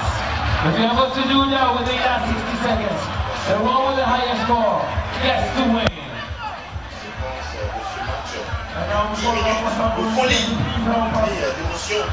With the ball. And so we wait for the final to come up.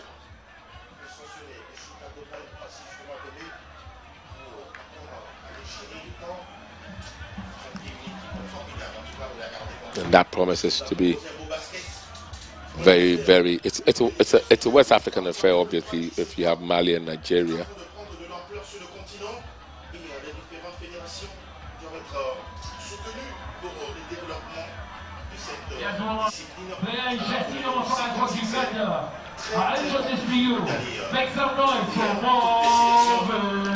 and so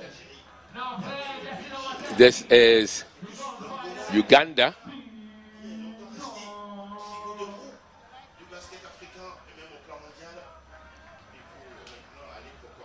Uganda.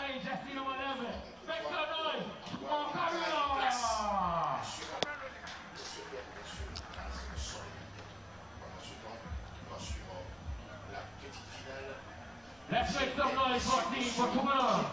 Player jersey number 5. Make some noise for Shay. Yes, it's Uganda against Botswana, and this is for the bronze medal, the third, what they call the third playoff or the third place bronze medal match. And as I said earlier, I think it would be nice if you could just end up by giving all the semi-finalists, all the beaten semi-finalists, a bronze medal each rather than playing, because they get so shattered and coming to play a third or fourth place game that many of them would otherwise not want to play. And that's why in Europe they've abandoned it in football. But here we still got a bronze medal to win. The best thing for me, I think I support, is like the way the boxers do it, or the way the boxing authority does it. And so this is the Botswana team. It's the men's third place. Basketball 3x3, men's third place, and not women's third place.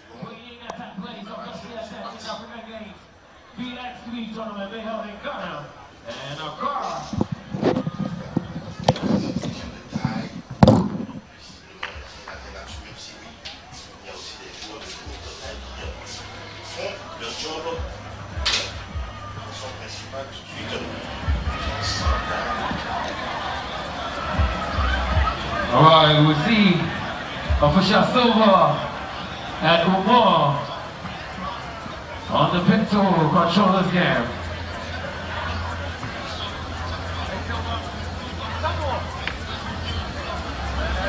We see Samuel and Umar controlling the game. That's our officials for the third and fourth position between the men's game. Team Uganda and Botswana.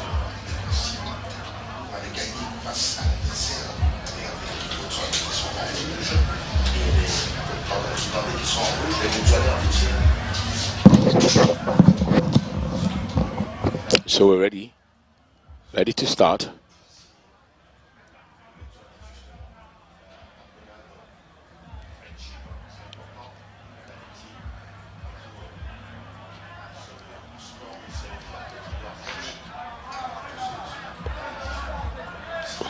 All right, we're ready.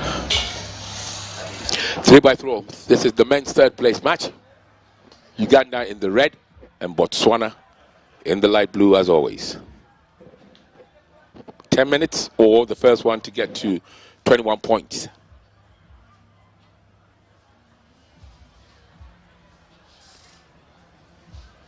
Quite an intense game.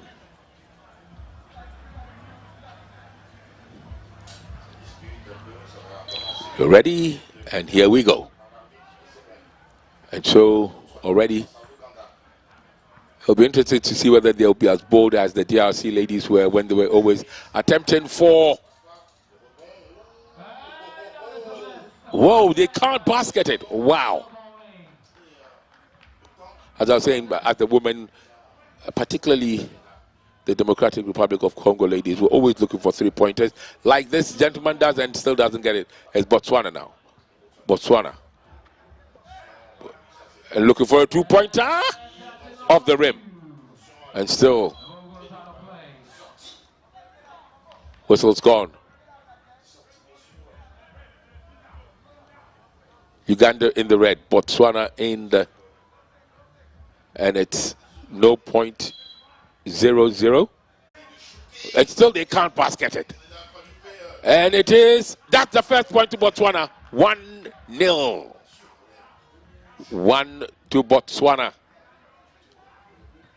And here they come again, Botswana. And still can't basket it, but Uganda will now come back and look forward to getting maybe a two-pointer. No, going for a single one, and they can't basket it. Surely now they can get it. Oh boy, this is amazing. Opportunities now for Botswana. Two-pointer. Oh, nope. And still they have it. They go toward the basket. Well, the referee, the umpire says it is foul. So after all the number of attempts and whatnot, it's still only 1 point for Botswana and no point whatsoever for Uganda. Whoa.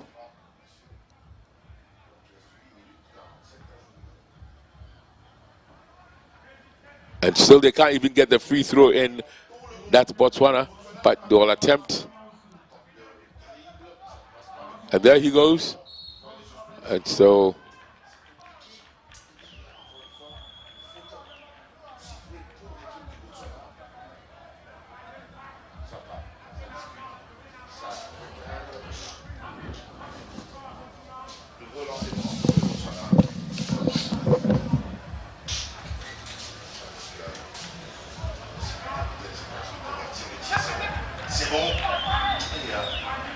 revient maintenant à 1 pour le Botswana, 1 également pour l'Ouganda. La tentative, non. Le rebond. Oh! Totale incompréhension. Il dit c'est moi qui l'ai fait. Excusez-moi les gars, je vais me reprendre au mieux la prochaine fois.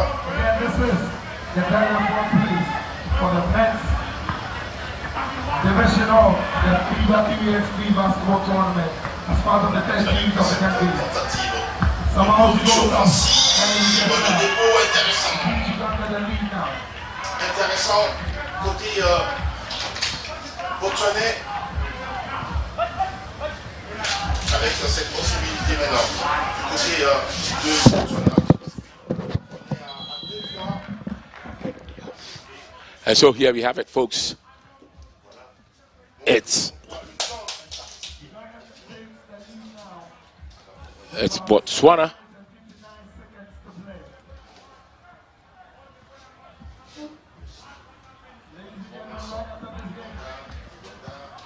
Here they go. It's 3-2, and there they get it, and that is 4-2 now for Uganda. Uganda in red, Botswana in blue. Uganda leading by 4 points to 2. Botswana have got their work cut out.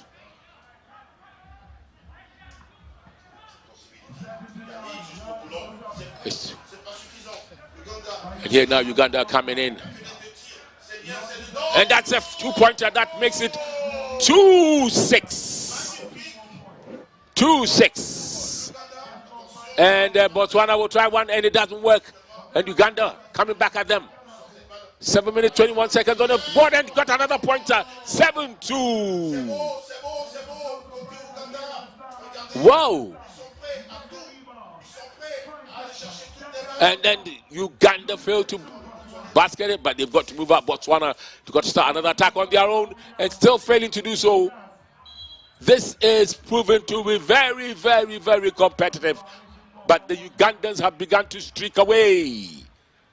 Basketball 3x3, third place match. Bronze medal match.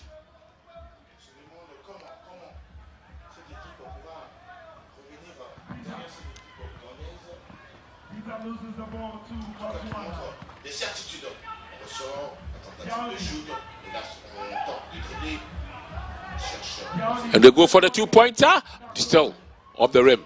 Uganda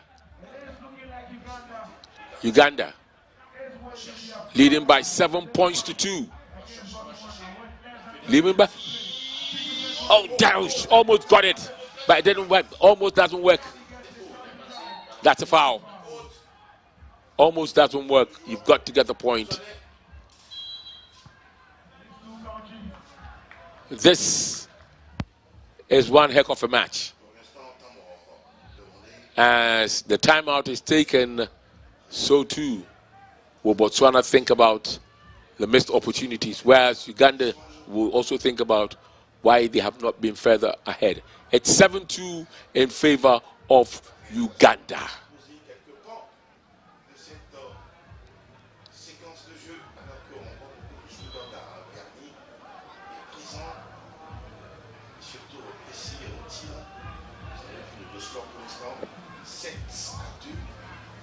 So here we go for the restart.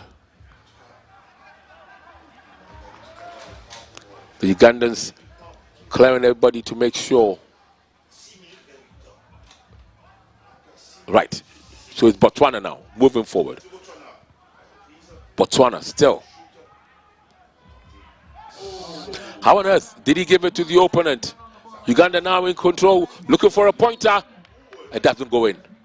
Ref umpire says there was some impediment, so it will be a free throw. It will be a free throw for Uganda. There was some level of impediment, says the umpire. 13th African Championships or African Games. And don't forget that Ghana then meets in the final with Algeria. And they can't even get the free throw.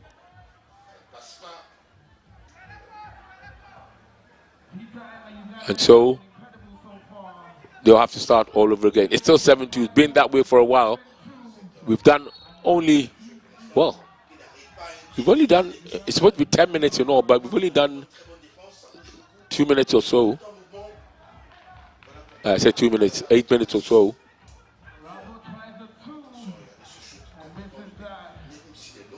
Wow, this is tight. The Ugandan national team looking for their customary medal. Basketball 3x3. Here we go. Botswana. Botswana. They're coming through. And it's an opportunity for them to get at least one back on the basket. And the two-pointer fails. And they go for another two-pointer. And yes, they get it. So it's 7-4 now. 7-4, two-pointer.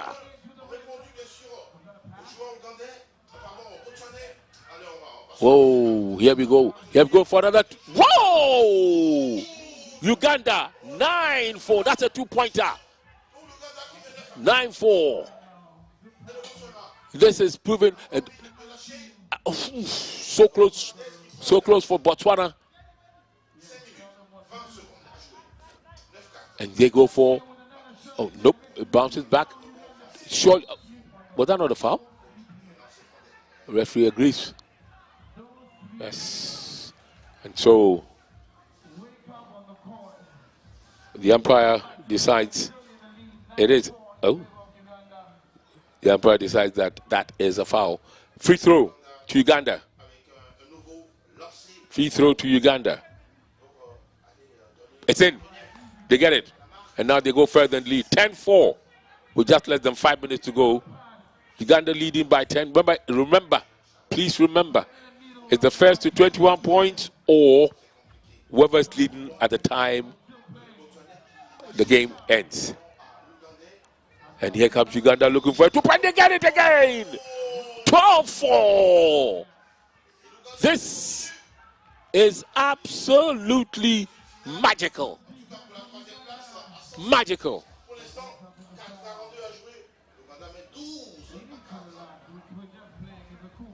Now, to be fair and frank with you, Botswana, I think, are being overrun. That is absolutely a push. That was a push. I mean, the replay could decide otherwise, and yet here they come, looking for an opportunity. Are they going to go? Are they going to go? And they failed to make the two-pointer. It's now to Botswana.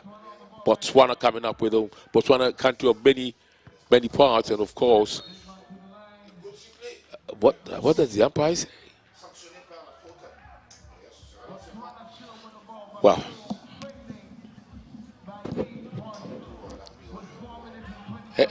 Folks, it's intriguing that you play like, 10 minutes, and then you get a medal for it. But then again, unlike football, the moment there's a foul, the moment there's a whistle from the umpire, the clock stops. So the game really lasts for at least 10 minutes. So now here Uganda goes.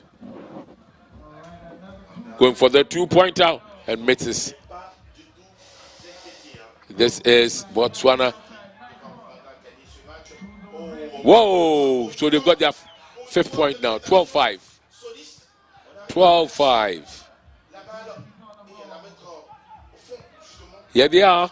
Uganda in the driving seat. Now they're going for one-pointer. 13-5. Ooh!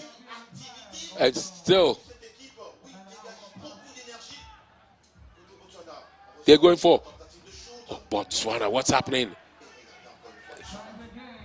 Their shooting boots, their shooting hands are not on. Here comes Uganda. Two Commonwealth countries off the rim. It's certainly Uganda's are certainly clearly in the driving seat here, leading by 13. 13-5. Yet another timeout.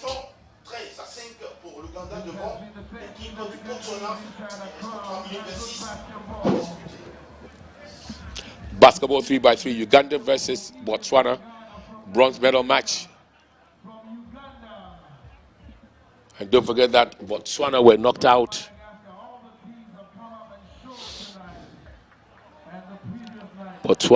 out by Ghana.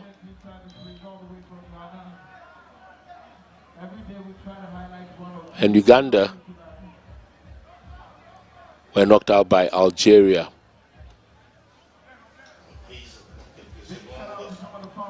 So we await the restart. It's 13-5.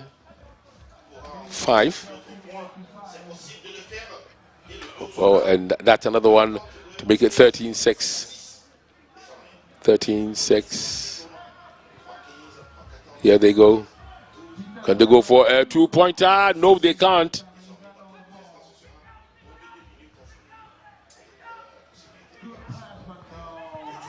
Basketball 3x3, very fast sport, and some level of misunderstanding.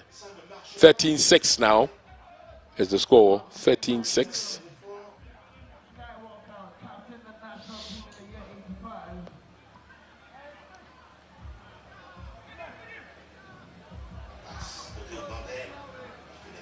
And two-pointer. So it's 15-6 now for Uganda as they begin to pile away. 9-point difference. Botswana are looking for a two-pointer. Can they get it this time? No, they can't. And have another opportunity because they've got the ball. They've got the ball. Here they go again. Here they go. Here they go. Here they go. Wow. And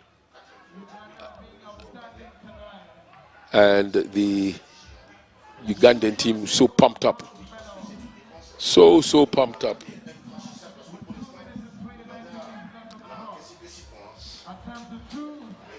Attempted two-pointer, didn't work. And the single one didn't work. And finally they get it. So it's 15-7, sorry. 15-7. And Uganda going for the two-pointer, which didn't work either. It's now time for Botswana. Can they get the two-pointer? I mean, no, they can't. Wow. Less than 2 minutes to go.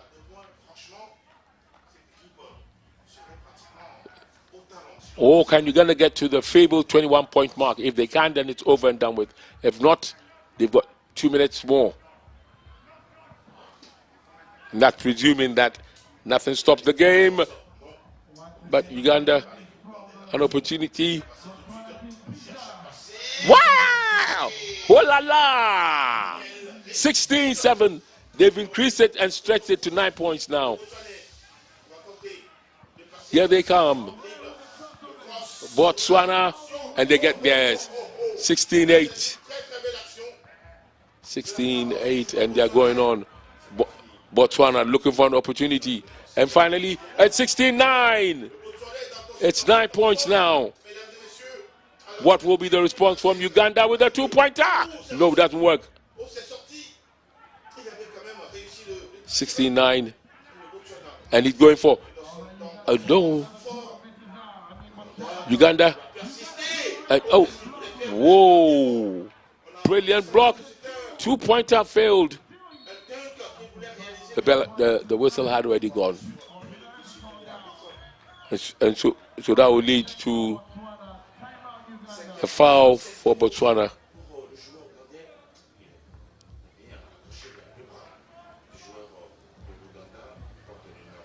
And timeout has been taken by both nations. And it's amazing. The players really psych themselves up and not coaches.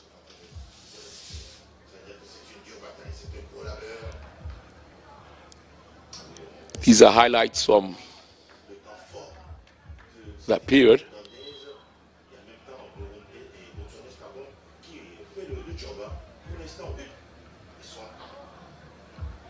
$69. There's just a minute and 4 seconds left.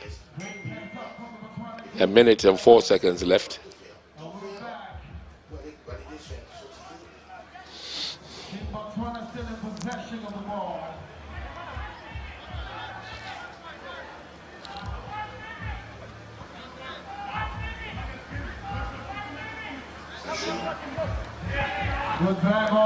And they get a pointer. So now they get to double figures. Botswana. It's now 16-10. If you just tune in, it's the Bronze medal match between Uganda in the red and Botswana in the light blue. Wait for a 2-pointer, which doesn't work. And still another 2-pointer will not work. And the chances, or should I say the opportunities they've had to have 2-pointers and they haven't taken it. Both sides actually. Uganda look up and get it. 18. Or the umpire said he was on the line, so it's 17. So it's 17-11 now. 17-11 now. And we have less than 14 seconds to go. 14 seconds. 17-11. And so Uganda, all they need to do is run the clock down. What did they do? What did they do? There are 11 seconds to go, but it will take more than a miracle now for Botswana to catch the Ugandans. 11-17.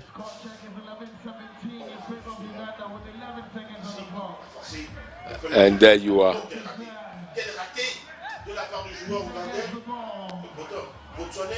And it's left with one, and he won't wait, he won't move.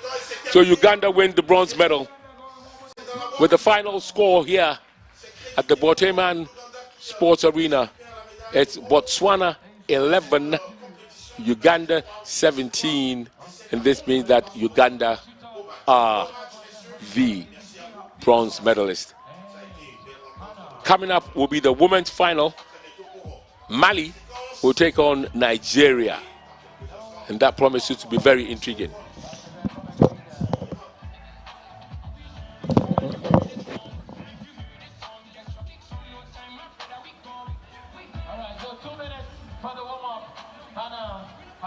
Make your way to the court for the warm-up.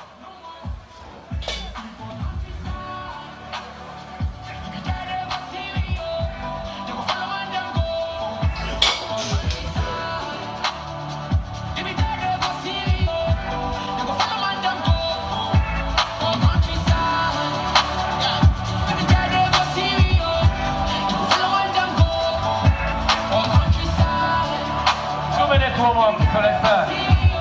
Warm-up, 2 minutes warm-up.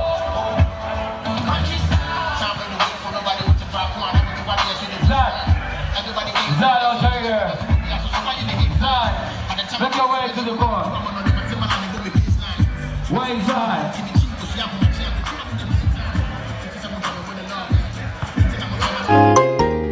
Every child is so unique. You like no other. Outstanding in every way. It's me like no other. So anytime you walk and play, You like no other. you are special like Indomie. It's me like no other. Did you know that every child on the planet has their own unique fingerprint like no other?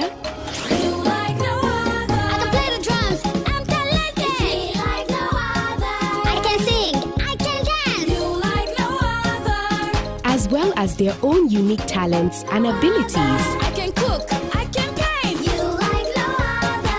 Indomie. It's you like no other. So every day, in whatever you do, remember you are special in your own way, like no other. Thank you, Mom, for letting me know I'm special and for making me my special Indomie. Thank you, Mommy. I love my Indomie. This advert is FDA approved. In the white tops and the green shorts, and Ghana in the all.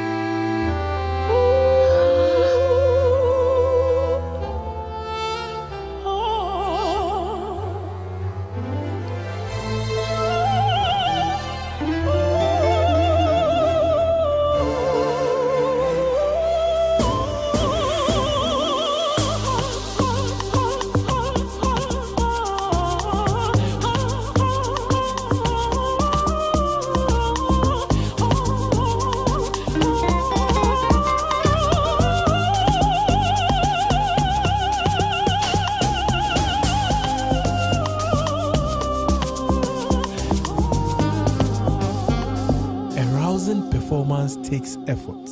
Ebony condoms. Make it worth it. Outstanding in every way. It's me like no other. So anytime you walk and play, you like no other. You are special like Indomie. It's me like no other. Did you know that every child on the planet has their own unique fingerprint like no other? You like no other. I can play the drums. It's me like no other. I can sing. I can dance. You like no other. As well as their own unique talents and abilities. I can cook. I can paint. You like no other. Indomie. You like no other. So every day, in whatever you do, remember you are special in your own way, like no other. Thank you, Mom, for letting me know I'm special and for making me my special Indomie. Thank you, Mommy. I love my Indomie. This advert is FDA approved.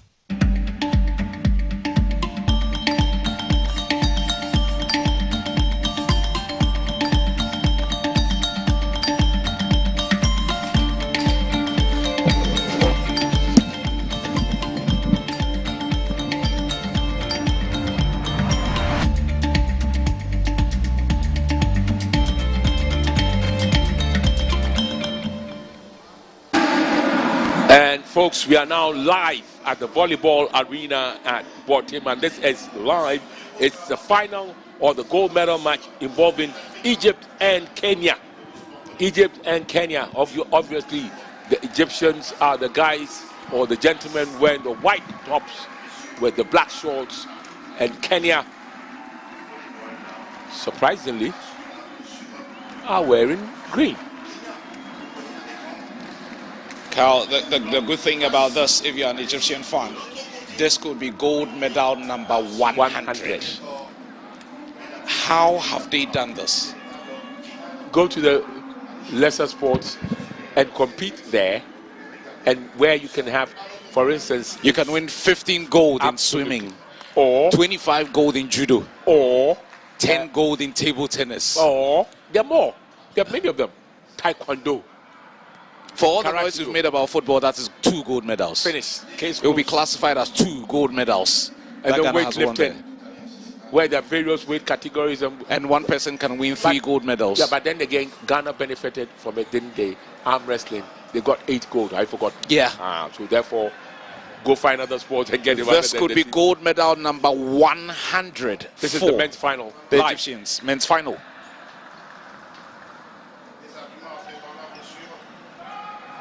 And for many who have seen the Egyptians that take part in anything in those African games, when they get to the final of an event, your guess is as good as mine. Gold. It is the best of 5? Yep. So you've got to win 3 sets. And I don't know whether it's because of the final day at Botiman as well. Look at the noise. It's not Ghana.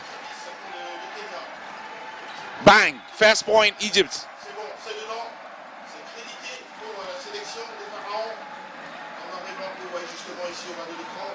Now, how tall is he? That's more of a basketball player. Yeah, but that's what about volleyball. Height is of the essence if you have the height to go with it.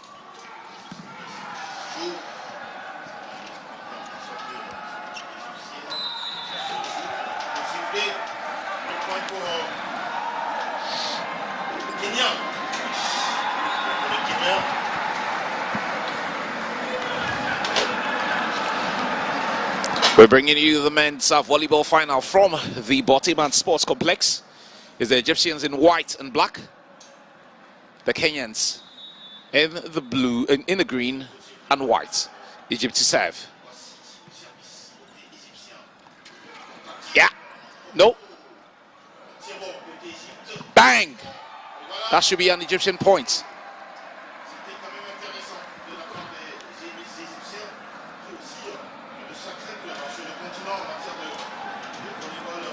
That should be an Egyptian point.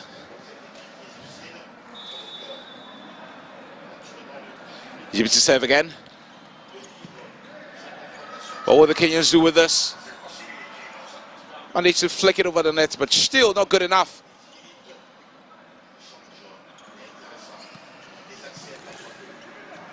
This looks like it's going to be one of those games.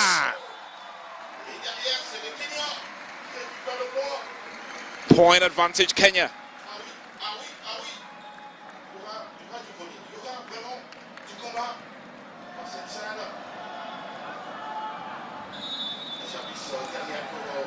Kenya to serve. It's 2-1 advantage, Egypt. Bang! Does that go out? No. The Kenyans find a way to get that in. That should go out. That should go out. So that should be 3-1.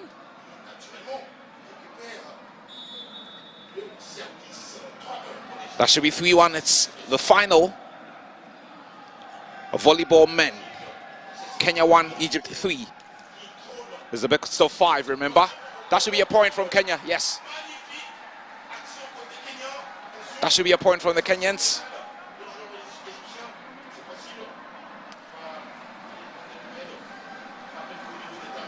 The Egyptian player down. Possibly needing some medical attention. And rightly so.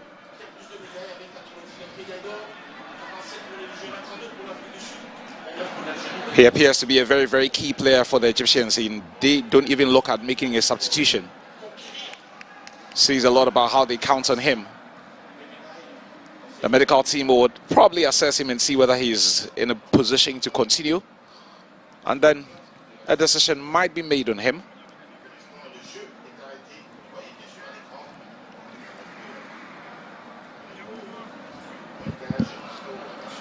A hold up there.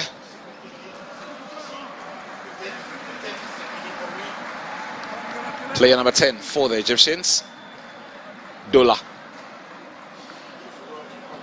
That doesn't sound Egyptian. Does Anderson sound Kanye?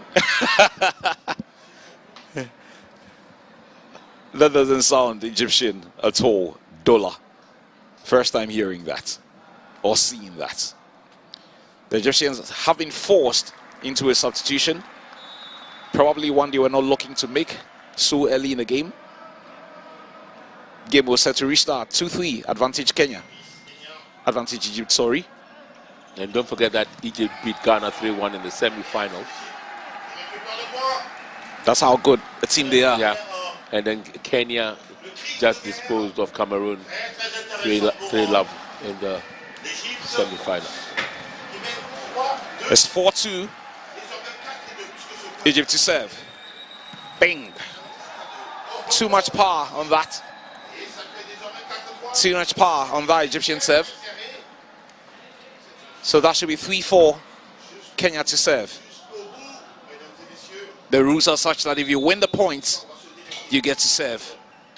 If you serve with power, you've got to make sure it's in. There you are. It?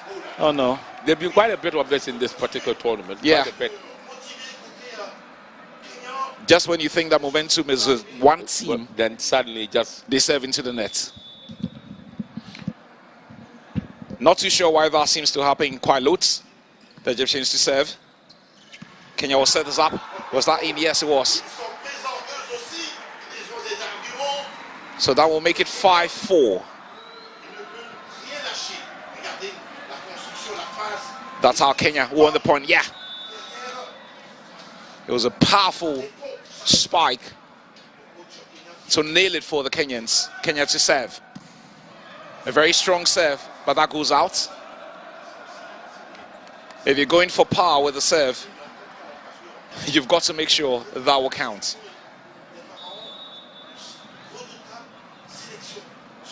You've got to make sure that will count. The Egyptians will not be bothered by that. It's 6-4. Kenya will look to get this in. Yes! No. It's been blocked by the Egyptians, who have the taller players at the net. But that was the final touch of an Egyptian player. And that should be a point. Advantage Kenya. 5-6. Fair set. It's a best of 5. So whoever wants to win this would have to win 3 out of the 5. It's 6-5. Kenya to serve. Kenya on 5. The Egyptians on 6.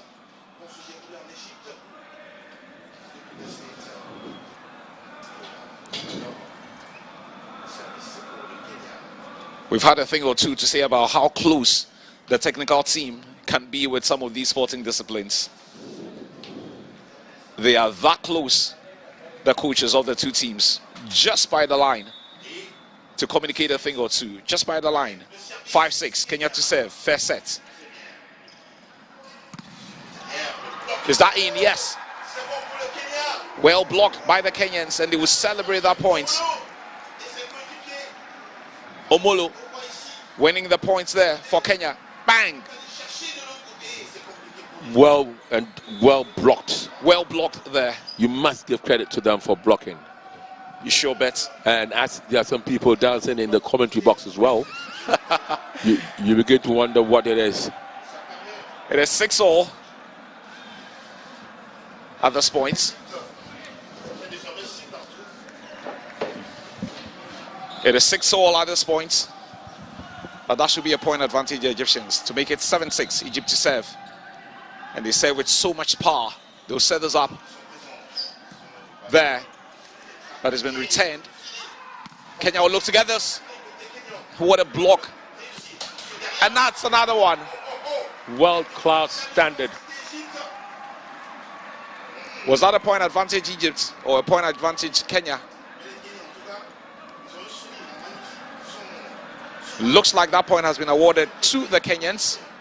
So must be 7-all now. Kenya to serve.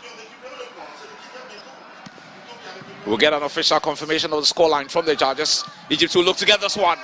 And you bet they will. They set the ball so brilliantly up there. And every time they do, it's almost unstoppable. From the team that is looking at winning gold medal number 100.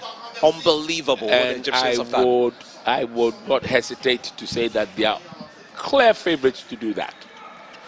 The Kenyans will know that they have a match on their hands.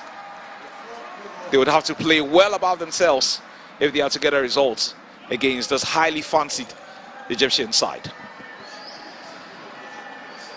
It's 7-9. Shocker. 9-7. Egypt would serve. Fair set. Oh, that's a brilliant flick over the net. Decent. What a response by the Kenya. But you know what I find a bit surprising? Tell me. Kenya in green. Yeah, now, weird. That hit me. They will probably do a red or a black. I know that. Yeah. Green. Wow. Well, maybe clash of colors, I guess. The Egyptians are in some black. They have red and black and white, but at least they are white in the top, so they should have allowed the Kenyans. So it's 10-8 right now. Yep. It's Egypt 7 and smiling all the way home. It's a best of 5, so we could be in for a long afternoon. Or could be in for a short one if the Egyptians decide that they're going to kill people. And that point, did that go out? That's what. Let's see. We can see. I thought that was in. We can see here. This angle will do. It was out. It was out. And the final touch was off a Kenyan. So that should be 11-8. How about that for a serve? With such power and venom. 1, 2. There it comes, folks. Bang! 12-8. 12-8. And they are beginning to turn and tighten the screw. These Egyptians. Now they go up. And obviously that means timeout. Somebody's going to call for timeout if there's need for it. Is that not what they've always done? But well, anyway, they begin to tear away and that's it. Here we go. You can get close. It's the only way you can stop them running away with it. Break that rhythm. Take timeout. When they begin to start tearing away, the Egyptians are unstoppable. And there's a smart from the Kenyans. Absolutely. Very, very smart. You have no doubt. You've got to stop the momentum. You continue, and at the rate at which Egypt is going, before you realize you're on 20 and you're still on single digits. Very, very smart on the part of the Kenyans to call a timeout at this point. They had realized that the Egyptians were beginning to tear away from them in the very first set of the final. And there's a way to break their rhythm and their momentum. Let's see whether that would disorganize the Egyptians in any way or form as they look to serve. First set, 12-8, Egypt. There's a final of the men's volleyball. Another very strong serve, but into the net. And this time around,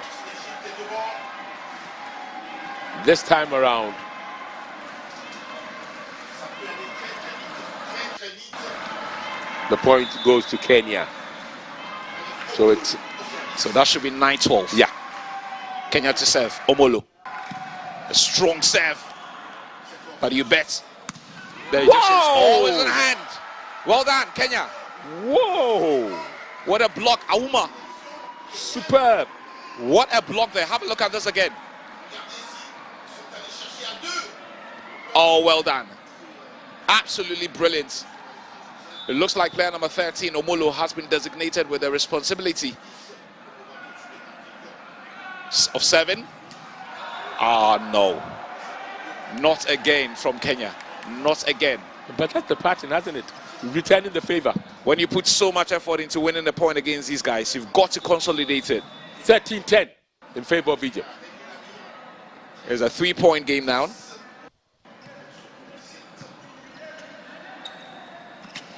Yes, sir. That's a good one from the Kenyans. And so they go up another notch. 13-11. 13-11, yep. There's a 2-point game now. 13-11.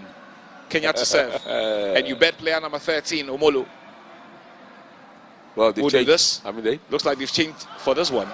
Oh my goodness. My goodness. when your hopes begin to rise and then you go 14-11. Anyway, simple thing is that it's Egypt 14, Kenya 11. I mean, why would you want to be gifting the Egyptian points in the final? I don't get it. I don't understand it. Just do the simple things. Just get the ball over the nets and into the court. And that's all that matters, Kenya, if they want to win gold. Or else they will be chasing this one. Was that end? It's out.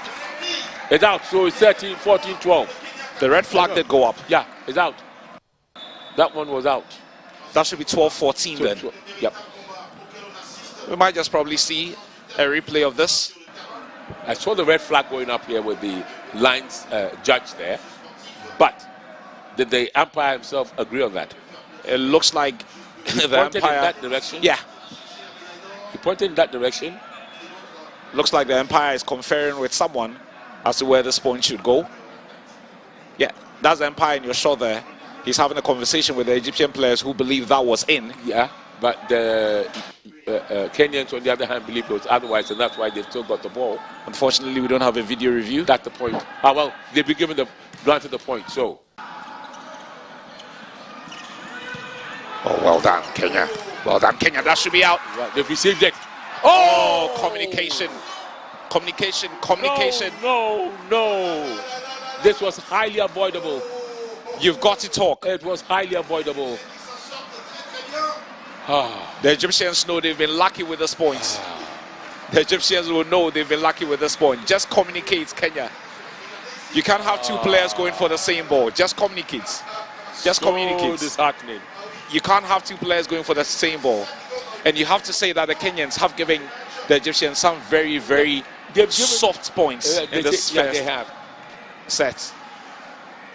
It could have easily been the other way around with respect to the scoreline. But the Egyptians will not be bothered. Every point will count. Yeah, who cares? So long as we achieve the objective of getting to the 25-point mark, that's all. That's all any help is fully appreciated. Player number 16 to serve for the Egyptians, Gaber. Just do the simple things like the Egyptians did with this one. Get the ball over the nets. That was poor on the part of the libero. The libero is the player in a different kit. Yeah. He normally organizes the team on the court. There. Made absolutely no attempts. So it's 16-13 then. There's a 3-point game now. Kenya should be taking advantage of some of these points. Oh, 16-14. They began to fight back. I'm sure the communication from the Kenyan technical team will be stay as close as you can. keep it a 1 point game, 2 point game, 1 point game, 2 point game, and look for opportunities. Once you have the Egyptians tearing away, it could be problematic. And they put it right in, how do they call it? They make it look so easy. In the center of the middle. Yeah. Right there, yeah. They make it look so easy, the Egyptians, sometimes. So it's now 17-14 in favor of Egypt. They make it look so easy sometimes. They get to serve 17-14. Here comes the chap again. Yes, sir. That was a good one. 17-15. Brilliant spike there. Credit to Matui. That was a very, very strong spike. Bang! With all the energy he could muster. Kenya to serve for this. It's a 2 point game. 15-17. Most important thing when you serve is to get the ball over the net, and they do. Well blocked. What can Kenya do with this? Yes, oh, sir! The land of the safari. It's a 1 point game now. The land of the safari. 17-16. Ooh la la. It is a 1 point game now. We've got a game on our hands now, Kwame. It's game on. Keep yourself in the game for as long as you can, Kenya. Was that in? No. 18-16. Another point gifted away. Take your points, Kenya, if you want to win this. It's now a 2 point game. The tallest player on the court to serve. He goes for the simple. Is that a point advantage, Kenya? Yes, it is. So it's 18-17 then. It's a 1 point game now. Bang. 17-18. Get the ball over the net. That's all that matters. What would Egypt do here?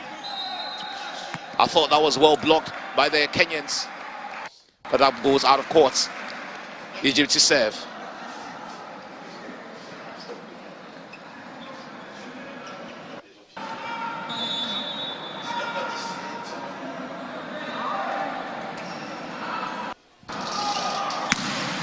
It is 17-19. Ah, that's a very strong one again.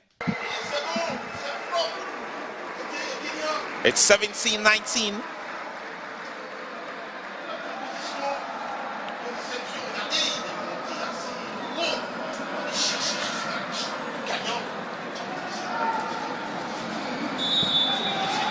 It's 18-19 now. Kenya to serve. It's a 1 point game. What would the Egyptians do? Could this tie this up? Yes, they do. Oh la la. It's tied now. It is tied now. It's 19-all. What a game. Player number 16, Gaber, needs some attention. But what a performance in the last few minutes from Kenya. It's tied.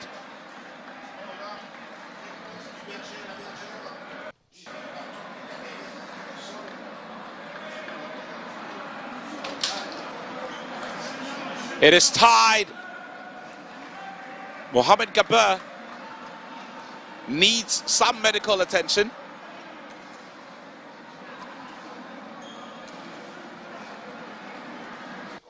Mohamed Gaber needs some medical attention.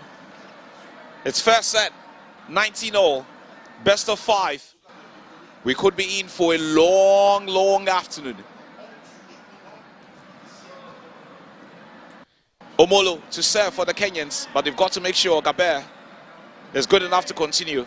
If he cannot continue, the Egyptians will be forced into yet another change. He's limping. He's trying to shake that off, Gaber. He wants to make his nation proud as the final, and he wants to win that coveted gold medal for his nation. But the Kenyans would have other ideas as Omolo look to serve. A very strong one in, well received by the Egyptians. They set it up, bang. Is that in? Yes, it is. Oh, well. Kenya with a lead. What a first set this is standing out to be. That was in. Yes. Right on the line. Right on the line. It's 2019. Kenya in the lead. Who would have thought about this?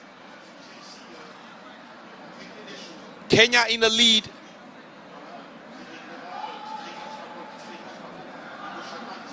It's going to boil down to tactics from this point.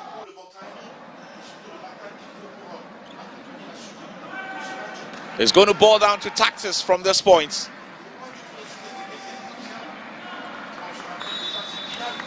The technical team of the Kenyans will pass on an advice or two. What will the Kenyans do at this point? They have to lead and they get to serve. Will they go for power, Omolo? Or would he just look to get it over the net? He's got to be sure what he's going to be doing with the serve. Is he going to go for power? Looks like he's going for power, and that was poor. That was poor from Omolo. How many times have we said that in this first set? The Kenyans have given away a point on numerous occasions in this first set. It's tied 20-all. Egypt to serve. That was poor from the libero. It's been 2 quick points now for the Egyptians. They regained the lead. They are 4 points away from winning the first set. 21-20. That was very, very poor on the part of the libero. He was caught in 2 minds here. There wasn't too much power in that. But it's tied again. Or has the point been awarded the Egyptians? Is it tied? Or has the point been awarded to the Egyptians? We get to see the replay again.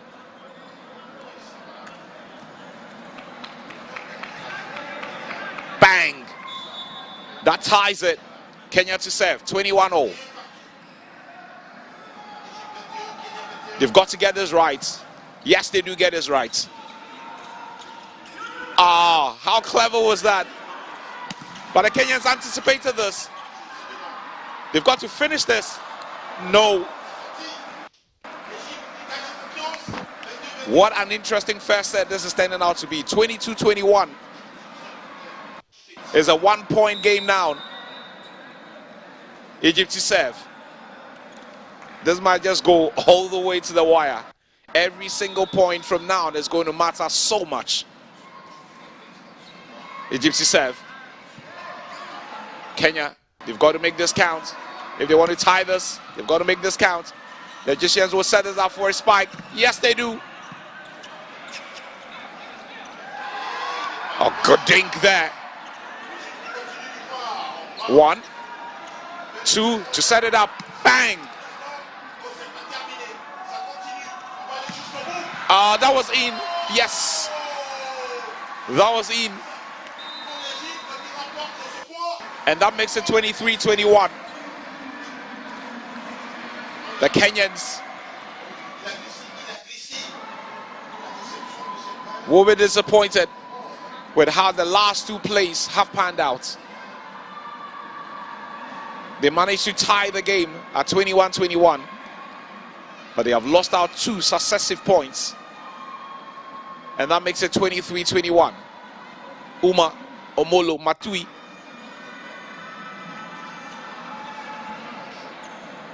And all the other members of this team know that the Egyptians are odds-on favorites.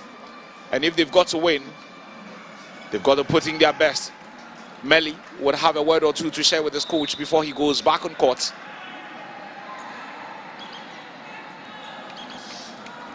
The Egyptians to serve, they lead 23-21. It's a 2-point game.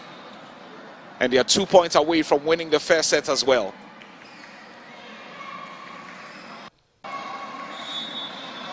Egypt to serve. First set, 23-21.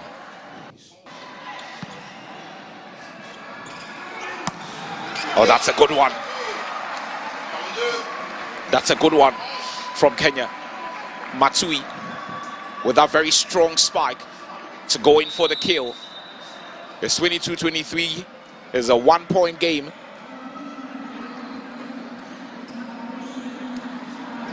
Kenya would make a quick stab. 22-23. Kenya to serve.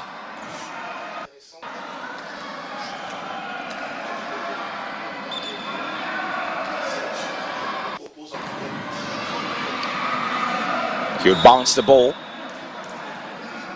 Probably wants a certain elevation to the serve. Not the strongest of serves, but that should be out. And that is set point to the Egyptians. Gaber. A moment ago, he was limping, but he could be 7. Mo Gaber. He could be 7 to win the set for the Egyptians. Can the Kenyans delay that? Can they delay that? The Egyptians will set it up. You know the world. Yes, sir. First set, Egypt. Not too surprised about how this has panned out, but the Kenyans have given it absolutely everything in the first set, but still not good enough. First set, Kenya 22, Egypt 25.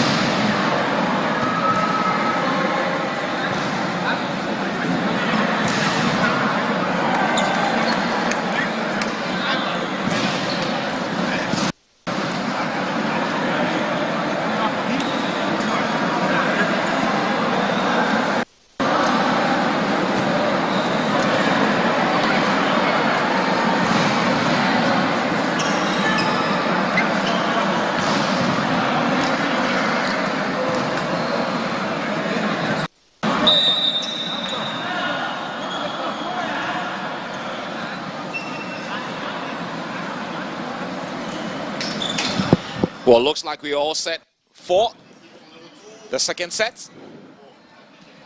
The Egyptians winning the first set 25-22. And thus drawing first blood. Yes. It's the best of 5.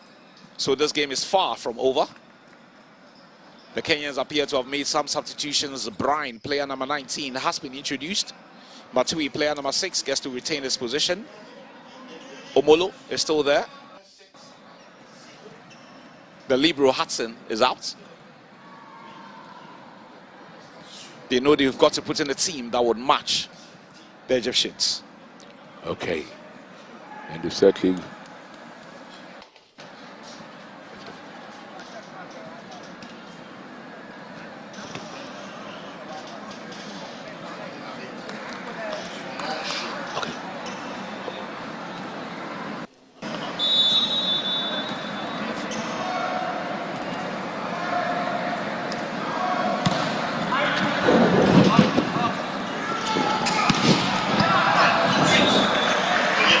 Well, the second set has just gotten underway. Egypt winning the first set 25-22. First point, second set advantage, Kenya. It was a very good spike there. Player number 2 to serve for the Kenyans. That was out.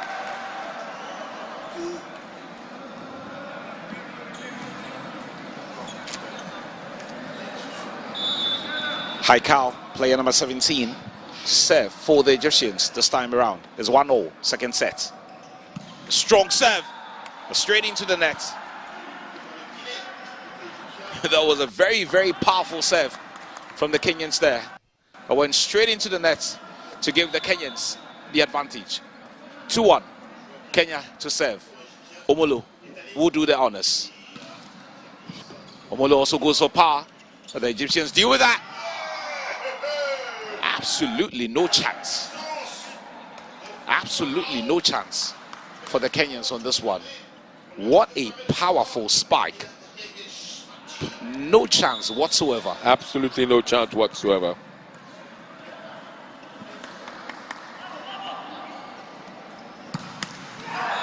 And again, which is very, very uncharacteristic of the Egyptians, they serve into the net. You don't say that often with this Egyptian team. 9 out of 10 they get it right. But twice in succession now they've served into the net. The Kenyans will be happy to pick the points though. A bit of contact with the net. And does appear the Egyptians have been awarded the points. The Egyptians seem to have been awarded the points. Must be 3-0 then. Egypt to serve. Would they go for power? Just get it over the net. Kenya will set this up. That was a good one. Brian coming on to devastating effects there. It was well set up for him. There. Such a powerful one.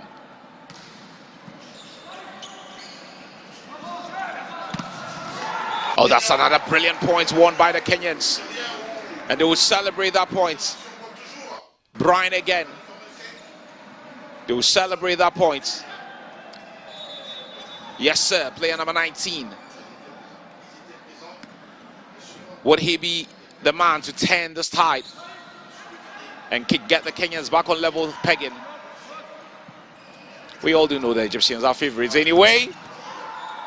And that's a point won again by Kenya. It's a 3 points game now. Kimaru, player number 5, to serve for the Kenyans. 6-3. Second set.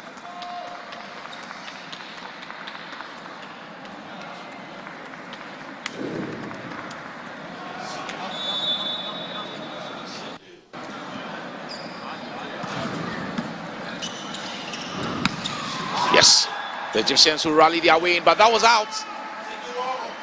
The red flag has gone up, so that should be out. Very uncharacteristic of the Egyptians. They almost always get their spikes to kill on point. Well, the Egyptians take a timeout. They have never trailed by 4 points in any of the games they've played so far. They are almost always in the lead, or at worst, trail by a point. This time around, though, they are trailing by 4. Uma Matui, Kimaru, Omolo, Hudson, Bryan, they would confer among themselves on what they should be doing next as they get to serve again. Matui, oh no. And this is something that the Kenyan coach would be very, very worried about. Every time they gain the advantage, they easily give the advantage back to the Egyptians. It's 7-4 now. Gaber to serve for Egypt. Gaber gets the ball over the net. Kenya will look to set this one up. And they get it right. That should be 8-4 to make it a 4-point game.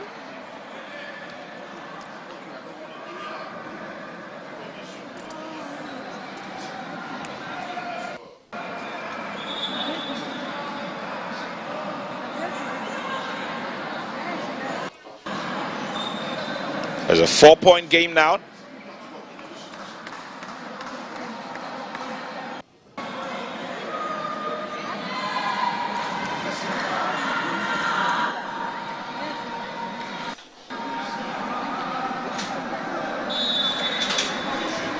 We get to see a replay of what happened on the last play. Kenya to serve. Yep.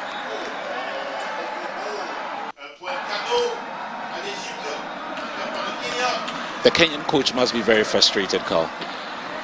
How they gift points so easily away to the Egyptians must be very, very frustrating. Not just for their coaches, but for their fans in the arena as well. And they return the favor, don't they? Kenya would say thank you. Yeah. Thank you very much for the point. And Kenya would say thank you. And this is our gift to you.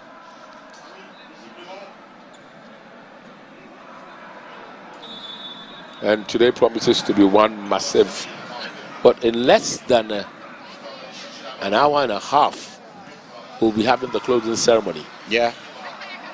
And that will be massive. Have they been able to get it in? Yeah, they do. Well done to Kenya for keeping this in. Bang! Bang, bang, bang!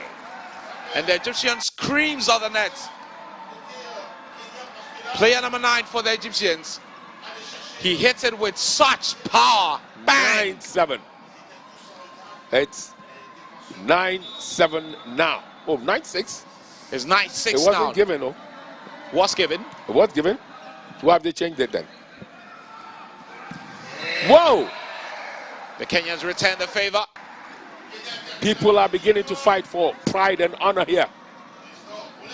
They are defending the shirts or the vests this time around with everything in them. Omolo, what a spike. Here we go. It's 10-6, second set. Wow! Spiking of the highest order. Watch this, folks. Even in slow motion, it looks good. 10-7. Here we go.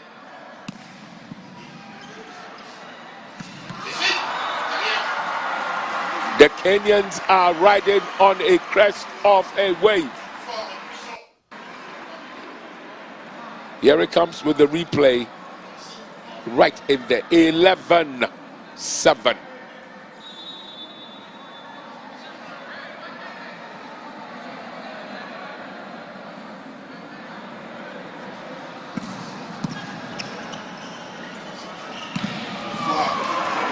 Retrieved.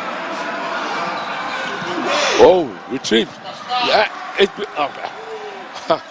the point goes to Egypt. It's 11-8. And for once, the Egyptians are being made to fight for every single point. And you don't see that often. Yep.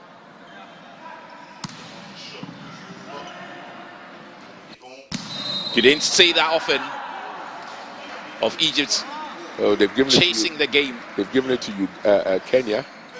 So it's 12-8.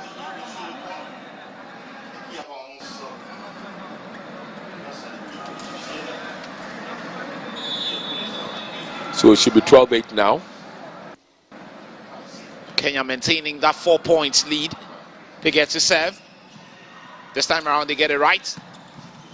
Oh, what a brilliant return there.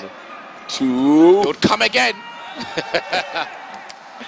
They would come again. 12-9. And they high-five everybody.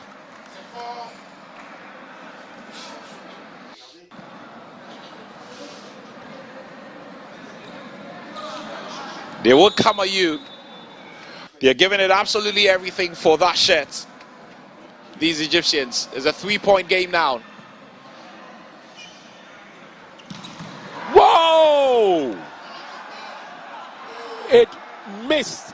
Or what is the umpire saying now? The Kenyans are protesting the call. The replay should help. Let's have a look. The replay should help. Was that in? Out. No, Clearly out. So it's now 12-10. Oh, it's rather. Hey, is it 12-10 or? Yes, it's 12-10 now because that was out. Yes. It makes it a 2-point game. And they got it inside this time. They got it in Kenya.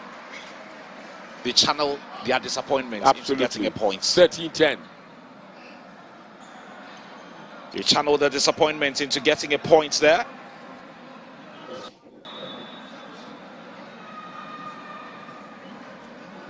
Kenya to serve, 13-10. Matui. The Egyptians will look to set this up. Did that going? Oh boy. No.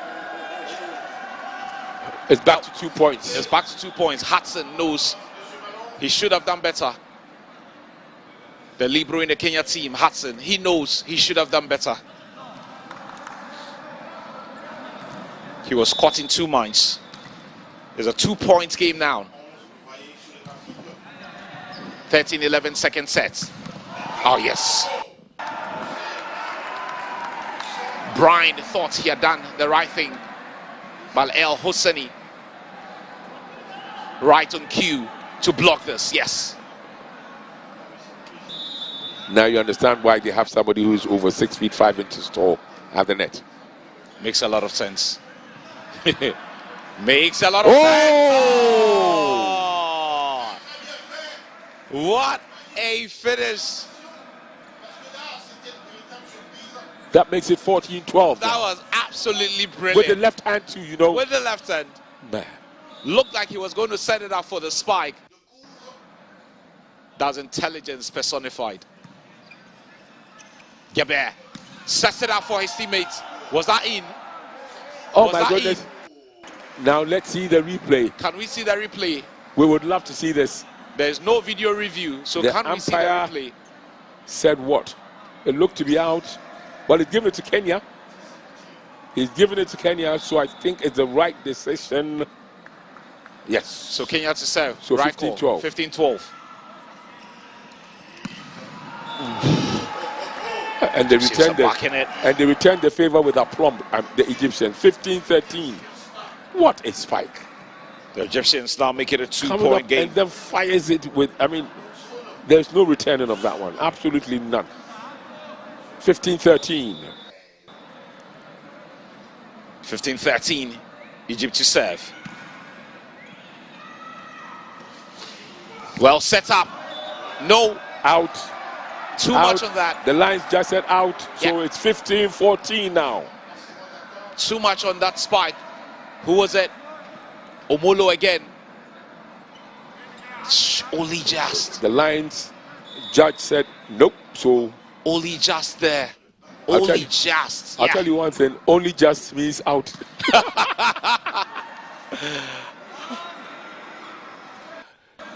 Will the Egyptians tie this now? Will they tie this? And well and decently blocked. And they do. They tie this. Whoa. It's 50 I thought that was. What did the umpire say? He gave it to Egypt? He said, what are the points to the Egyptians? Looks like. Folks, we got a game on our hands. They've tied it. 15-all. Ashran. He's had some very powerful spikes in the second set. Oh, the Kenyans will be disappointed to let that 4-point lead slip. It's tied now. Oh, that's intelligence personified there from Brian. That's called using of the brain. Brian, player number 19 for the Eastern African side. Oh yes, just ding the ball, just ding the ball.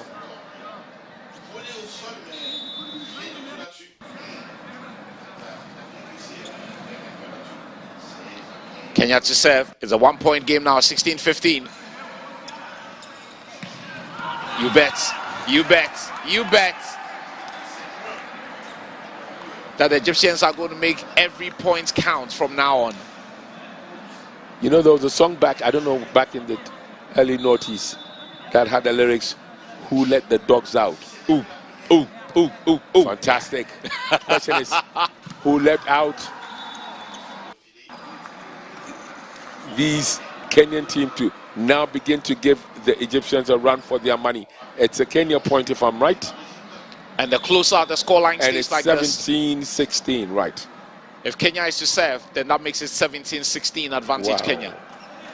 Wow, wow, wow, Too wow. close for comfort. Too close for comfort for the East African side.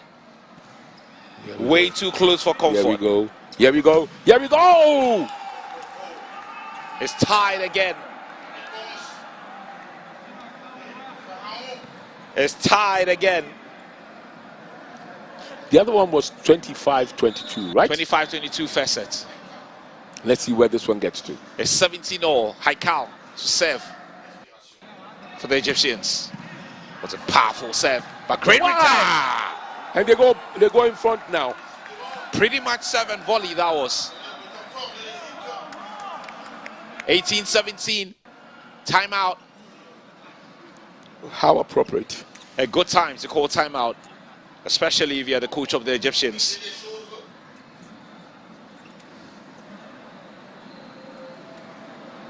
A good time to call timeout.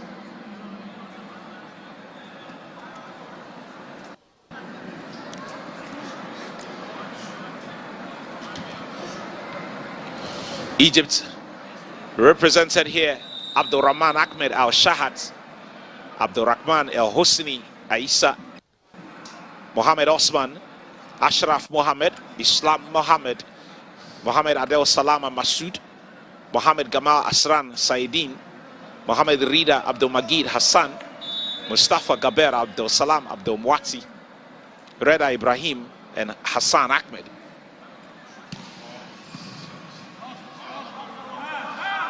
Well received by the Kenyans. Did that go out? Yes, it did.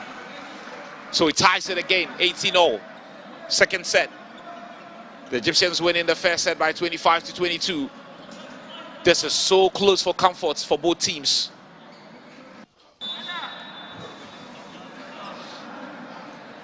This is so close for comfort for both teams. Kenya to serve. How the Egyptians deal with it. Bang! And that's in Egypt's favor. Ashran. He spikes with so much power. Player number 9 for the Egyptians. There's little or no chance if he's on spiking duties. Ashran to serve. Gets the ball over the net. What will the Kenyans do? Will they set it up for a spike? Oh, and no. they blocked it very, very well. 2018. Gaber in position to block that and wins the point for the Egyptians. It's now a 2-point game. Second set. Ashran again to serve. Nope. That's player number 8.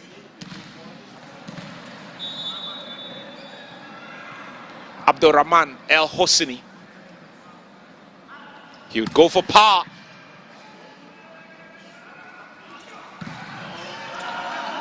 Whoa. Have the Egyptians managed to get it? Oh, no. Is that out? It's in. It's in. Yes, it's gone in. 21 for Egypt. 21 for Egypt. Man. Brilliant retreat. They retrieved the lost situation, and then the spike was firm and true. Ashran, he's been absolutely fabulous for the Egyptians in this set. How have the Egyptians now taken a 3-point lead? 2, The final touch will go in. Whoa! And yet another one. And yet another one. Oh, this is good. Another quality spike. And even his colleagues would applaud him. Ashran, what a game he's having. What a game Ashran is having. It's like the Kenyans have just aroused the ire of the Egyptians, and they've just said, you've let the dogs out, yeah? Here we go. Oh, boy. The Egyptians. The Kenyans just don't know what has hit them in the second set.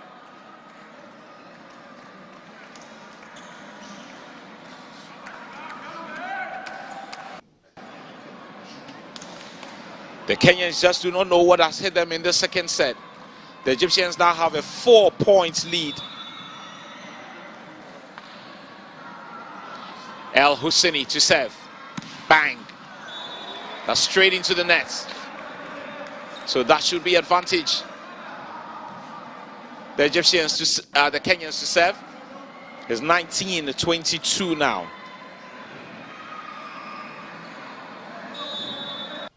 It's 19-22 now. Service advantage Kenya. They get it right with the serve. What would the Egyptians do? That was intelligence there. And again, it's that man, Mohamed Ashran. He just flicked the ball over the net when the Kenyans were probably expecting a powerful spike to kill that point.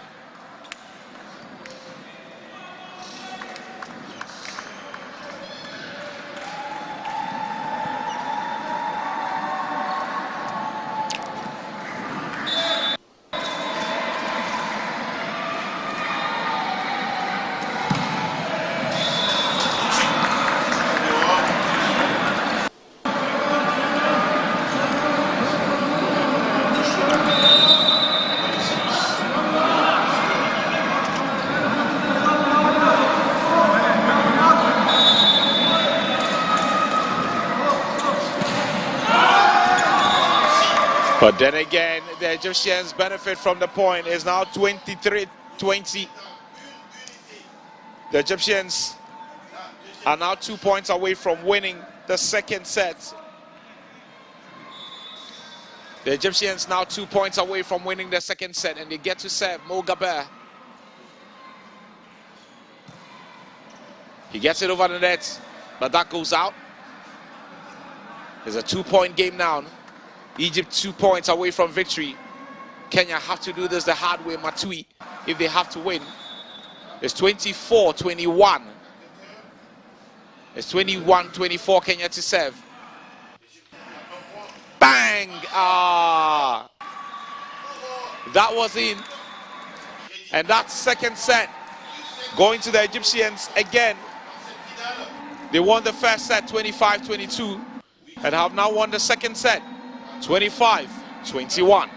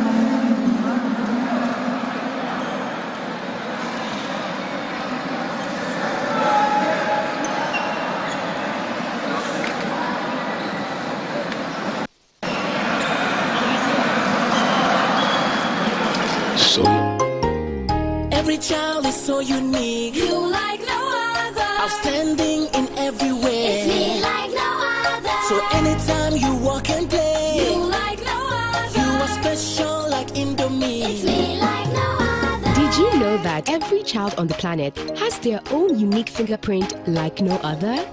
You like no other. I can play the drums. I'm talented. It's me like no other. I can sing. I can dance. You like no other. As well as their own unique talents and abilities. I can cook. I can paint. You like no other. Indomie. It's you like no other. So every day, in whatever you do, remember you are special in your own way, like no other. Thank you, Mom, for letting me know I'm special and for making me my special Indomie. Thank you, Mommy. I love my Indomie. This advert is FDA approved. That's another point won by the Egyptians.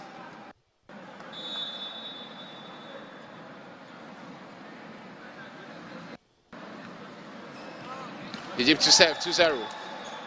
But they gift away that serve. Kenya would benefit. Makes it 2-1. Kenya to serve. Third set. Down by 2-2. This might just be that final set.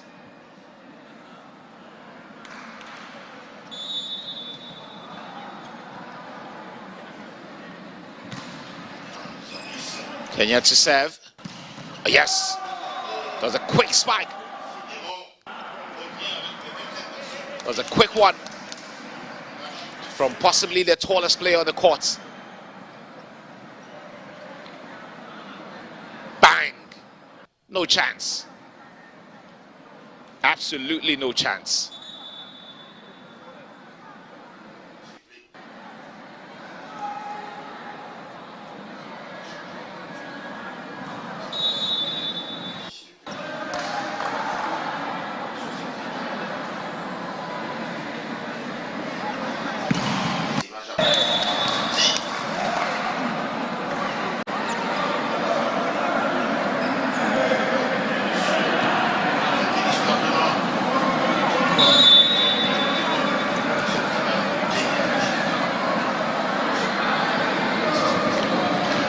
It's 3-1 advantage, the Egyptians. Boom. They are just finishing this off. Haikal. They just want to finish this off, the Egyptians now.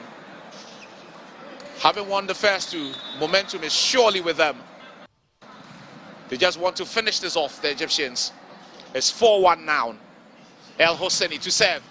How about that for a serve? So strong. Is that in? Yes, it is. Ashran wins the point. Just when you thought that was going out, that's in. Yes. No doubt about that. El Hosseini to serve again. That's another very powerful serve. Hudson does his best to retrieve that.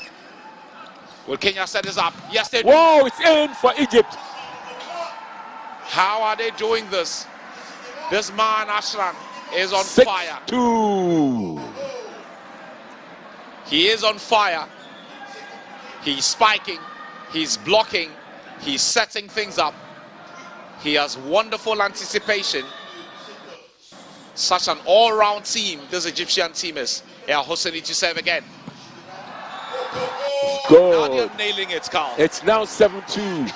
Now they're nailing it. And remember that Egypt won the first set in 25-22. Second set is 25-21, not 24-21, 25. And then now they're leading 7-2. They are blowing the Kenyans off the court now. Oh, yeah, absolutely. Wow. The Kenyans do not know what to do now.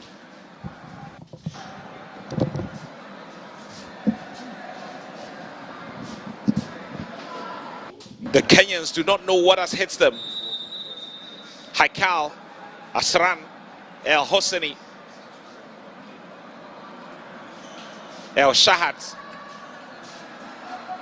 have been absolutely brilliant.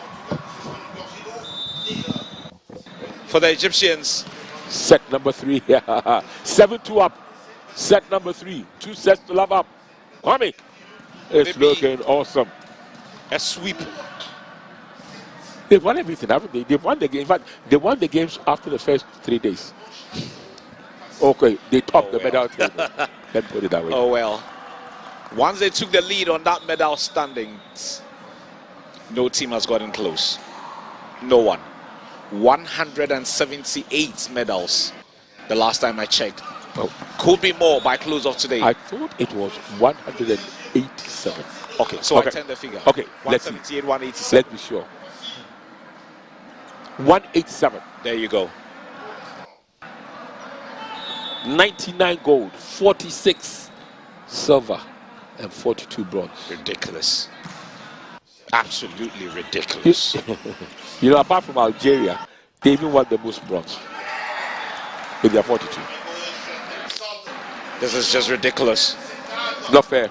The Kenyans pushing to get themselves back into the game, but they know that they are up against it. Looking for an escape to avoid the humiliation that it was. 7-3 it is. If they have to win this, they need to win the next 3 sets. 7-4 that it is now. 7-4. Haikal. It went out. Went out. To 7-5. Not very often he gets a spike in wrong. Haikal, player number 17 for Egypt. He together with Asran and Gaber have been fabulous from the nets. Uma to serve for Kenya. 4-7. Well received by Hosseini. Asran again. Haikal sets up Asran again. Oh, go. It's great. It's great to watch these Egyptians play. 8. They got 8 points now. I do not know if they offer man of the match for volley. There is a player of the match. game. Yeah. If there is. There's a player of the game, yeah. That player in the number 9 shirts, Mohamed Asran, must be one of those players on cue to win that award. He's been absolutely brilliant for the Egyptians. Egypt to serve with a 3-point lead, but they would not give that away. Hudson was going down. He sets it up again. Bang! Sets it up. What time a around, mistake. It failed. What a mistake of the highest order. 8-6 now. Trying to be a bit too clever. 8-6.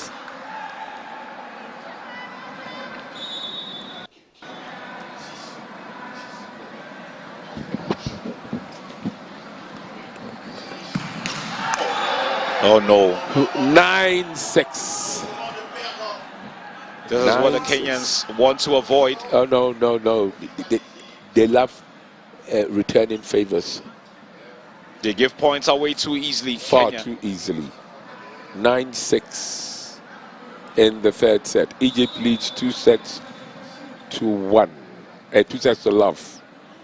25, 22, 25, 21. Is that in? Yes. That's in. So That it's was 9. clever. So the Kenyans now going up to 7. That was clever.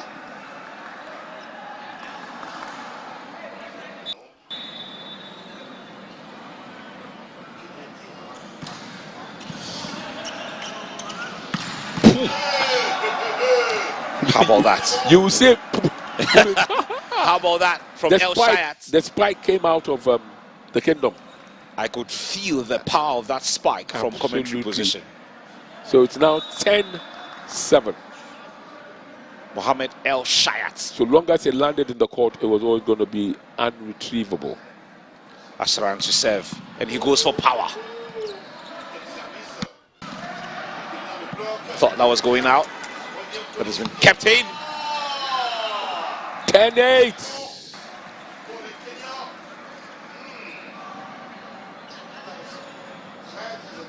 Will the Kenyans give us a set to salivate about? That's a difficult thing, but let's wait and see. You never know. It's 8-10 now.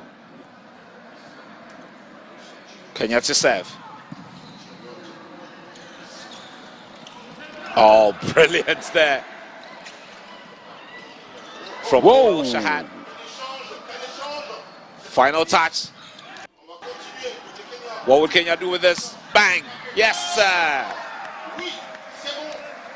That's 10, 9. That makes it 10-9.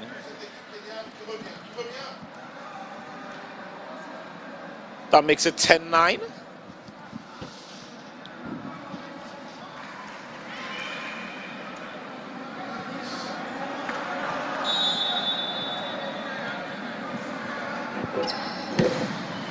That's a strong serve. You bet what the Egyptians will do when they lose their points. It's simply called... They come at you. They come at you when they lose their points. 11-9. Normalcy has been restored. Yeah. Good. Kenya, make a fight of it. 11-10 now. Kenya, make a fight of it. Kenya, make a fight of it. How many times have we looked forward to them making a fight of the game, and then they ended up disappointing? Even with a 4 points lead in the second set, they blew that. My goodness. My goodness. 12-10.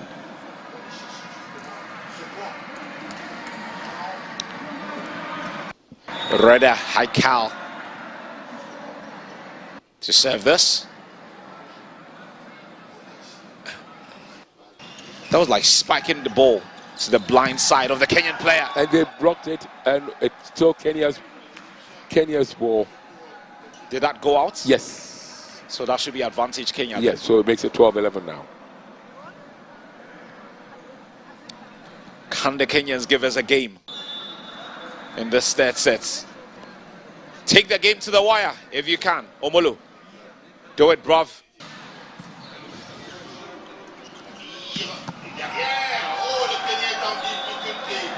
They will always get you unsettled. Normal service. Normal service restored. 13-11.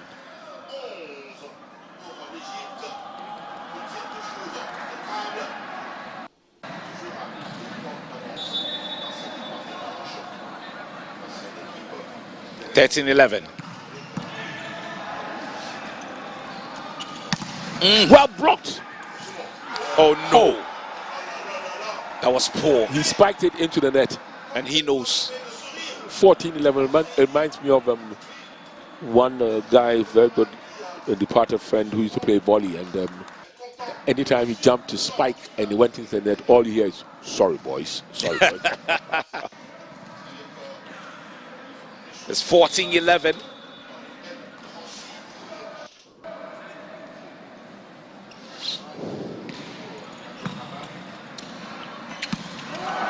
No, that's out. That should be out. So that should make it 15-11 now. There's a 4-point game. Advantage Egypt, who have also won the first two sets. 22-25. 25-21. 15-11. El Hosni to serve. Hey. Why? Did he want it to go to Mars or something? I have no idea. How do they serve that powerfully like that? 15-12 any case. They serve like they are spiking the ball. Yeah. Uma. He cost Kenya points in the previous play. Can he get it over the net? He does. Uma. Haikal gets it over the net. Back into Egyptian territory. Back into Kenyan territory. And that's a point won. Well done. Matui. Well done. There's a 3 points game now.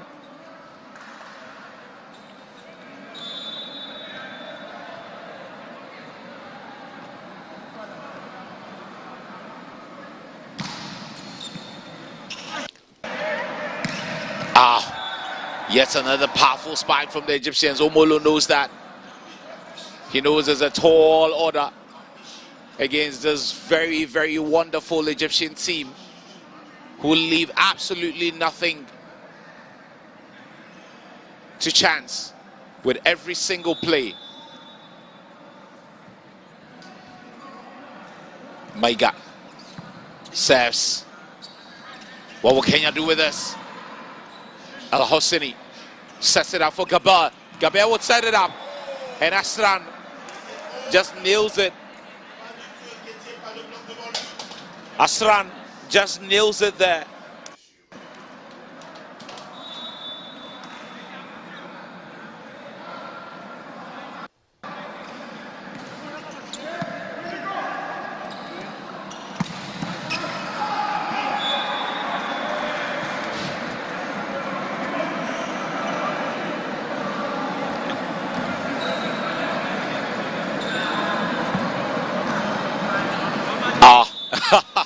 That was brilliant on the part of El Hosseini.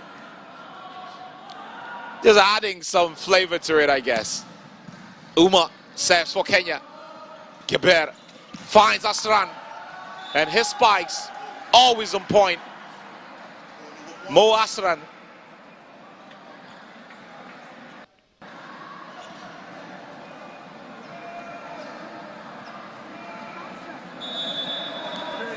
Mo Gaber to serve, with the Egyptians leading by 2 sets and 4 points in the third set. Gaber gets it over the net. What will the Kenyans do? Gaber sets it up again for Asran, and he gets it right again. What a night Asran is having. Mohammed Gamal Saidin Asran. What a night he's having.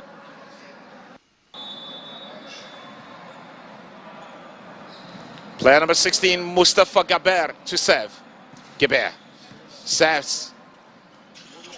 What will Kenya do? They get it right. Player number 14, Kelvin Omuse, wins the points for the Kenyans. But it's still a 5-point game. It is still a 5-point game. Kenya to serve. Nicholas Matui. But back into Kenyan territory. Well done, Hudson. Bang! No chance. Absolutely no chance. What a kill there. El Hosseini, Isa Abdul Rahman. What a spike there. No one, absolutely no one, would have been able to return that. What a spike from El Hosseini, Isa Abdul Rahman. Oh, brilliant there, but that goes out. That goes out. That goes out. And the Egyptians can't afford a laugh. Mohamed Hassan can't afford a laugh there. It's 21-15. The Egyptians beginning to run away with us. Mo Asran to serve. For my money, player of the match, without a doubt. Mo Asran. Bang. Well set up. Omolo gets it into Egyptian territory. And yet again. Oh, what a night the Egyptians are having. What a night the Egyptians are having. Abdul Rahman El Hosseini Isa. What a night they are having. They are having fun on this court. It's 22-15 now. 3 points away from victory. Can they hold out? Asran, another powerful serve, but that goes out. That goes out. 16-22. Can the Kenyans rally their way back into this? Can the Kenyans rally their way back into this? Brian. Kamonde.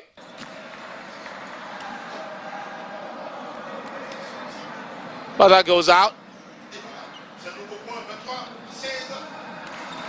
That would go out.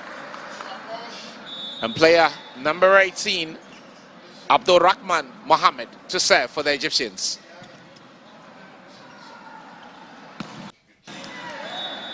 Not too many opportunities left for the Kenyans now. The Egyptians are 2 points from victory.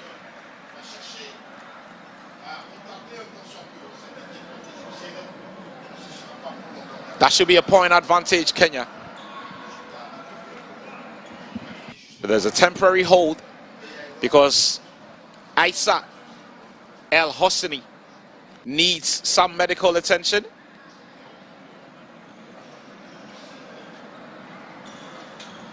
But he's up.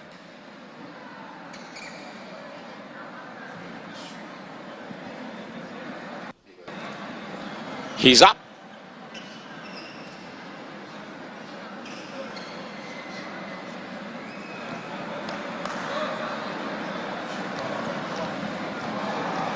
The Egyptians 2 points away from winning this.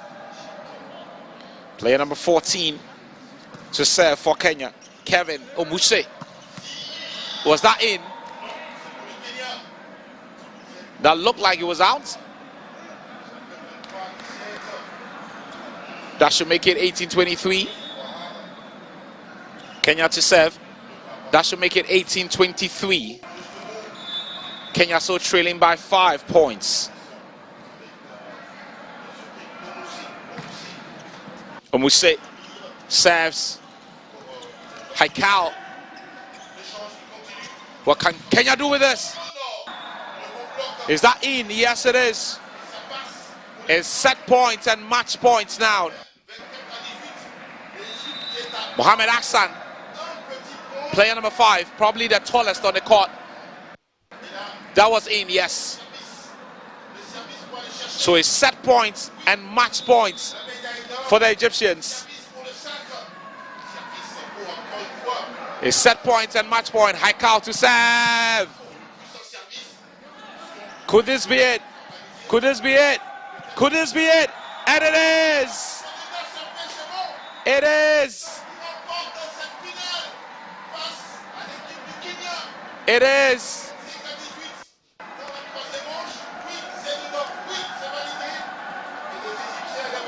It's 3 sets still up.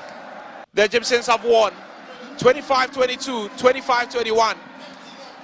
Hala Egypt, Hala Egypt.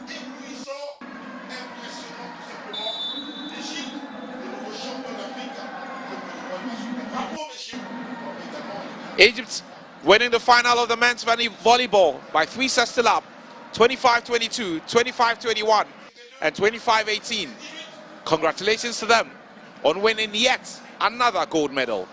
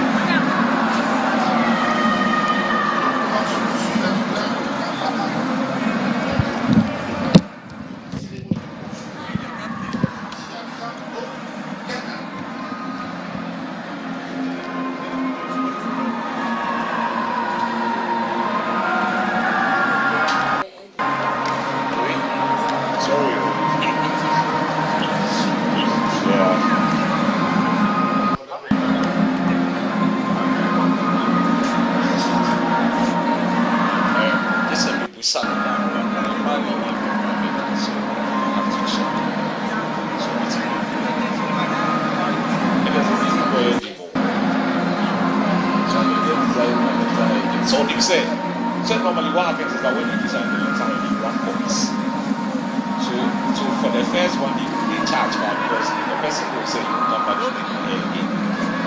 Because the one I will use for us. So when they design the first one, they charge. Mami Musa, Madame Fuso, what's going on? My friend is a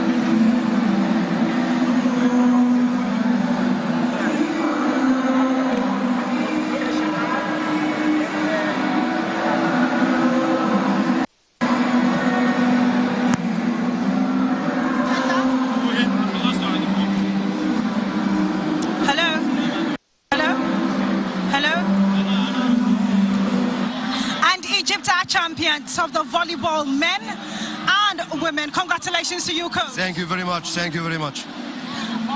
Coach, how did you manage to beat this resilient Kenyan side? They are so strong, and yet you gave them 3 sets straight. Kenya, very good opponent. I think the Kenya team, the only team who didn't lose 1 set in the competition. So we had to play with good strategy, and I think our player was perfect today.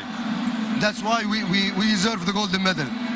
Did your player, was it Dola, did it impede on your team in any way?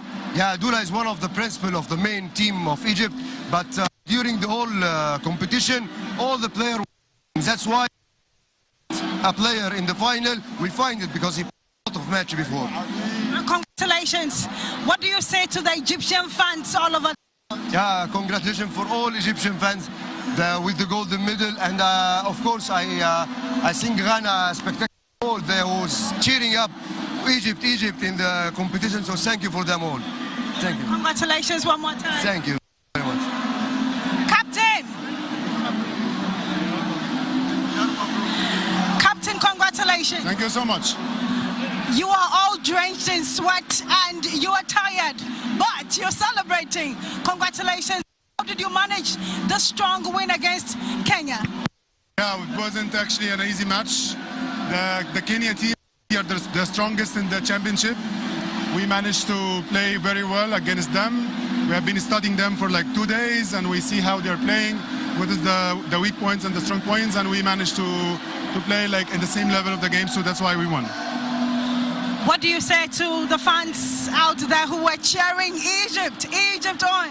No, of course, thank you so much for the nice of course, here that we got from the people in Ghana. They are supporting us from being here today for us, and that's it. Your teammates who have helped you as a captain to achieve this feat, what do you say to them, especially injured Dora? Yeah, of course, all of them actually, they have been playing, and everyone was like helping each other. So I would like to thank every one of them. The people who's injured, and the guys that they were substitute. So thanks God that we could manage to play as a one team, and we could win. Congratulations one more time. So much. Thank you. All right, it's a wrap on the for the games, but the podium is going to happen very, very soon. The first, second, third men, first, second, third women are going to get onto the podium and then get the medals that they have worked so hard for in midfielders. Remember, preparation started way ahead of this competition, and so it is that which they have put in that has come out. And so congratulations one more time. Just enjoy the scenes. We'll be back very, very soon with the medal presentation.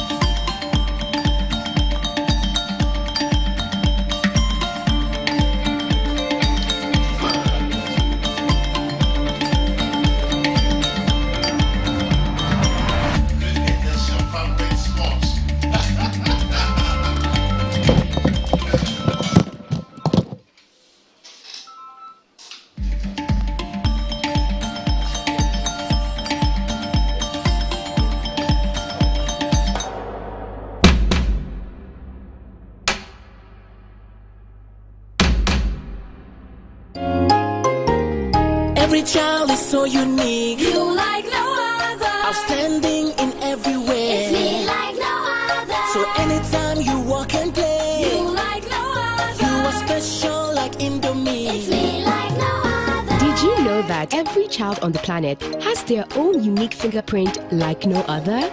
You like no other. I can play the drums. I'm talented. It's me like no other. I can sing. I can dance. You like no other.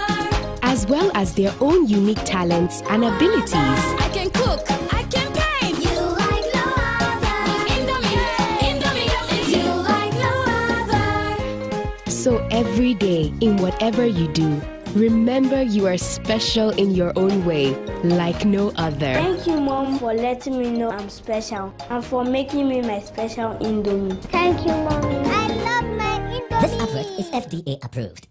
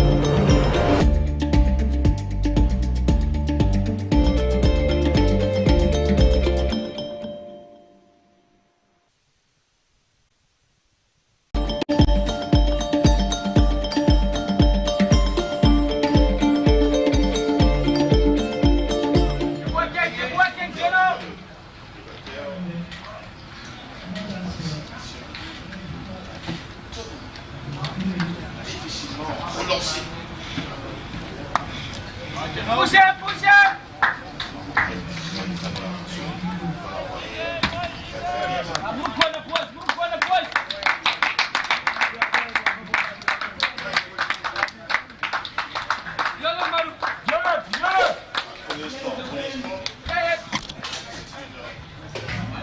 That's a very beautiful background there.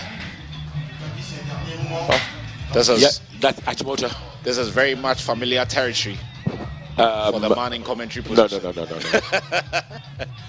For many years, he was in this environment. Very, very familiar territory for him. And obviously, Zimbabwe are really a team on the roll. But obviously, we know that when it comes to cricket, it's the Southern African nations. It tends to be, and then to a lesser degree, Kenya, Ghana, Nigeria. But mainly it's Zimbabwe, South Africa, Namibia, and particularly South Africa, as you mentioned. Because I'm convinced beyond any shadow of a doubt that if the South Africans were allowed to come or came with their heavyweights, I think it would be a whitewash. Yeah. If they're coming with their A team, no chance. Oh, no chance. No chance for the rest of Africa. No chance for everyone. I mean, the guys challenge Australia, in fact. The Proteas of South Africa, as they are known. They may have come with some players to give them some experience at competing at a high level.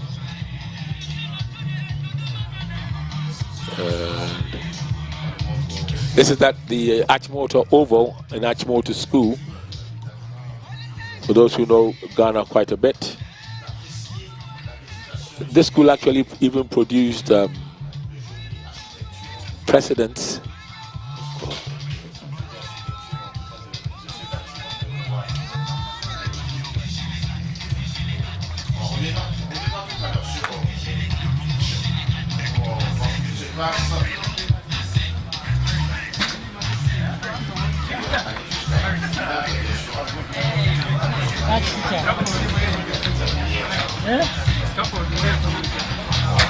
And so it is. Zimbabwe with the yellow, red, if you can call that yellow and red. And Namibia in the blue attire.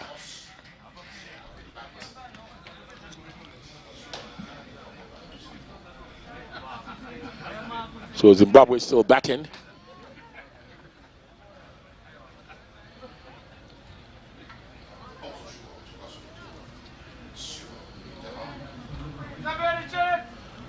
And it's Namibia bowling. That looks like somebody with a top spin lob. You can see the whole arena venue. From the distance, it means he's a fast bowler. And so coming up. And doesn't go beyond. And so no run. Chikongo.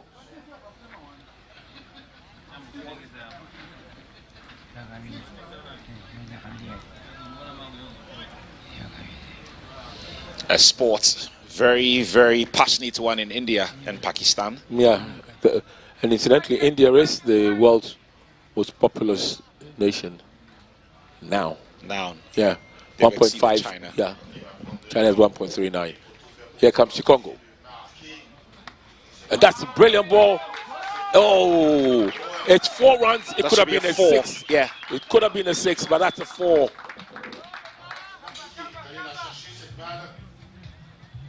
Well hit, well struck.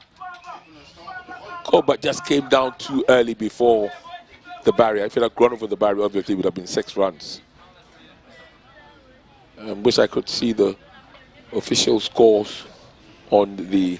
But this is at the Achimota School, which is partly covered by the Achimota Forest. And it makes very, very idyllic setting.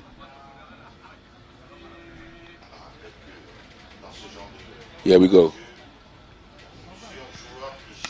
Another one. Another very going strong down, one. straight down the line. And but it prevents a 4, so they'll probably make it in 2. Was it 1 that they did?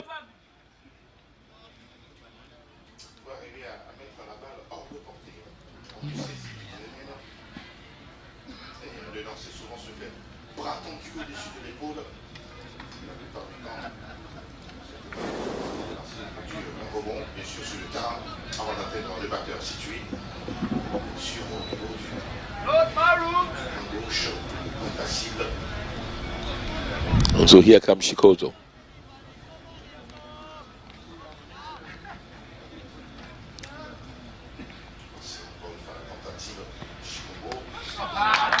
And that goes, will he get, no, stop there.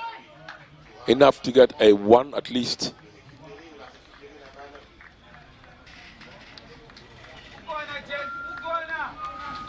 When you choose to bat, you've got to make sure the 4s and the 6s do count. Yeah.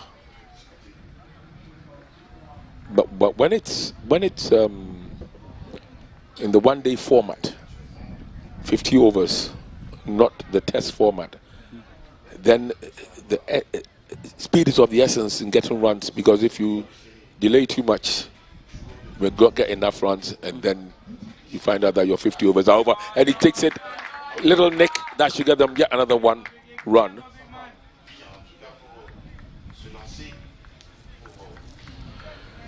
It would be interesting to see the number of runs that have been made by Zimbabwe, who are batting this time around. And so it is Zimbabwe. And I think this will probably be the last last ball in Chicago's over. So here he comes.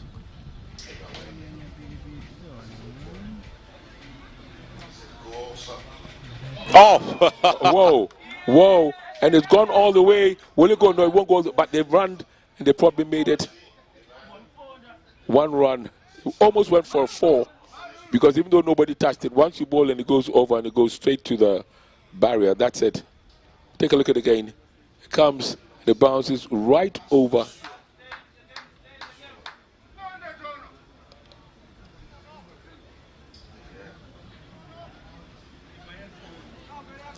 And so he comes to bowl again.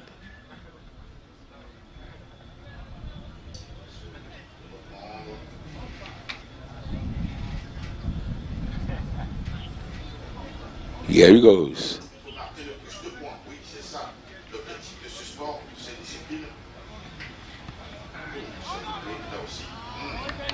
No run there.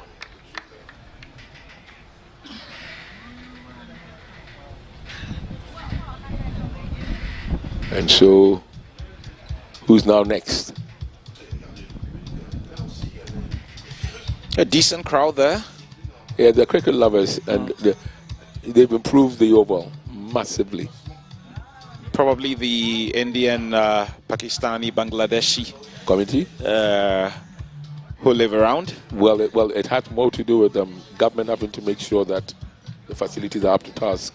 But I'm talking of the number of fans. The fans. Oh, no, there are a lot of Ghanaian cricket fans, you know. All jokes aside, it's just that it's one of those sports like tennis. It's quite expensive because you need a bat. Yeah. You need a ball. You need the pads, and those things are not cheap. You need a lot of sponsorship. Yeah. Oh, I even forgot about the helmet, the protective helmet for the bat. And incidentally, folks who may not know, they started wearing the helmet when a few balls started hitting people actually on the head. Exactly. Yeah. And a couple of years ago, the Aussies lost a player. Yeah. Hughes, I think that was his name. Merv Hughes. Yeah. That was a sad one.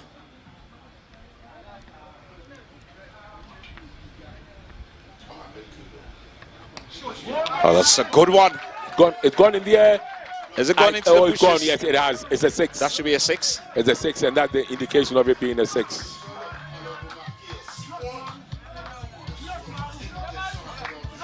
Went all the way, and he just hooked it off all the way over the barrier and into. Reminds me of the little master, Sachin Tendulkar. Oh, he was a phenomenon. He was an absolute phenomenon. And they are producing some very, very great sporting talent in this space. And it's not only him. I remember Ravi Sachri, Kapil Dev, yeah, Mohamed Azharuddin. And there they Quite go a number. again, preventing the 4, but they didn't go for the 2nd.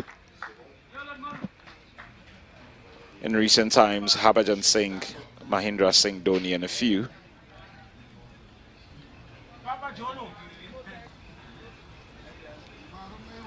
There's a final of the men's cricket. Zimbabwe doing the bowling. Sorry, doing the batting. Well, they made it for 2. Yes. just on time. Made it for 2.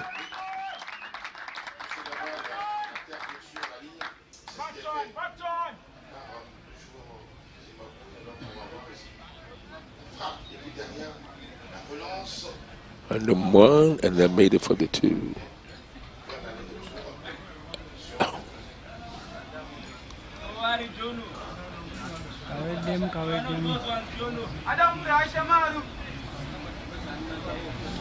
Zimbabwe still batting. And remember that Namibia made 113 for 7. So Zimbabwe have got to make just 114 runs. Yeah. And I think this is over 20 overs. So it's not the 50 over version, it's probably the T20 version.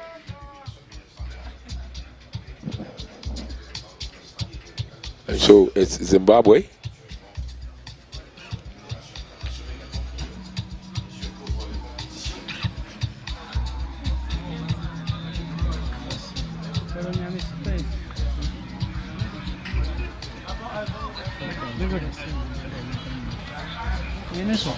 When I came here,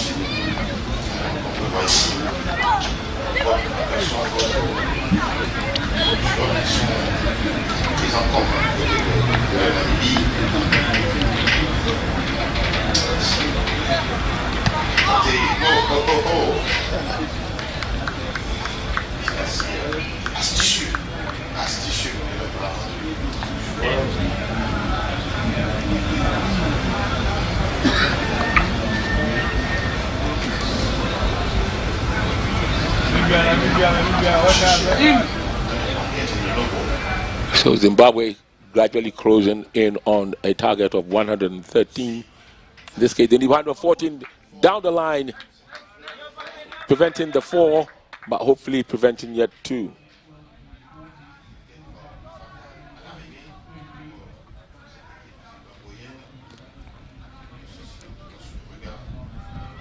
Remember that Namibia beat Uganda in the semis. Uganda had 87 for 9, Namibia had 111 for 7. And South Africa, I beg pardon, Zimbabwe beat Kenya. They got 196 for 5, and Kenya were all out for 126. And it's fair to say that not too many teams registered for this. Yeah. Just like we did see in the hockey as well. I mean, when it comes to cricket, because it's an English game, so it's basically played within the English-speaking or the Anglophone countries. Nothing to do with the French. Yeah. So I see only Zimbabwe, Namibia, Tanzania, Nigeria, and of course, well, that's it. Ghana didn't even send a team. And Uganda. Yeah. South Africans did not even show up. No, they didn't. And it was a good thing for me, because if they, wow, he's got it through, but there was some recovering up. There would have been some mismatches if the South Africans were here. Oh, absolutely. I have no doubt whatsoever.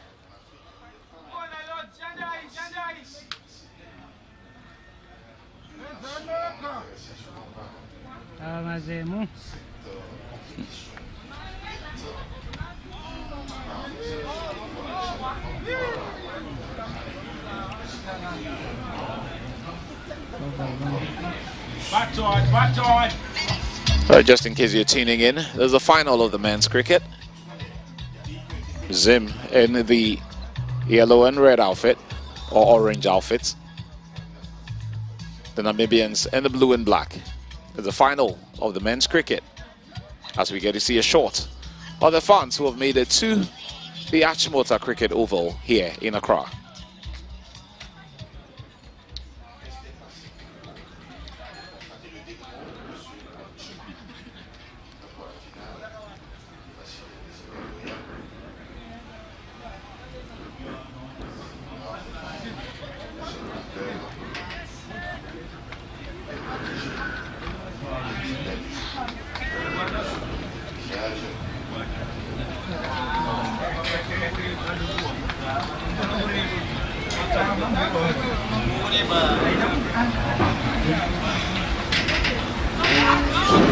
Come on!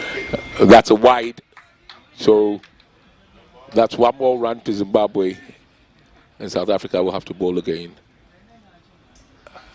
The umpire says it was wide when he stretched out his hands. And looking for just a single run here.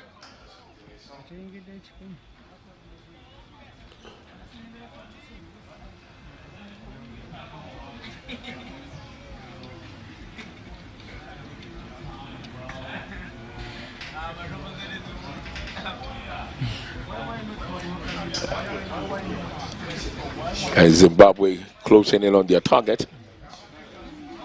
Zips it down the ground for a 4. I think that's it. It's over.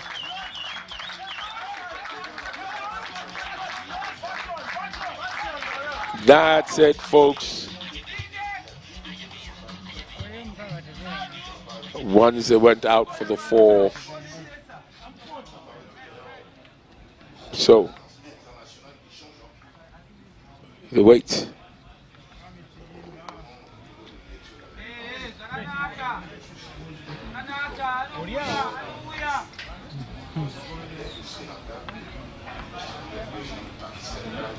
I want to read the way immediately. Or the way back. Whoa! He hooked it. It went all the way for a 6. That should be a 6. It went all the way for a 6.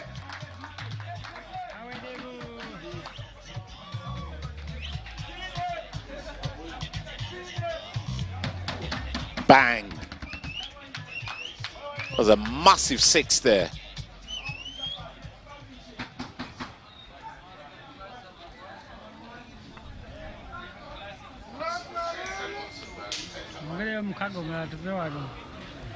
The Namibians have already done 113 on 7.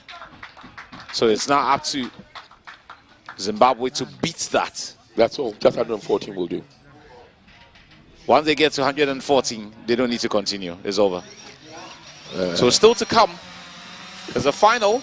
Sorry, there's a closing ceremony. Which will be held at the Legon Arena.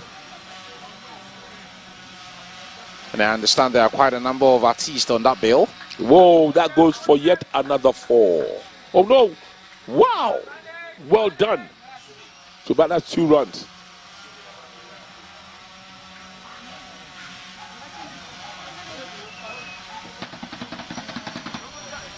And I guess I've been told that the President of the Republic will be here. Yeah. For the closing ceremony.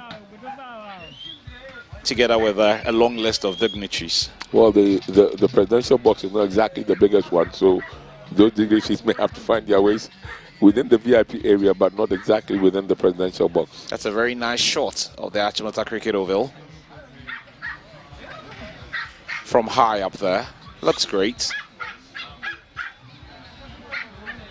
Again, all the clubs in there, together with the students from the school who love cricket, will take advantage of this facility going forward.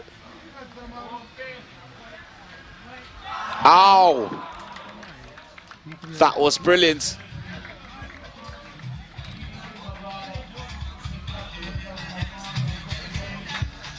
Has the Zimbabwean been bowled out? Have a look at this. Oh, yes. And the Namibians would celebrate this.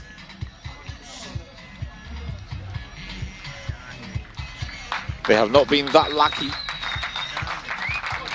But they would celebrate this one. Yes, Marumani.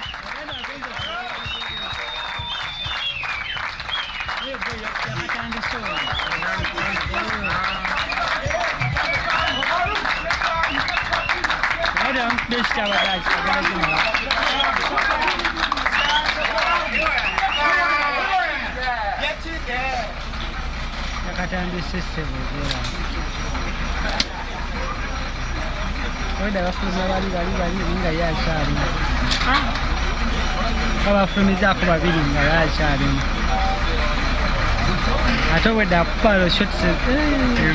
Mbi. Ya weda da gunde da man. Ogaga sa. Goda acho msanye kideje. Akwa kano kazibu kano sebo. Kekabaje de bali bona basinga kekabaje. The Namibians will try.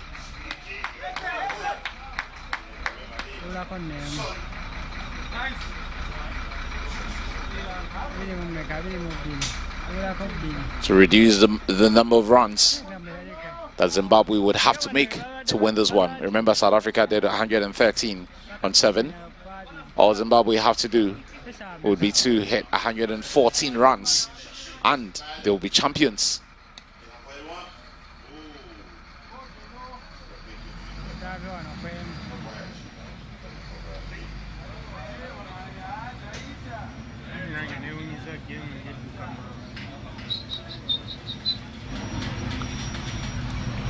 Flicked on nicely there.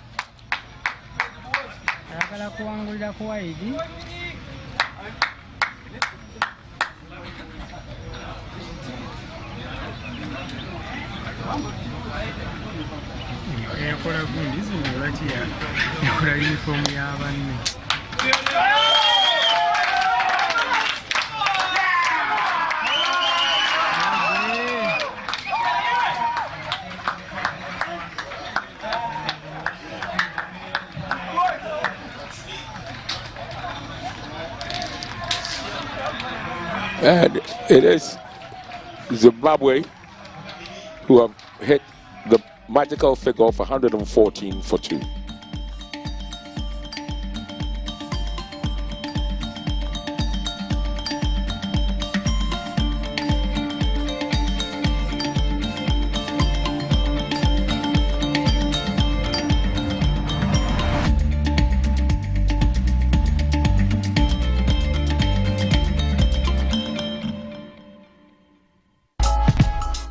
The International Maritime Hospital, IMA, situated in Tema Community 3, is a 130-bed capacity hospital and your one-stop shop for all your health needs. IMA provides all medical and surgical specialities. We have a modern gastroenterology and endoscopy suite to take care of all your health needs. The International Maritime Hospital offers nephrology with renowned dialysis and boasts of one-of-a-kind radiology department with a wide-bore 3 Tesla MRI scanner, the only one of its kind in Sub-Saharan Africa. IMA boasts of a flagship comprehensive stroke center. IMA is open to the general public.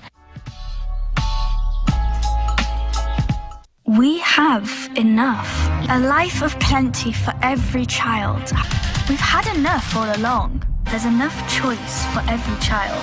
Enough nutritious food, produced responsibly and sustainably, so children can thrive everywhere. Let's come together and stand with children to say we've had enough. Enough.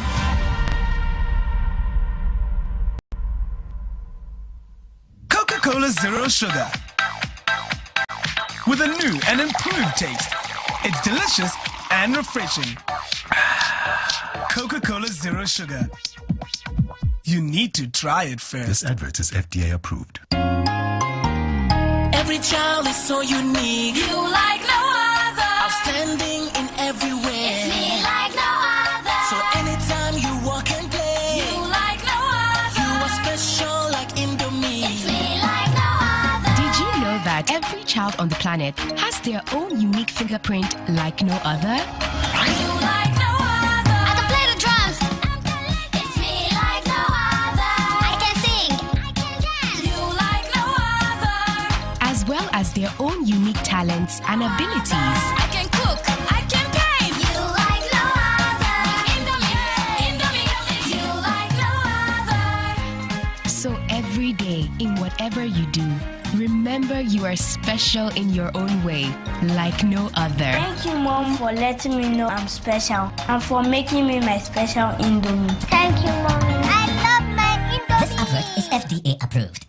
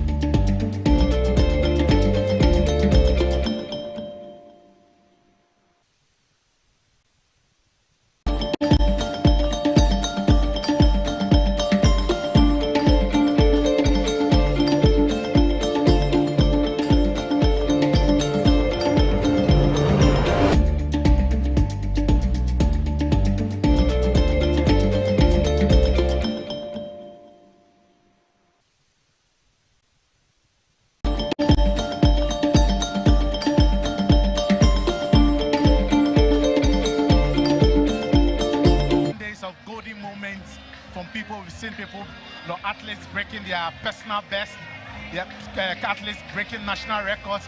We've seen a lot of golds being won by athletes who you never even thought could have such an opportunity. But I must say that I've enjoyed every bit of the African Games, and it's sad that today we have to wrap up every bit of it. What a 16 days has been for everybody who's been following the African Games across the continent.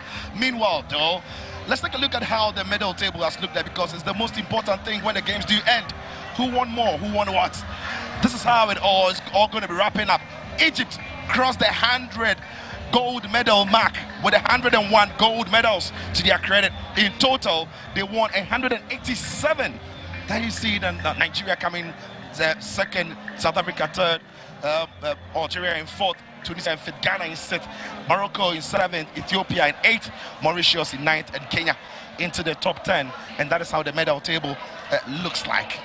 Listen, there's no denying, there's no doubt that Egypt dominated this.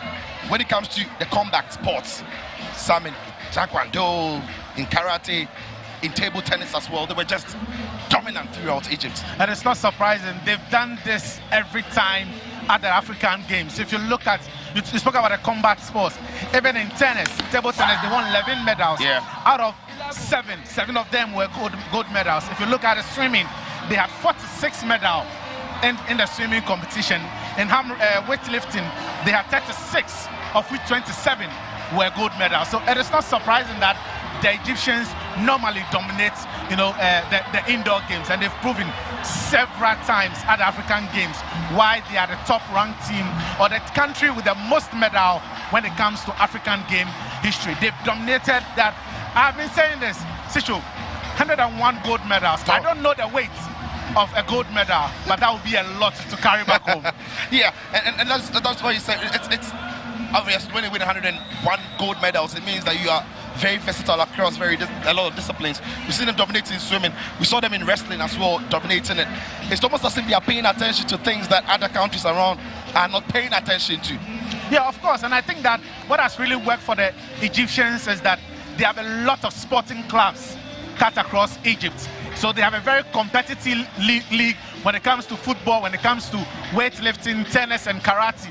So all that in their country, they are already competing in those kind of discipline, and it makes it easy for them to pick out the best from their country to represent them in competitions like this. So it is not surprising, and they've always been topping the medal table when it comes to the African Games. So it is not surprising at all that they've done that here at the 13th edition of the African Games. Yeah, Egypt showing why they are dominant on the African continent. Superbly great. Again, then, let's take a look at who finished second on the medal table and also look at the number of goals they won. It was Nigeria coming in second place on the medal table. They won a lot of goals for themselves as well. A lot of that was coming on the field events. So Nigeria got 47 gold medals to their credit. Listen, if you double that, they are still not catching what Egypt have done there, but they'll also be proud of themselves. And for Nigeria, when we saw them on the tracks, especially in the sprints, they were by far the best on the continent. Well, when it comes to athletics or the tracks in Africa, they've always been dominating. You look at Toby Amusan, he's just not dominating Africa, but he's the record holder when it comes to the 110-meter hurdle.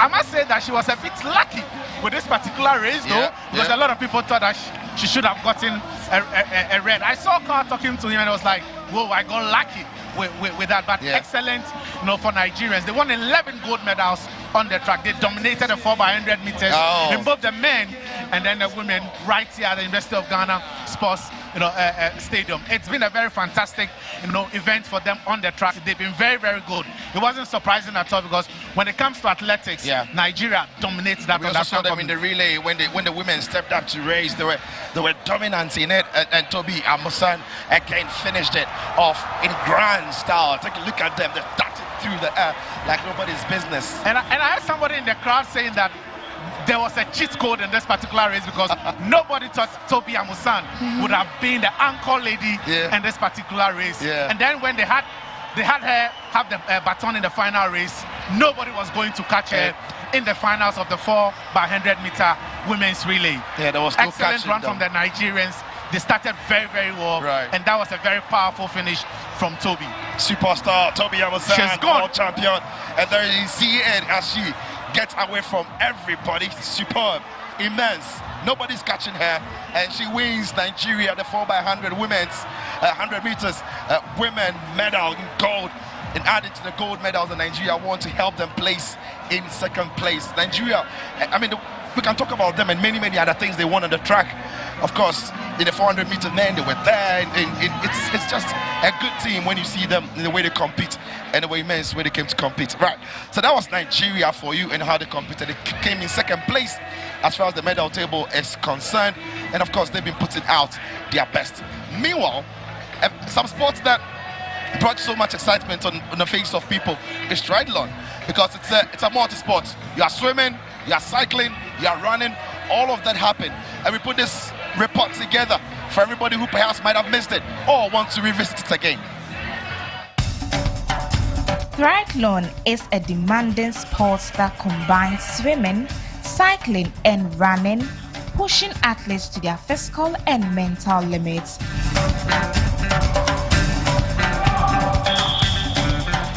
In recent years, triathlon has gained traction in Africa, with more athletes taking up the challenge and competing at various levels. The inclusion of triathlon in prestigious events like the African Games provide a platform for athletes to showcase their skills on a larger stage and attract more attention to the sport.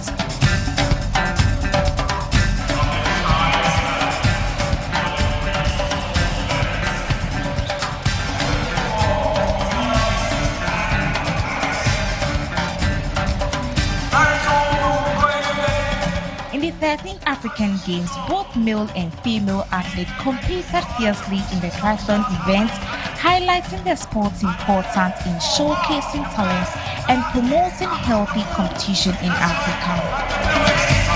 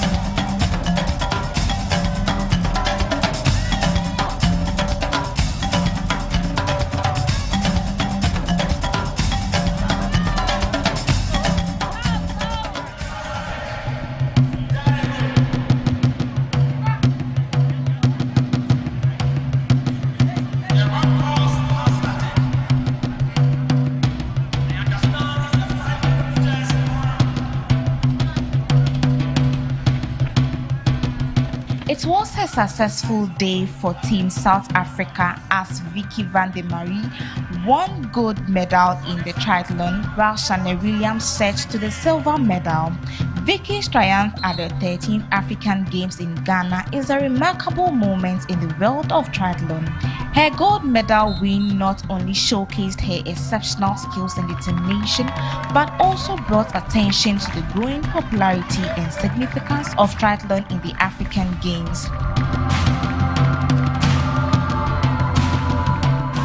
For female athletes like Vicky, winning the gold medal in the triathlon event is a testament to her perseverance. It also serves as an inspiration for young girls and women across the continent who aspire to excel in sports traditionally dominated by men. The success of athletes like Vicky not only elevates the profile of triathlon in the African Games, but also motivates aspiring athletes to push their boundaries and aim for excellence in their chosen sports. The 34-year-old athlete did her hopes of qualifying for the 2024 Olympics in Paris.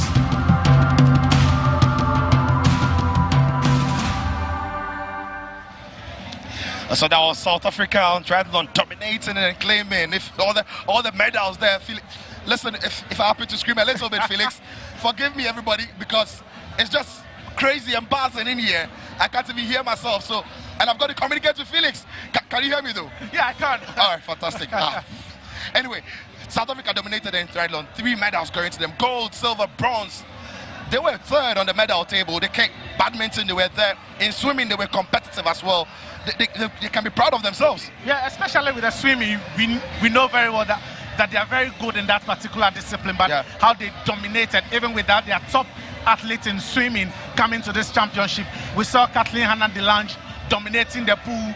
Even the relays, they did so well for both the men and the women. So it wasn't surprising that most of the medal that they got from the total medal haul was from Botswana, where they participated in the swimming competition. So it is the field that they dominate, and clearly we saw it at this championship. Superb. South Africa coming in 3rd place. All right, now let's talk about the hosts.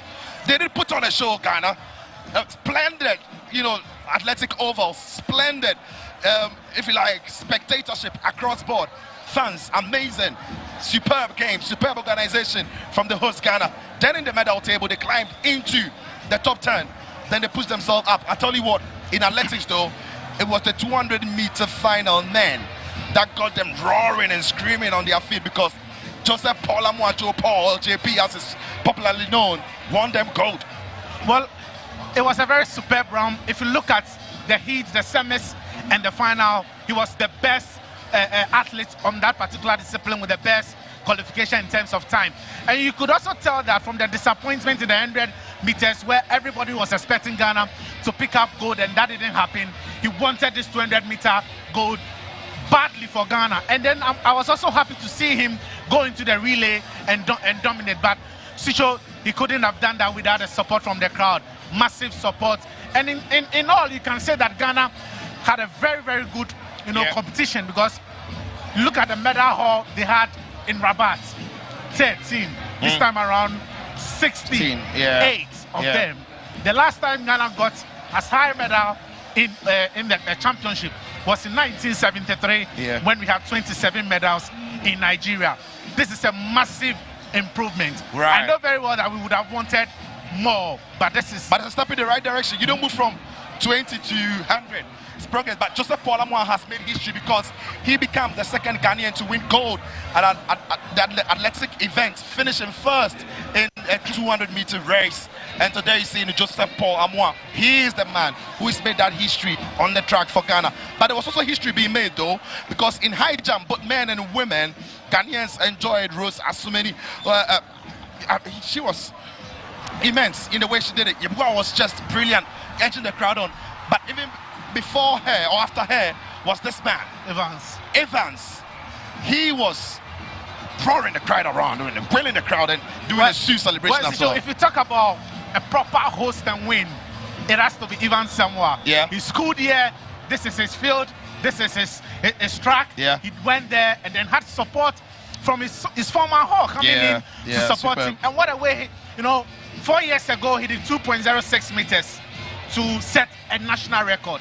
And then at this particular African Games, he went 2.21 meters. He nearly broke the record again, but excellent run also from... And that's Rose Amwenima. He did quite well. Rose Amwenima there was... I don't remember the last time Ghana did a double in high jump, but I must say I'm very, very proud that we've done the double gold in the women and the men's high jump. Congratulations to her. All right, so Rose winning gold right into the occasion and making Ghanaians happy and proud.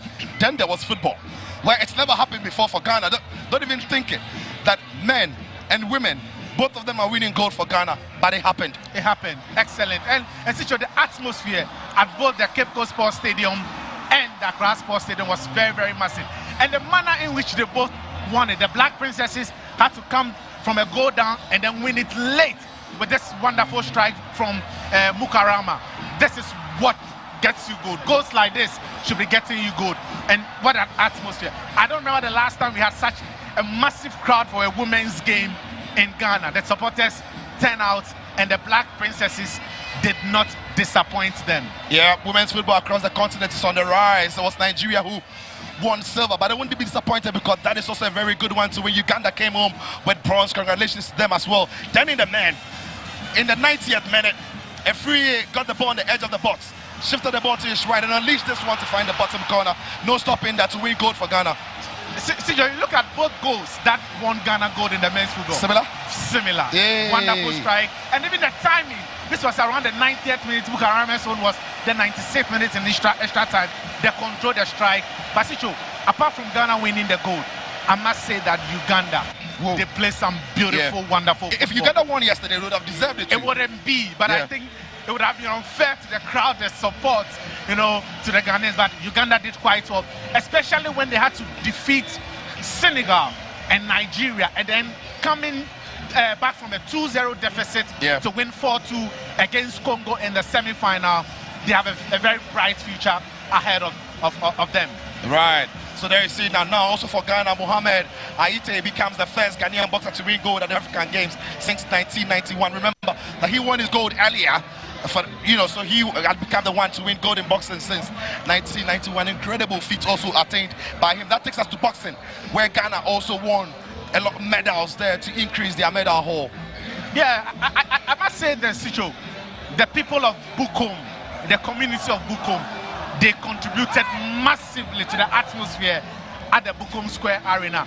You could see the excitement on their faces, the way they contributed to everything that happened at the Bukom Square Arena.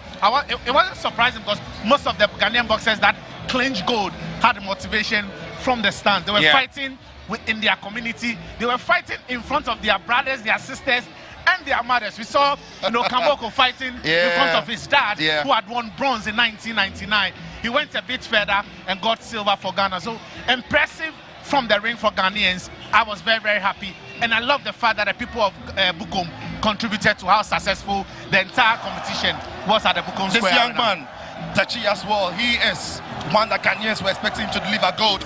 He was under pressure and he delivered gold. He did. And it wasn't surprising. He's been to the Commonwealth, pick up a Commonwealth medal, so it wasn't surprising for him to come and then upgrade that to gold here at the Games. I'm just hoping and wishing that he will book that Olympic qualification when he goes to the championship in Thailand. But what a way to get gold for Ghana. Excellent from Samuel Techi. Brilliant. And also for Ghana, arm wrestling got Ghana plenty medals as well to project Ghana. But of course, they did very well, and that's Techi. Arm wrestling playing this part. As you know, arm wrestling was great as well for Ghana. Yeah, of course. I think 60% of the medals that Ghana won came from arm wrestling, and kudos to the team. Kudos to the president of the Arm Wrestling Association of Africa. They done quite well. Ghanaians have become, attached to the sports, and I'm hoping that soon it will move from a demonstration sports to one of the main events, and then who knows, maybe an Olympic event come the next 2 or 3 Olympic Games. Congratulations to all medal winners for Ghana, all participants. To even compete for your nation is a proud moment for you. Meanwhile, one country that has stunned all of us who have followed the game is Uganda. Uganda, they were won in rugby. They were brilliant in rugby when they won it. They won silver in men's football. They won bronze in women's football. Listen, Uganda in this competition pulled surprises. Of course, especially in the game against Kenya. If you talk about rugby, Kenyans are known for their rugby, and they had the best dance of the competition. What a dance! What an absolute cracker! Yeah, this is how you dance to gold. This is how you dance to a medal. This is how you dance to a podium finish. So, but I must say that it's been a very, very successful competition for them. They've done quite well in football and cricket, in rugby as well. I'm very, very proud of what they've achieved here at the 13th African Games. All right, so it's been the 13th African Games coming your way from Accra, Ghana. It's been breathtaking, it's been pulsating, it's been exciting, it's been fun. All of Africa can be proud of themselves for what they've put together. But for Ghana, what a show. What an absolute show. Coming up very soon, though, is the party for the closing ceremony, which I have got a lovely view to enjoy. But you at home or wherever you are across the continent, you can stick and stay with us and enjoy this. Felix, thank you very much for your time. Thank you, Sisho. To Matilda Quaison, the producer, who's giving us the best guests on the show. Fantastic job to you and the whole crew. It's bye-bye from us, and as always from me, Niaga Dogo. Godo. Bye-bye.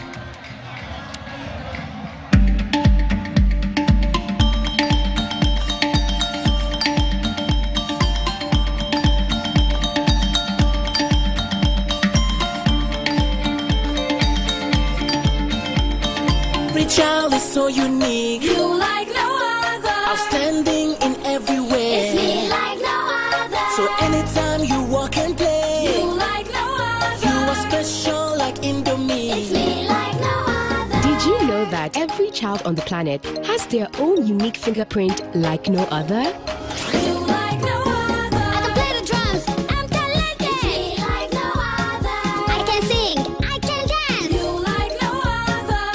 As well as their own unique talents and abilities. I can cook, I can game. You like no other. Indomie, you like no other. So every day, in whatever you do, remember you are special in your own way, like no other. Thank you, Mom, for letting me know I'm special and for making me my special Indomie. Thank you, Mommy. I love my Indomie. This advert is FDA approved. Busy fighters, take a moment and intensify it. Because when snacking is under attack, we'll be there to fight back. Snack in the name of play. Every child is so unique. You like no other. Outstanding in every way. It's me like no other. So anytime you walk and play, You like no other. you are special like Indomie. It's me like no other. Did you know that every child on the planet has their own unique fingerprint like no other? You like no other. I can play the drums. It's me like no other. I can sing. I can dance. You like no other. As well as their own unique talents and abilities. I can cook. I can game. You like no other. Indomie, you like no other. So every day, in whatever you do, remember you are special in your own way, like no other. Thank you, Mom, for letting me know I'm special and for making me my special Indomie. Thank you, Mommy. I love my Indomie. This advert is FDA approved.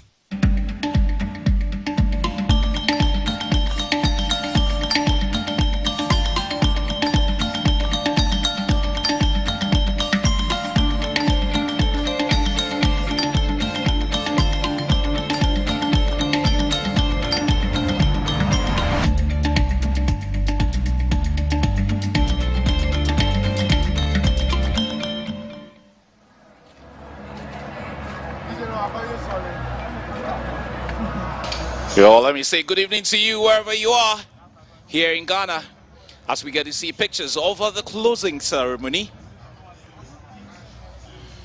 It's been wonderful the last 16 days here in Ghana, bringing you absolutely everything on the 13th All African Games, or African Games these days. Pretty shortly we're going to be having the start of the closing ceremony. We're going to be seeing quite a number of performances. It does appear we have a packed stadium for this. People from all walks of life coming to see the closure of the 13th African Games. The Ghana band in position and just about starting the official closing ceremony.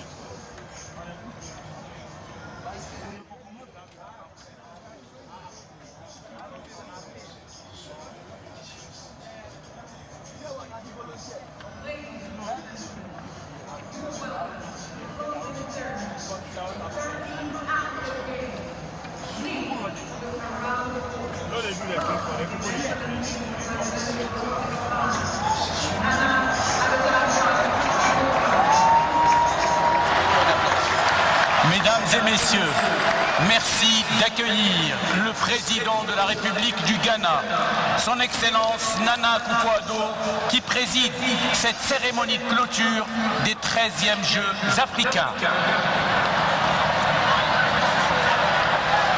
The arrival of His Excellency, the President of the Republic of Ghana, Nana Akufo-Addo. Please rise for the national anthem of the Republic of Ghana. Merci de vous lever pour l'hymne national du Ghana.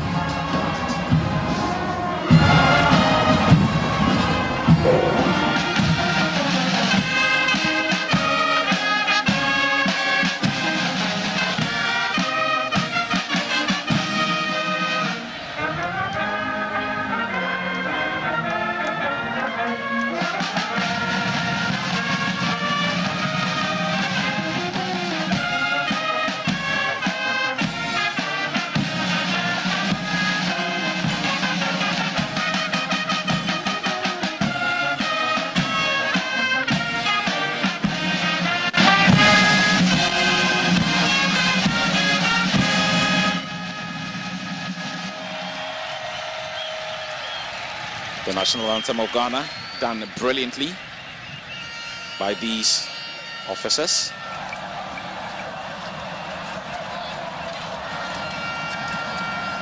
Ladies and gentlemen, please give a round of applause to the Ghana Armed Forces Mass Regimental Band with their powerful, soulful, and spiritual rendition of the national anthem. A true moment for the Republic of Ghana.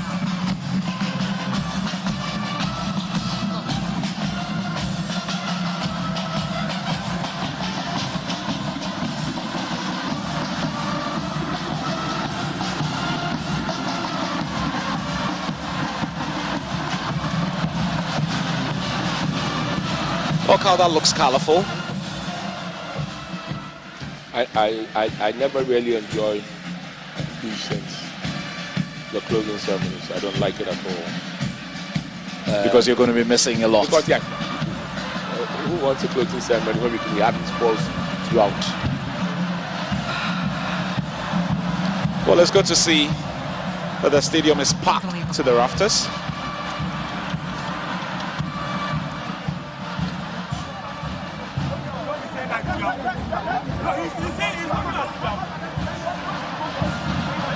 Every inch of space filled for this closing ceremony.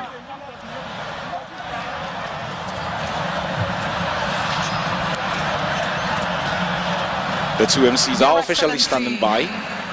The President of the Republic of Ghana. Ladies and gentlemen, Ghana, Africa. This has been a momentous last 3 weeks, not only for the nation of Ghana, but for the continent. We have demonstrated our unity. We have demonstrated our sisterhood and our brotherhood. We have demonstrated that when you bring sports, culture, and food, we are essentially one person. And tonight it's with immense honor and pride that I join my brother here, Jalal from Morocco, to bring you the 13th African Games official closing ceremony. Jalal, bonsoir et encore une fois, bienvenue au Ghana. Bienvenue à Accra. Merci, Anita. Thank you, Ghana. Thank you, Anita, for giving me again the opportunity to join you here to celebrate Ghana, to celebrate Africa for this closing ceremony. Thank you. Thank you so much. And tonight we are surrounded by more than 10,000 Ghanaians and Africans. And I wish you could hear them. I wish you could feel them right here. Oh yes, we get a round of applause. They're not mic'd, but don't let that fool you. The energy here is positive. The spirit here is strong. And unfortunately, we do have to say goodbye to the sport, but we are also saying welcome to a new form of camaraderie. Don't be sad, Anna. I know you're so emotional when it comes to your country, Ghana. It's the end of the game, but believe me, it's the beginning of a new era for Ghanaian sports. Absolutely. Now, from where I stand, Jalal, I also can see with His Excellency, I believe we may have the First Lady of the Republic of Ghana, and we also have perhaps the Vice President of the Republic of Ghana, and for all the excellencies and the diplomatic corps, the media, the athletes, the volunteers, this has been not only one person's job, but a collective effort. And in a few minutes, we get to applaud and congratulate the athletes and the volunteers who have made these games come true. And now I will turn to French. Absolutely. Mes amis, bonsoir et bienvenue ici à Accra pour cette cérémonie de clôture des 13e Jeux africains. Ça a été la première édition des Jeux organisée par le Ghana et ça a été un véritable coup de maître, un succès dont tout Ghanéen, tout Africain doit et peut être fier. Merci aux athlètes, merci aux organisateurs, aux responsables, aux volontaires qui ont fait de cette édition un véritable succès. Now, as we come to the close of these games, Jalal, and I know this is the second time you're doing it, yes. You probably don't want to go back home to Morocco, and I probably don't want to send you away, but you know, what you start, you must end. Yes. Like I said before, we do have the athletes and the volunteers coming out, and from the bottom of my heart, I would like to ask all of you, more than 10,000 in the stadium here at the University of Ghana Stadium, and of course at home and across the continent of Africa. Do give them a round of applause. They have done exceptionally well.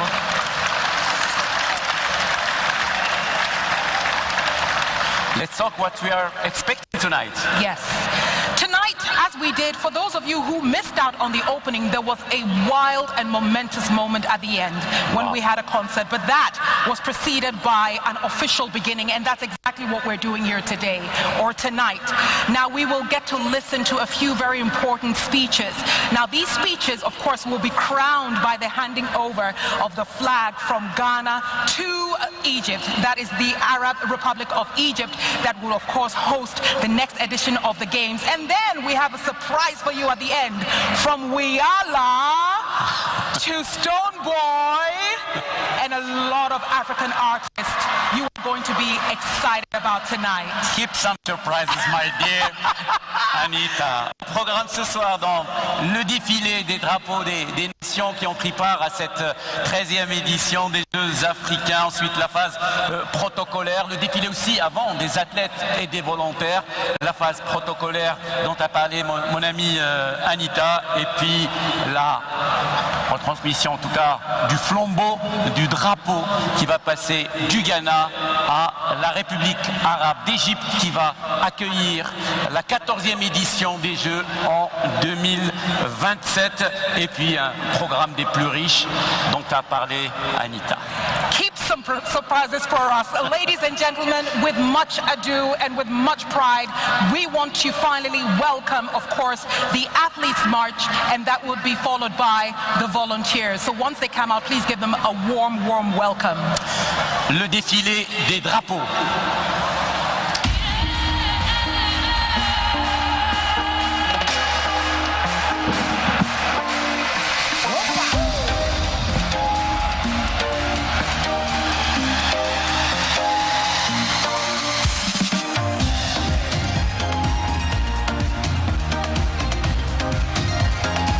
Well, after competing here in Ghana all of these days, we get to celebrate all of these athletes who made their nation so proud in Accra.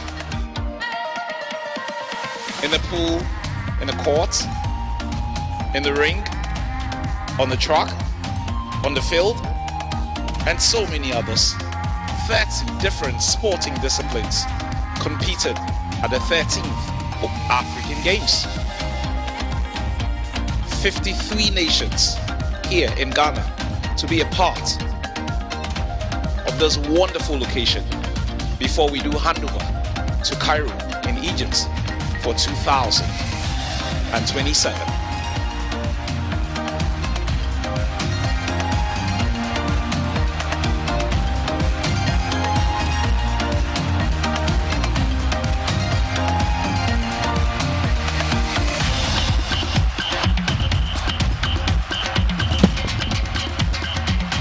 All 54 flags of Africa being represented strongly here. Ladies and gentlemen, with a resounding round of applause, please welcome the athletes.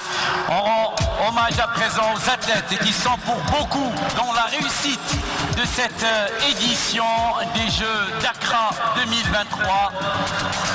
Applaudissons-les, ils le méritent, ils sont notre fierté et celle de tout un continent. Le défilé des athlètes.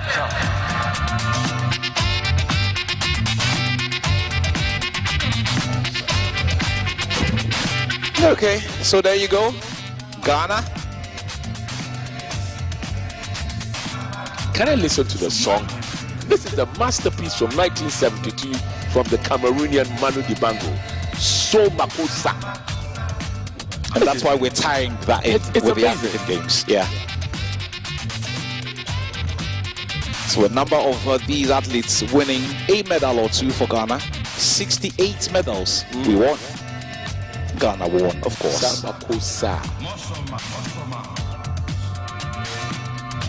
It was a hit then. One of the first Africans to really have a major hit in Western Europe. So that's what, 52 years ago? 72. Yeah, 52 years ago. Tanga tanga ubu etanga isamakosa. That's Team Ghana. Yeah. probably one of the largest contingents of this year's African Games. I'm happy to use the word one-off because clearly they were not as large as the Egyptians, because the Egyptians were in so many, almost every discipline. And that's Morocco.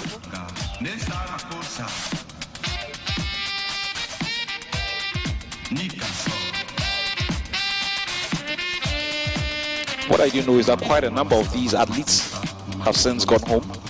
Yeah, a lot of them. Yeah. You don't wait. It's the same principle that applies to the Olympic Games, the Commonwealth Games. Once you finish with your sport, 9 times out of 10. With Africa, it's slightly different because it's cheaper to hire, when you're buying your plane ticket, to go together one, rather than letting you buy the short one. And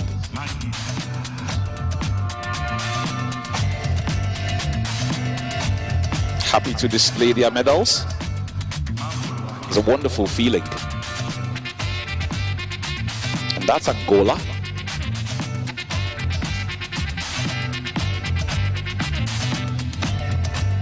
Just are the Egyptians.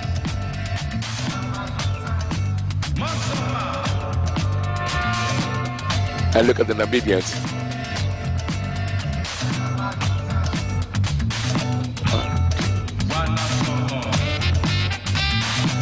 Athletes from all over the continent coming to be a big part of this wonderful location. Congratulations to all of them who won something, and better luck next time if you won nothing.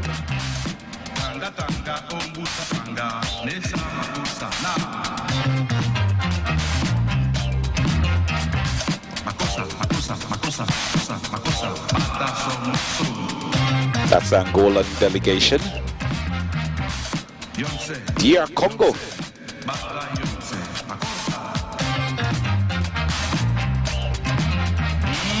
Patrice Lumumba's DR Congo. Mobutu Sese Seko's DR Congo.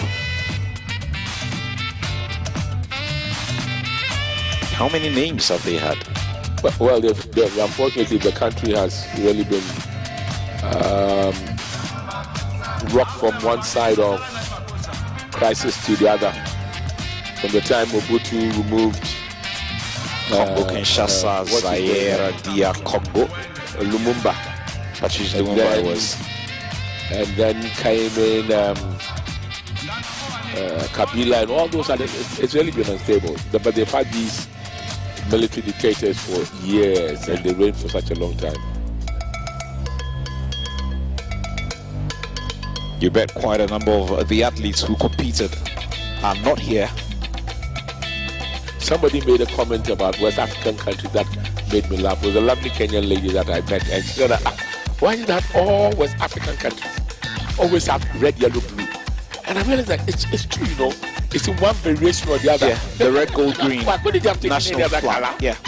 So if you look at Ghana, if you look at Togo, you look at Senegal, everywhere. It's too much. There's a red, gold, green somewhere. It's Algeria.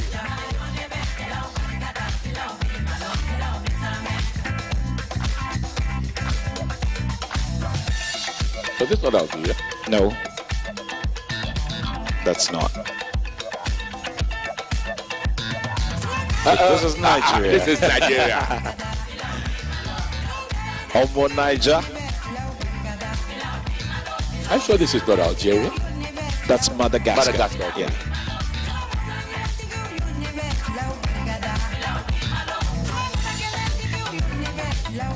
So this is Nigeria.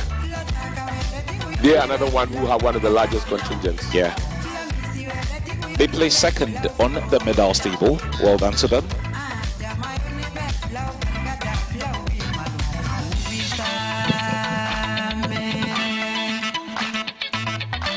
And of course, some of these athletes would wave to the fans who have been there to cheer them on.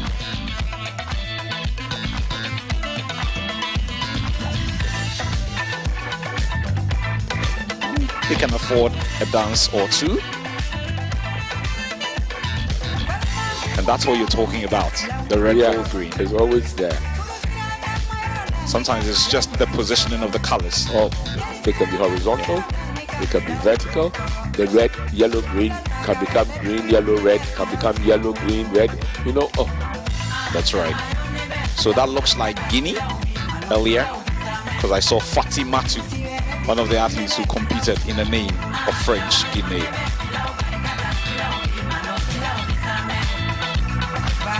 That looks like South Africa. Yes, that's South Africa, finishing third on the medal standings. And that's the weightlifter into me, who won Ghana's first gold medal at the African Games.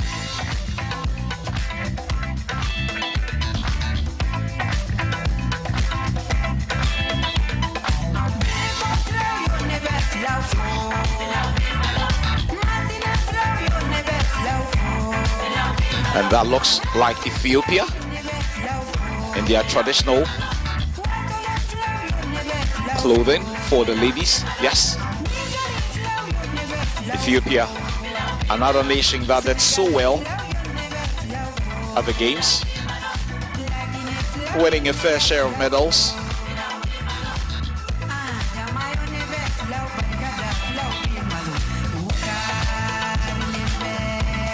The Egyptians, and despite the fact that they won so many medals, have probably the smallest representation here for the closing ceremony. A lot of them, my understanding, is that they touched base in Cairo right after their events. Not necessarily Cairo. Some of them are going to other places. Side or Alexandria or Ismaili. Not even Egypt itself. I'm talking about they've gone to, because quite a few came from various locations around the world. You know what I mean? Yeah. Students who were in the university in the US and then Canada and other places. And that's Senegal. They did not appear to be coming in any particular order. But I'm asking, so how do you distinguish between Senegal and, let's say, Guinea? The positioning of the colors? Yeah, so which one is Senegal? Because I don't know. This is Burkina Faso, right? No. That's Tanzania. No, that's different. Yeah, that was the earlier one you were referring to. Yeah, so that's an interesting bit with it. So one could be Cameroon. So this is Togo. So you have Cameroon, you have Ghana, you have Guinea, you have Senegal. Oh, this is Togo. You have Mali. Yeah. Oh, then now bring a smile onto Angelo's face. Yeah, right. A big smile onto his face. And for those who don't know, Angelo is actually the main commentator for the French language here. So that's the Togolese there in your shot again. They also had some great athletes competing at this 13th African Games here in Accra. The Tanzanian contingent can afford a dance for themselves. And that's Zambia. Kenneth Kaunda, Zambia.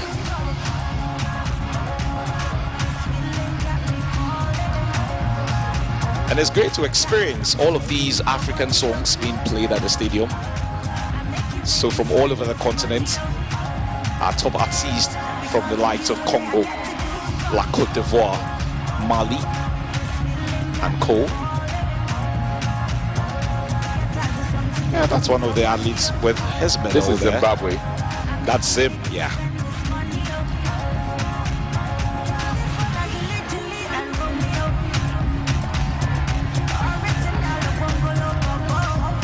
Pictures like this remind me of all those years ago in 1980 when they won their independence with Bob Marley in attendance. They were then the breadbasket of Africa. That's right. Southern Rhodesia, it was at the time. Question is what happened 42 years later. No, sorry, 44 years later. A lot of questions to ask.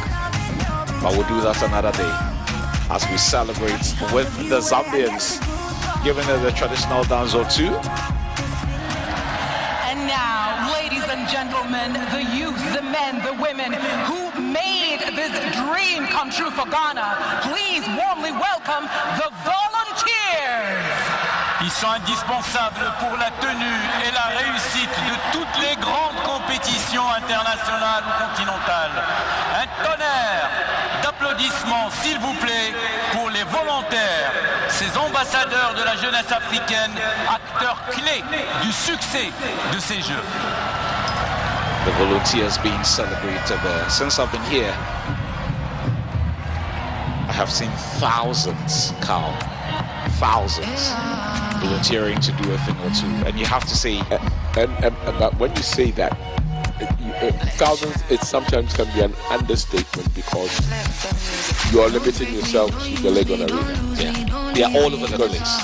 They are, or they were at the International Conference Center for the table. At the airport for their arrivals. They were at the airport for the arrivals. They were at the Baltimore Port. They were at the Legon Buko Boxing Arena. Thank you. The Legon Arena. The basketball, one here, the rugby, one all within the Legon area. So, I mean, they have been everywhere.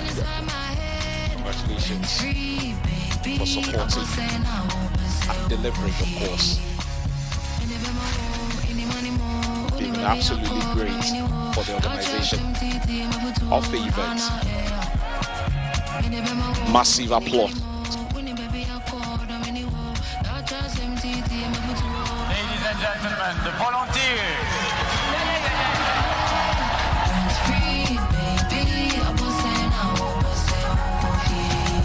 Ladies and gentlemen, these are the young people, the great people who allowed us all to enjoy weeks of sport, weeks of togetherness, weeks of Africanness. Please, with a resounding round of applause, say a big thank you to our volunteers.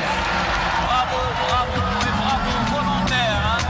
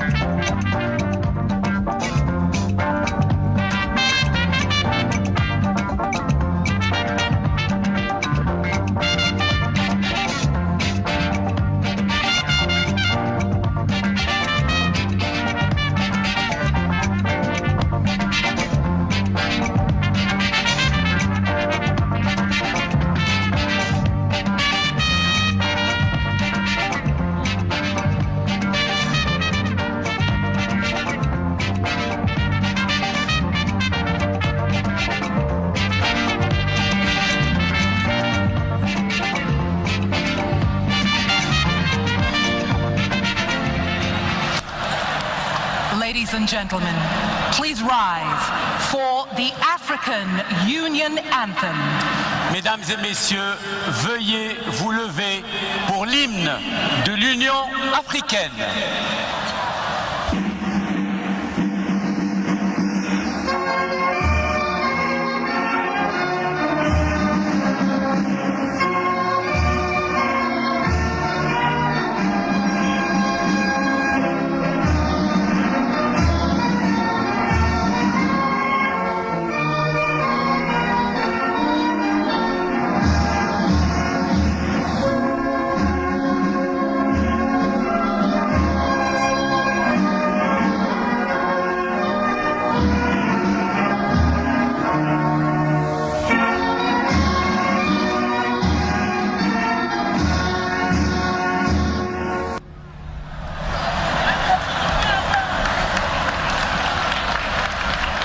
You may now be seated. Leading the dignitaries onto the field to make their speeches is Rex Brobe, a former 100-meter champion in Ghana, who represented Ghana at the 1984 Olympic Games. And ladies and gentlemen, this brings us into a very important part, which starts off with some remarks made by the chairman of the local organizing committee, the executive chairman, Dr. Kweku Ofosu Asare. Mesdames et messieurs, merci d'accueillir le président du comité local d'organisation, Dr. Kweku Ofosu Asare.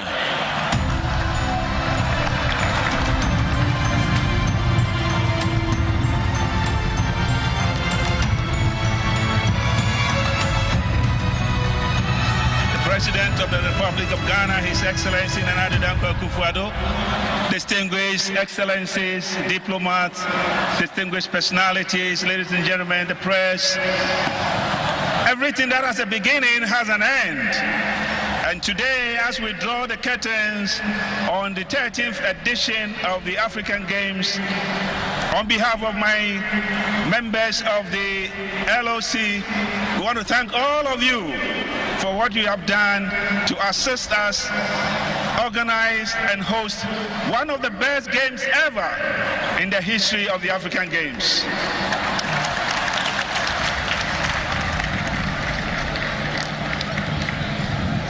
The list is very tall, but permit me to single out a few people. The President of the land, His Excellency Nana Dankwa Akufo-Addo, has forever been resolute in his support for the LOC and has assisted us tremendously to host and organize the Games. The African Union, ANOCA, UCSA, the security services, the media, the volunteers, the athletes who were at the center of the Games, we want to say a big thank you to all of you. We really, really appreciate what you have done to help us and to assist us. And what I'm sure is on the lips of everybody at this stage is how are we going to maintain these excellent sporting facilities that under the leadership of President Akufo-Addo we've been able to build in Ghana. I want to say that it's going to be a collective responsibility of all of us to try and maintain these facilities. The President of the land challenges the LOC to transform the facilities into a University of Sport for Development. That I'm talking about the facilities at Boteman. Mr. President, I want to jog your memory, and I have no doubt in my mind that you will support us financially and physically for us to achieve this dream. All those who are leaving now, we want to wish you God's mercy, but feel free to come back because Ghana is your home. Once again, I want to thank all of you for what you have done for us. Ghana has always been the gateway of Africa, and we will always be setting the records. I'm very proud as a Ghanaian and very proud as African. Thank you very much for your support.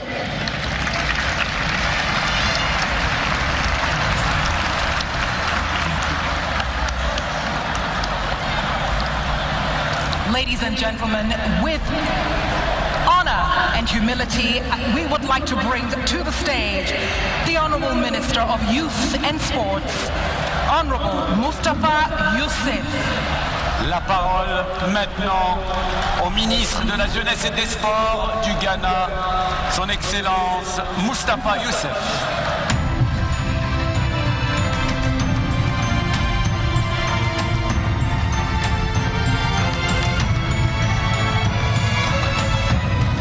Your Excellency Nana Addo Dankwa Akufo-Addo, the President of the Republic, Madam Rebecca Akufo-Addo, the First Lady of the Republic, Madam Akosua Frema Ose Opare, Chief of Staff, Ministers and Deputy Ministers of State, my able and very supportive Deputy Minister, Honorable Evans Opoku-Bobie, my colleague Ministers of Sports from the AU member states, Your Excellency Ambassador Minata Samati Susuma, the Chairperson of the Technical Committee for the African Games, members of the Diplomatic Corps, Major General Naza, the President of Association of African Sports Confederation, the officials of the National Olympic Committee of Africa, my Chief Director of the Ministry of Youth and Sports, the Executive Chairman and the members of the Local Organizing Committee, directors and staff of the Ministry of Youth and Sports, the Director General and staff of the National Sports Authority, heads of confederation,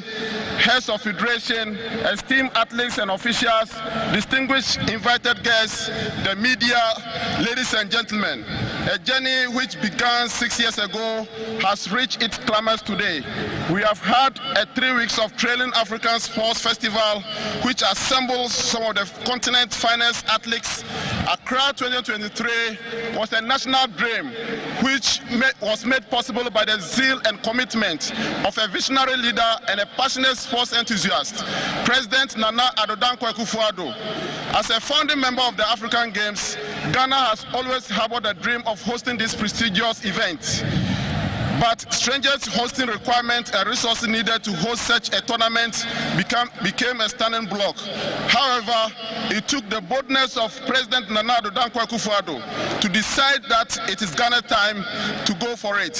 Hence, in 2018, Ghana won the bid to host the 13th African Games, a decision which placed huge responsibility on the country to deliver modern and standard facilities for the African Games. It was a huge responsibility, which we were very prepared to scale up, as our bid indicated. However, in the middle of our preparation, COVID-19 set in, and other challenges such as the impasse between AU, ANOCA, and UCSA. But Ghana was in a position of no surrender. We were determined to build the required infrastructure for the Games, and in the President Nana Addo Dankwa Akufo-Addo, we had outstanding diplomats who personally intervened and resolved the impasse that paved way for Accra 2023. Mr. President, thank you so much. As the minister responsible for sports with the oversight responsibility for the African Games, I was always encouraged by the unwavering commitment of our government and the personal commitment by Mr. President towards the success of this game, Accra 2023.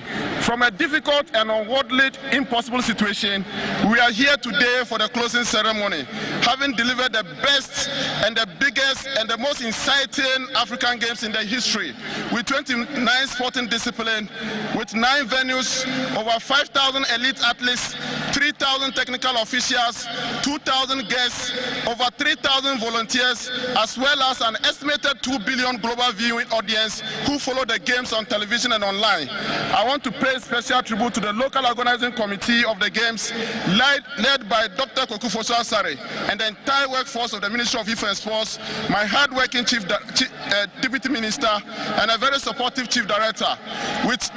We recognize your support and collaboration with other ministries and agencies, the Ministry of Finance, Road and Highways Ministry, Ministry of Energy, Ministry of Transport, Ministry of Interior, the State Protocol, the IGP and the police, and also the Ghana Armed Forces, the Ghana Revenue Services. I want to again thank the African Union, the African Sports Council, the UCSA and NOCA for giving Ghana the opportunity to host the 13th edition of the African Games and the support they gave us through the process. A special gratitude also goes to my colleague sports ministers from the African continent, the technical officials like the World Anti-Doping Agency for their hard work and encouragement. A special commendation goes to the State of Qatar for their donation of equipment, and also Taishan Sports, ANOCA and other sponsors for their sponsorship for these games. To all the athletes and and technical officials who participated and officiated. We owe much of the success to you. Without you, there would have been no actions on the venues. And on behalf of the government and the people of Ghana, I wish you all the best in your career. Those of you who qualified for Paris, the Olympic Games through Accra, keep the flame burning and make Africa proud at the Olympics in summer. I assure all of you the support of the continent in this regard. To our dedicated volunteers, Ghana is indeed proud of you and appreciate your dedicated service. To the media, both from Ghana and across the continent, you have made the voice of the games, and we have seen outstanding coverage and reportage of the games. Overall, it has been a great media coverage, and I want to use this opportunity to thank local and international media for good work job done. Last but not the least, to the Ghanaian public for embracing the games. You have trooped to every venue: Botima, Bokom, Accra International Conference Center, Ablekuma Pokwasi Road, the National Hockey Pitch, the Achimota Cricket Oval, Cape Coast Sports Stadium, Accra Sports Stadium, and here in Legon to cheer our athletes. Thank you, Ghana. The 13th edition of the African Games, Accra 2023, will be coming to official close shortly. But for us in Ghana, it has just started because the legacy of the 13th African Games lives on. For Ghana, the legacy goes beyond the games, as the multi-purpose infrastructure that we have built at the University of Ghana in Botima will contribute greatly to sports for development. Never in our history have we had such a world-class facility for multi-purpose sports, thanks to the 13th African Games, driven by a remarkable visionary president, Nana Addo Dankwa Akufo-Addo, and the commitment of the government. Ghana now possesses this facility with the declaration of Accra as the African City of Sports for 2024 and beyond. I take the opportunity to invite Confederation, Federation, and International Olympic Committees to organize competitions here in Accra. This legacy, Mr. President, prosperity will never forget your administration's significant impact on Ghana's sports and contributing to keeping the flame of African Games burning. I want to assure the good people of Ghana that we will build on the unprecedented success Ghana has achieved. This is the most successful African Games ever in terms of medal won. Prior to this game, Ghana has also registered the best performance at the 2022 Commonwealth Games in Birmingham. And at the last Olympic Games in Tokyo, Ghana won a medal for the first time in 30 years. This is also the first time the African Games has been beamed on Super Sports.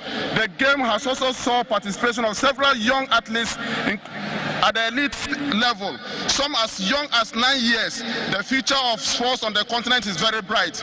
In conclusion, let me once again express Ghana's pride in hosting the rest of Africa for Africa's biggest sporting events. I wish all of you safe journey to your respective country. Yadamasi pa Ghana for you are done. Akpenami, Mungode, Mpusia Pam, Merci, Shukran. Thank you, Africa. Thank you so much.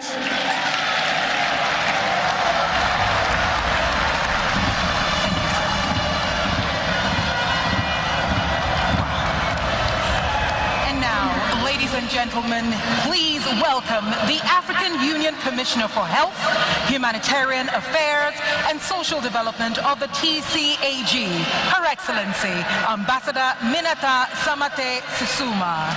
Merci d'accueillir à présent son Excellence, Madame Minata Samate Sissouma, commissaire de la santé, aux affaires humanitaires et au développement social auprès de la Commission de l'Union africaine.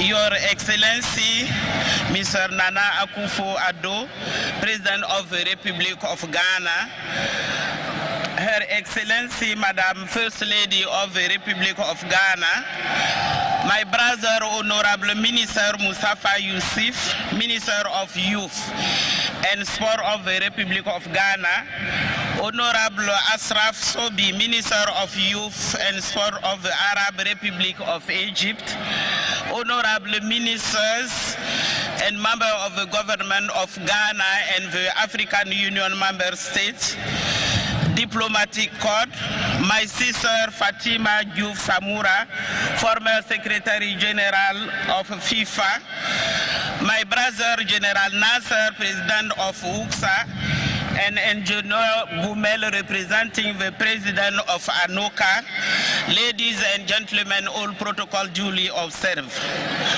Today, we come to the end of the exciting 30th edition of African Games Accra 23. On behalf of His Excellency Musa Faki Mahamad, Chairperson of the Commission, African Union Commission, I welcome you all to the official closing ceremony of the 30th edition of African Games Accra 2023.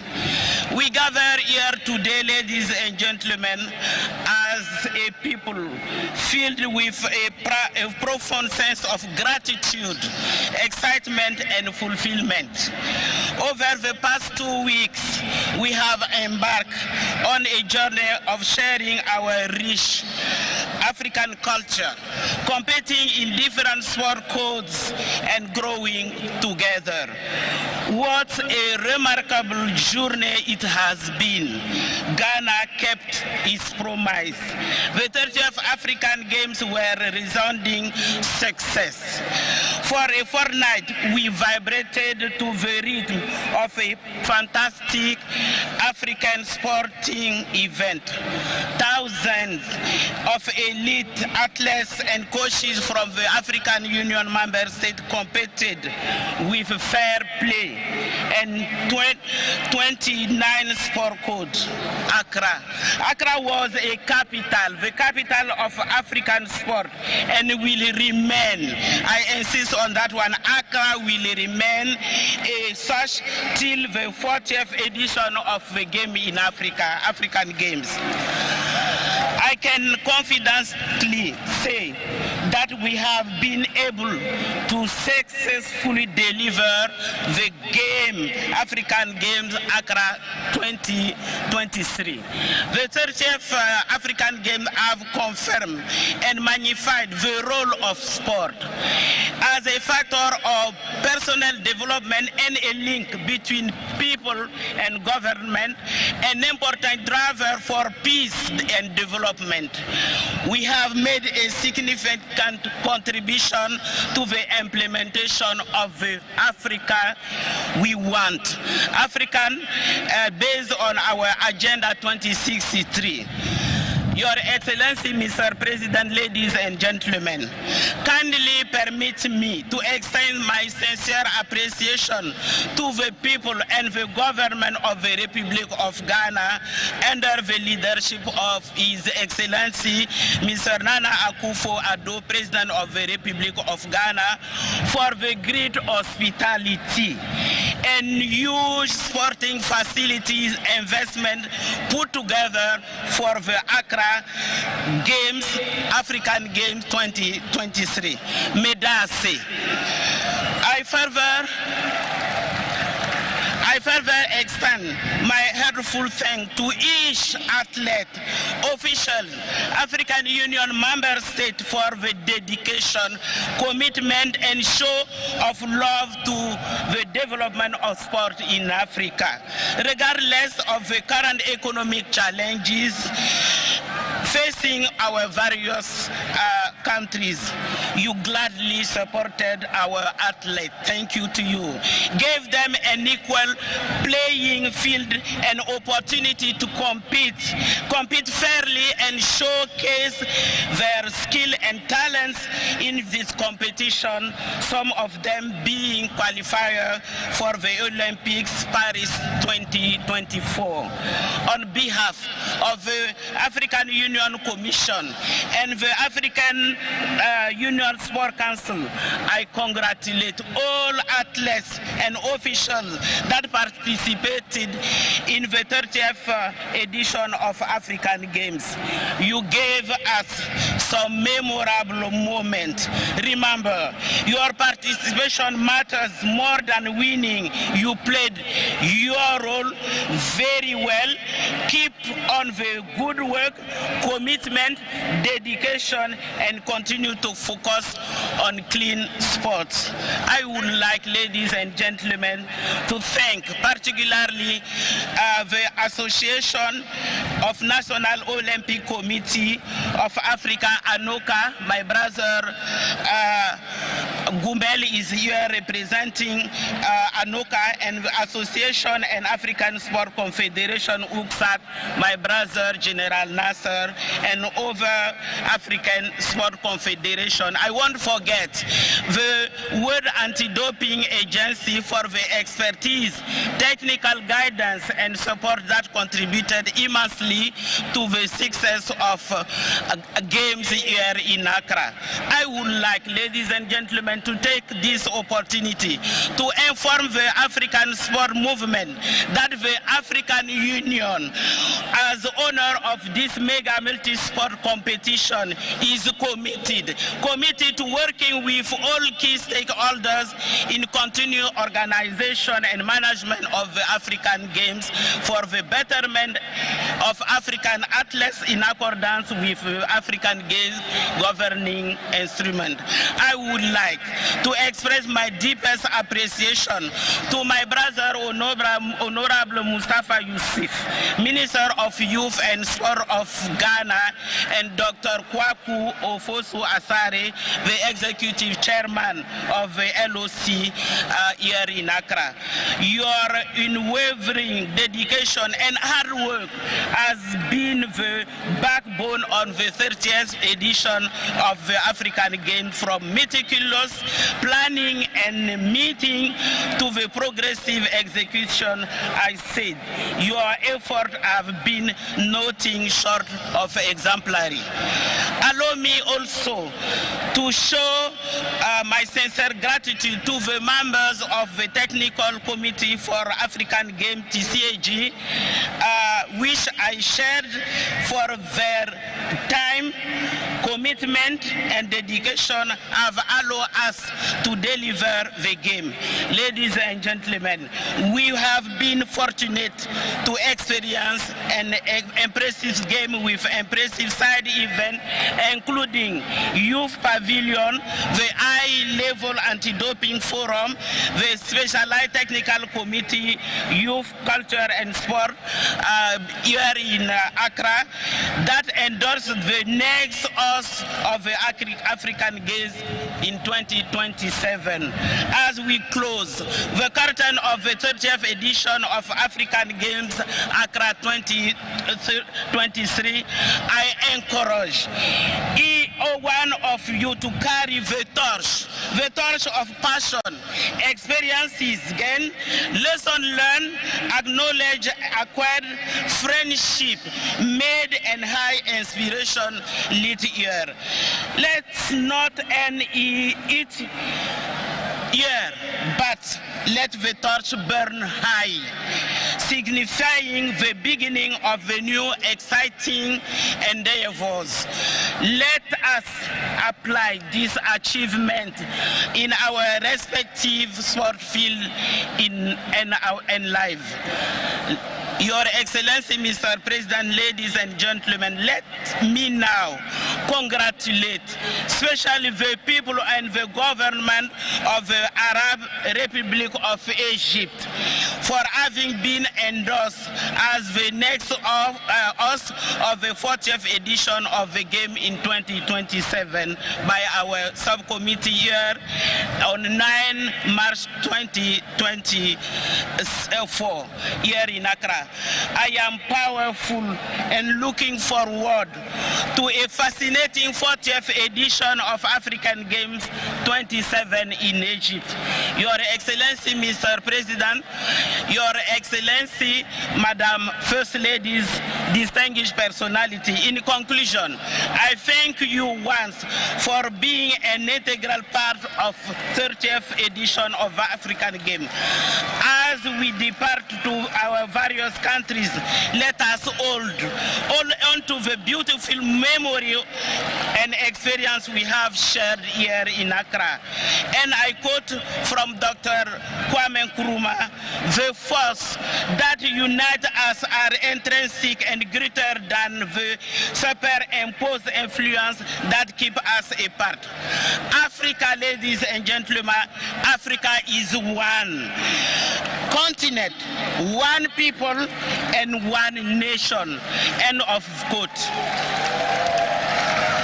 May these moments serve as a beacon of inspiration in our sport career and beyond. I also take opportunity to extend my best wishes to our African athletes and officials who have qualified for the 33rd Olympic Games in Paris 24 and over continental and international competition. Go and make us proud of you. Prove what you achieve here. We need more in Paris. Thank you for your commitment and your engagement. To our sponsors and media, your presence, action, and insightful contribution have been a pillar of the African Games here in Accra, the success of African Games in Accra. Your passion and expertise have not only enriched the competition, but also inspire all of us. Until we meet in 27 in Cairo, the city of ancient civilization, I wish you all continued success and fulfillment in your endeavor. Long live Ghana, long live African Games, long live Africa. Medase, asante sana, shukran, obrigado, merci beaucoup, and I thank you. Thank you, madam. Madame Minata Samate Sesuma. Wonderful.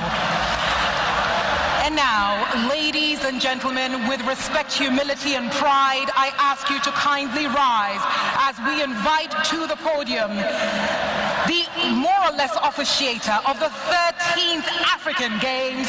Please welcome His Excellency, the President of the Republic of Ghana, Nana Addo Dankwa Akufo-Addo. Mesdames et messieurs, merci d'accueillir le président de la République du Ghana, son Excellence Nana Akufo-Addo, qui préside cette cérémonie de clôture des 13e Jeux africains.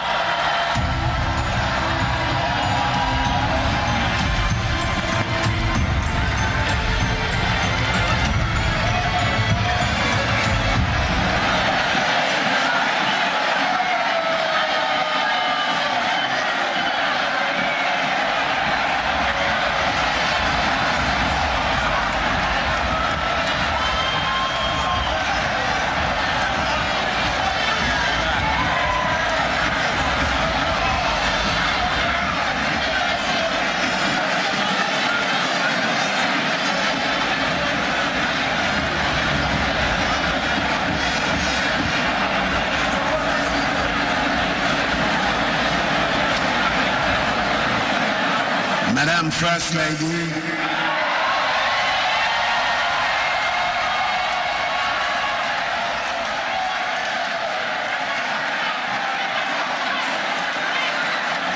members of the Council of State, Chief of Staff at the Office of the President, the Minister for Youth and Sports, and Member of Parliament for Yagaba Kubori, the Egyptian Minister for Sports, representative of the Chairperson of the African Union Commission, and the AU Commissioner for Sports, the chairperson and members of the Association of National Olympic Committees of Africa, chairperson and members of the African Union Sports Council, the chairperson and members of the technical committees of the 13th African Games, the chairperson and members of the local organizing committee of the 13th African Games, the former Secretary General of FIFA, members of the diplomatic corps, participants and officials, distinguished guests, fellow Ghanaians and fellow Africans. Ladies and gentlemen, as we bid farewell to the 13th African Games, Africa 2023, here in Accra, I stand before you with a profound sense of pride and gratitude. This fortnight has been a testament to the power of sport, uniting nations, fostering friendships, and illustrating the immense talent that exists in our continent. Indeed, this event has brought together some 13,000 sportsmen and women, officials, technicians, and volunteers from across Africa. The Games have strengthened the bonds of friendship and the socio-economic relations that have existed between African countries over the years. I'm particularly happy that Ghana, one of the front runners of sports on the African continent, has been able to champion the dreams of our young people, shown in the high levels of performance of the athletes in the various competitions. The opportunity to provide a platform to harmonize Africa's cross-cultural diversity for development and prosperity is one of the biggest honors bestowed on the state. And as President of the Republic of Ghana, I do not take this honor lightly. These games did not only bring together the best athletes from our continent, but also highlighted the true meaning of African diversity, unity, and common purpose of promoting our continent. The high level of performances, the display of sportsmanship and competitiveness, which resulted in many athletes setting new personal bests, national records, and games records, will no doubt inspire up-and-coming athletes to aim even higher and attain greater standards. We appreciate the collaboration and support of the African Union Commission, the Association of National Olympic Committees of Africa, the African Union Sports Council, the local organizing committee, and other key stakeholders in ensuring that the 13th African Games truly showcase the unique experiences, cultures, and aspirations of the people, of the African peoples to the rest of the world. And we appreciate above all the enthusiastic support of thousands and thousands of Ghanaians at all the venues for the Games. Ladies and gentlemen, I am particularly delighted that despite all the changes that confronted us, Ghana was able to provide world-class sporting facilities for the Games. The edifice in Botiman, the magnificent Legon Sports Stadium, the beautiful rugby pitch, the refurbished Theodosa Oko hockey pitch, the Bukom Boxing Emporium, the rehabilitated cricket oval, as well as other facilities provided for the games, underscores Ghana's commitment to the development of sports in the country. I assure my fellow Ghanaians that these facilities will be well maintained and will serve as appropriate venues for training future champions and for hosting international sporting tournaments and competitions. Indeed, the facilities will act as the nucleus for the soon-to-be established University of Sports for Development, and will also be the venues for the holding of the Ghana National Games. There's the annual National Sports Festival, where winners from the district and regional levels will meet to compete for the top national honors. I thank the Honorable Minister of Youth and Sports and his able team at the ministry, his predecessor in office, the contractors, the executive chairman and members of the local organizing committee, the University of Ghana, the technical committee of the 13th African Games, and all the other stakeholders for a job well done. And to those who visited our shores for the very first time, I hope that you enjoy the globally acclaimed hospitality of the Ghanaian people during your stay. I'm confident that many of you will attest to the warm reception and love that define us, the Ghanaian people, and believe that you desire to return to our country. To all the athletes and sports people who have competed fiercely, you have not only demonstrated exceptional skill and determination, but you've also embodied the spirit of camaraderie and sportsmanship. Your nations appreciate and thank you sincerely for the personal sacrifices and dedication exhibited by you here.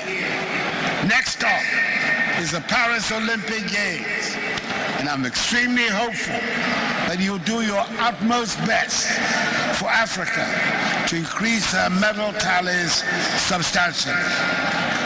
In concluding, I urge all of us to continue to harness the power of sport as a force for positive change, promoting peace, tolerance, and understanding among all peoples.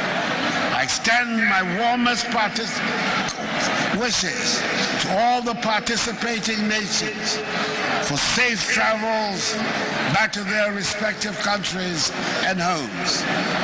May the memories of these games inspire us to work together towards a brighter, more prosperous, and more united future for Africa and her peoples. Accordingly, ladies and gentlemen, I have the great honor and pleasure to declare the 13th African Games, Africa 2023, successfully closed.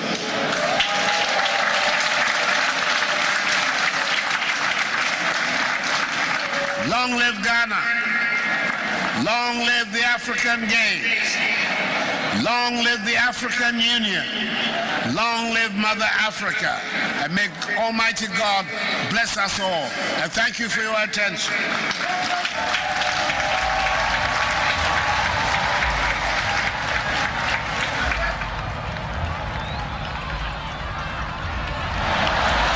Thank you so much, Your Excellency, the President of the Republic of Ghana, Nana Addo Akufo-Addo, for officially closing the ceremony.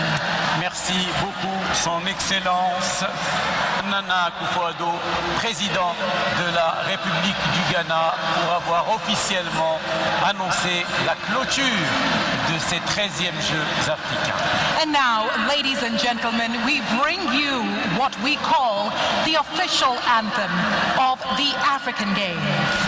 Je vous laisse à présent, les amis, avec la chanson officielle de ces 13e Jeux africains.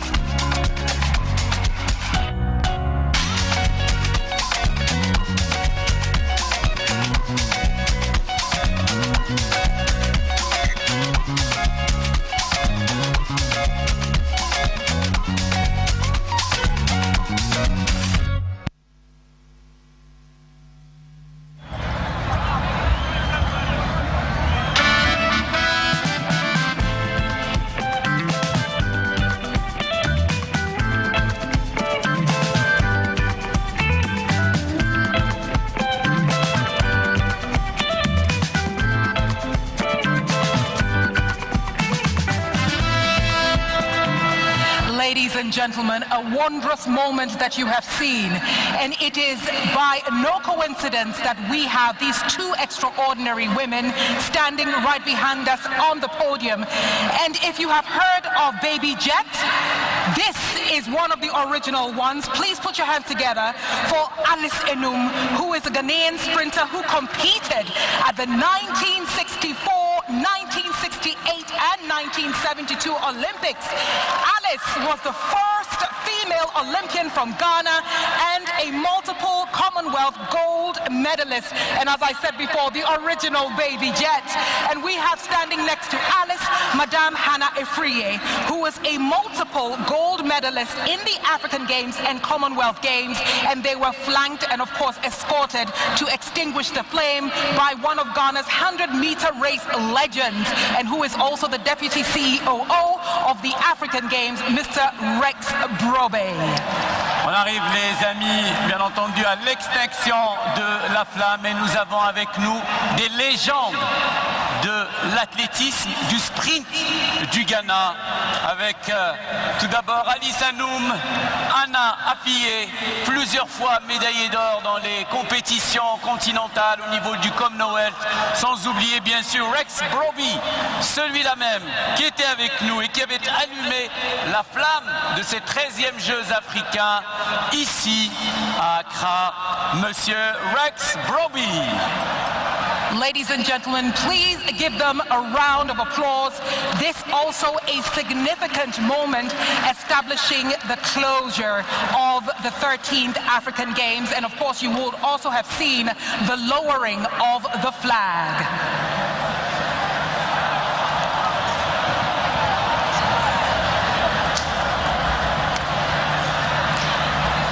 Et avant, ma chère Anita, les Jeux sont clôturés par son Excellence, le chef de l'État. On va passer maintenant à la cérémonie, bien sûr, de la passation, le handing over des drapeaux qui vont passer du Ghana, hôte de ces 13e Jeux, à l'Union africaine et puis à la République arabe d'Égypte, qui va avoir le privilège et la responsabilité d'accueillir les 14e Jeux africains. Ladies and gentlemen, what we have now, a significant moment of handing over the 13th African Games to the Arab Republic of Egypt, is what we call the handing over of the flag.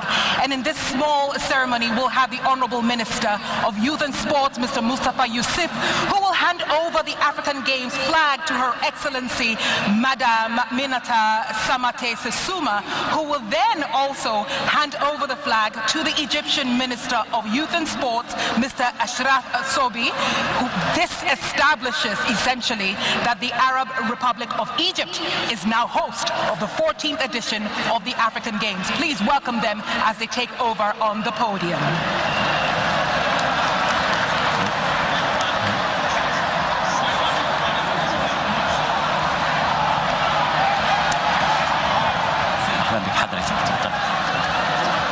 Got it.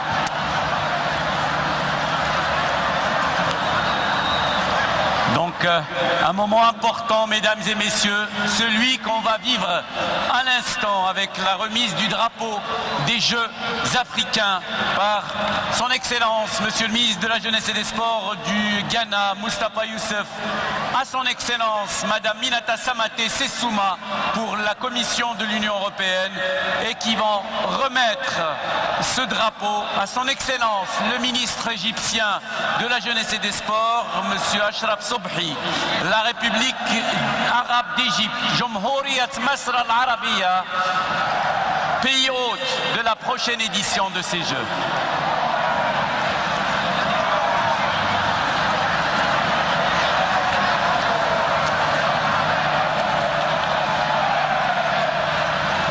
A symbolic moment. The flag has left Ghana, and now it's in the hands of the Arab Republic of Egypt, where we shall gather for the 14th edition of the African Games. Un moment important, le drapeau des Jeux africains en possession aujourd'hui de la République arabe d'Égypte, pays hôte de la prochaine édition. Sous vos applaudissements, les amis.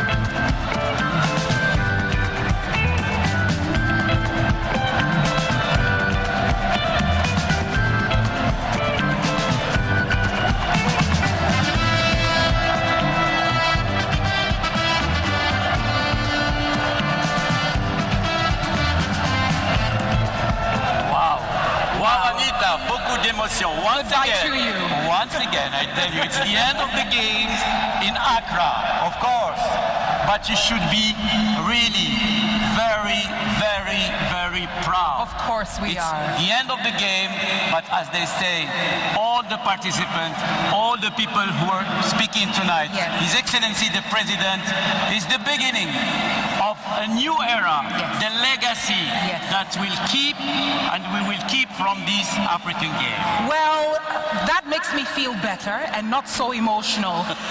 But it is not by coincidence, I would say. Sometimes the universe does things at the right time. Exactly. We've come to literally the end of a wonderful moment, to the end of a great month. It is and was Women's Month, and it is an absolute honor. First of all, a round of applause for all the ladies in the stadium, all the women in the stadium. It is not by chance that it's called Mother Africa. Thank you so much. We acknowledge you. This is a wonderful moment. We get to award a powerful, extraordinary woman. Now, she was appointed as the first female Secretary General of FIFA by President Gianni Infantino, a position she occupied, of course, on 20th June 2016.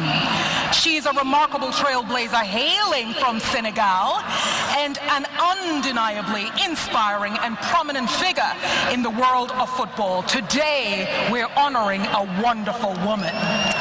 Mesdames et messieurs, merci d'accueillir Madame Fatma Samoura, ancienne secrétaire générale de la Fédération internationale de football, pour un hommage largement mérité pour cette grande, très grande dame du sport africain et du football africain, non seulement au niveau de notre continent, mais au niveau mondial. Anita. Ladies and gentlemen, please warmly welcome, I would say, a group of outstanding and esteemed individuals as we honor together Madame Fatma Samoura. Et j'invite son Excellence, Madame Minata Samate Sessouma, de bien vouloir nous rejoindre sur l'estrade.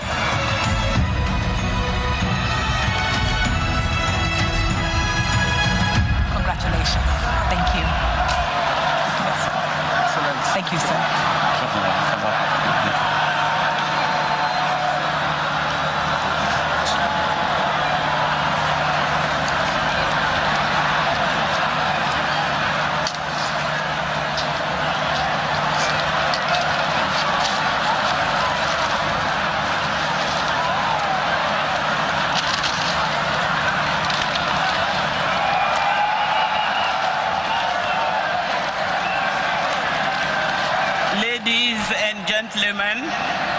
Your Excellency, Mr. President of the Republic of Ghana, Your Excellency, Madam First Lady, Honorable Minister, on behalf of His Excellency Nana Akufo-Addo, President of the Republic of Ghana, and his colleague, Head of State, and on behalf of His Excellency Musa Faki Mahamat, Chairperson of the African Union Commission, I present a visitation in honor of a big lady, a competent lady, our sister, Madame Fatma Samba Diouf Samoura.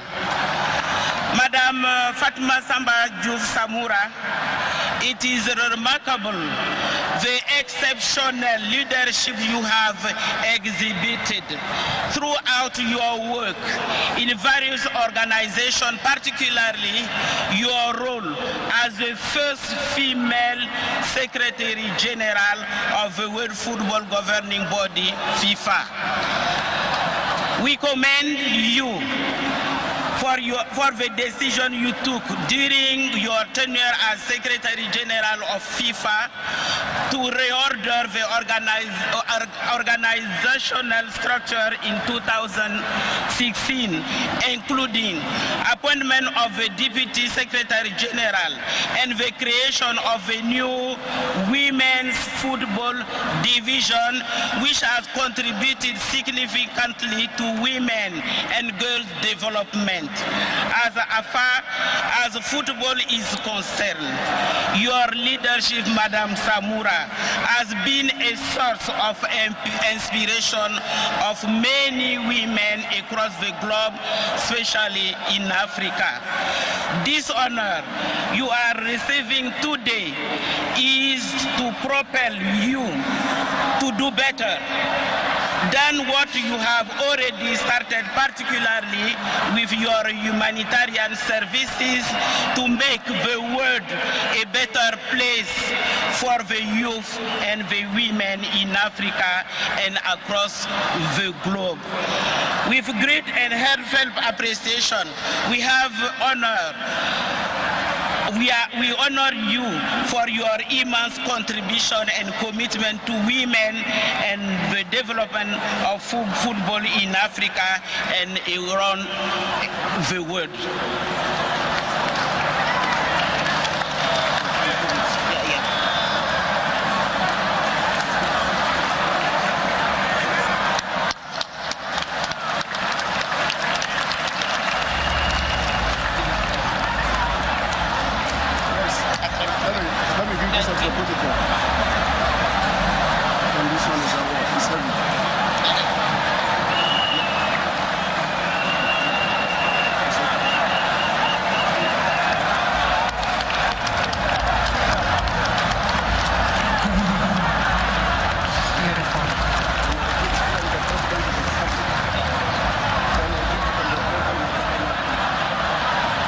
Wonderful, proud, and solemn moment as we acknowledge an outstanding woman for holding the flag of the continent of Africa, all our 53, 54 flags up high in the world of sport. La fierté de l'Afrique dans ces hommages. Mesdames et messieurs, en plus du award donné à notre sœur Madame Samura, Son Excellence Monsieur le Président de la République du Ghana offre un présent à notre sœur Madame l'ancienne secrétaire générale. Merci beaucoup, Excellence Monsieur le Président. Et c'est cette voix. Merci beaucoup. Thank you. Thank you very much. And a few words. When you are the last one to take the floor, you can afford to be brief.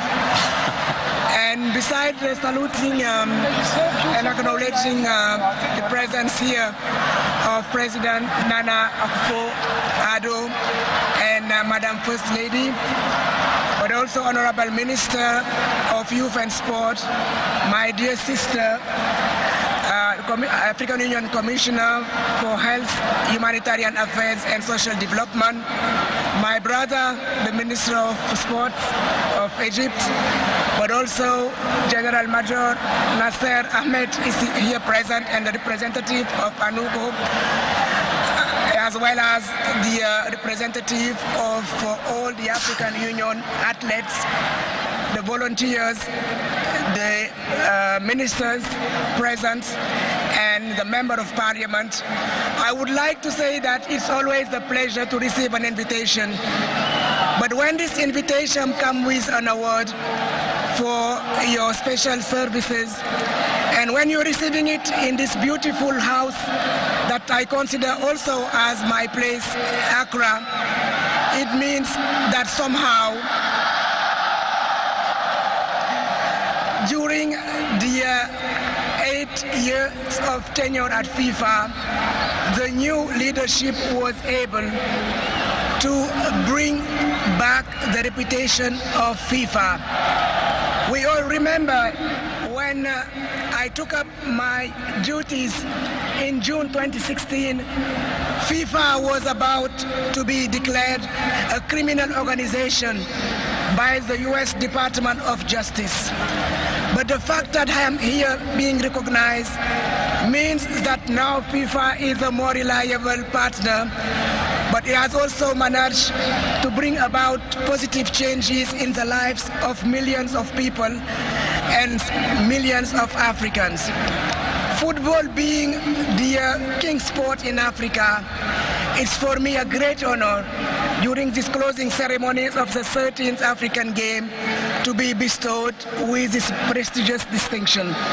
So let's continue to use football for positive change, as just mentioned by President Akufo-Addo, and let's make it something that also can promote better gender parity in the world of sport, but in the world in general.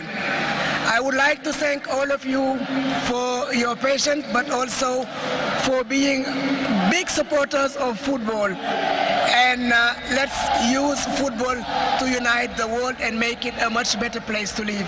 Thank you very much. Thank you. Thank you, and congratulations to you. One more time.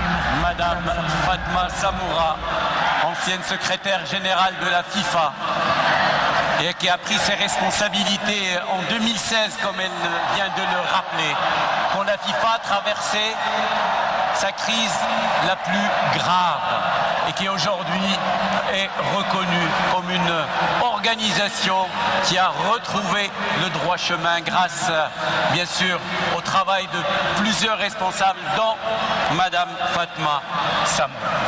And now, ladies and gentlemen, this bringing us to the end of the first part, it also brings us to the beginning of, I would like to call it, what Jalal said, the surprise. A beautiful demonstration of how moving from sport in, well, I would say music. Yes. Music is the other extraordinary thing that brings us all together in an undeniable way.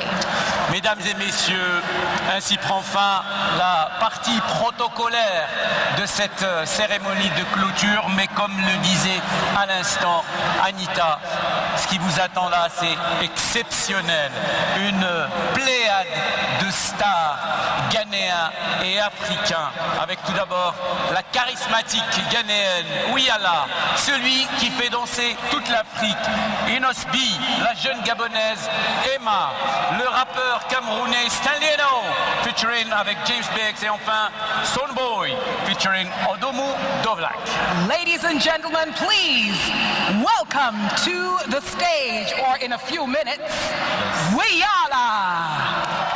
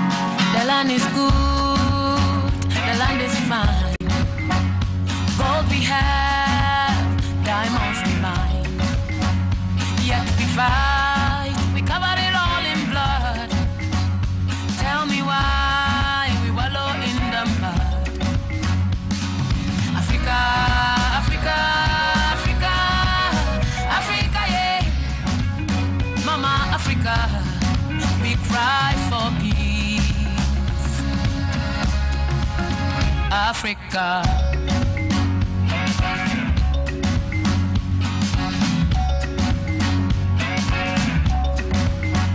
The land is good, the land is fine.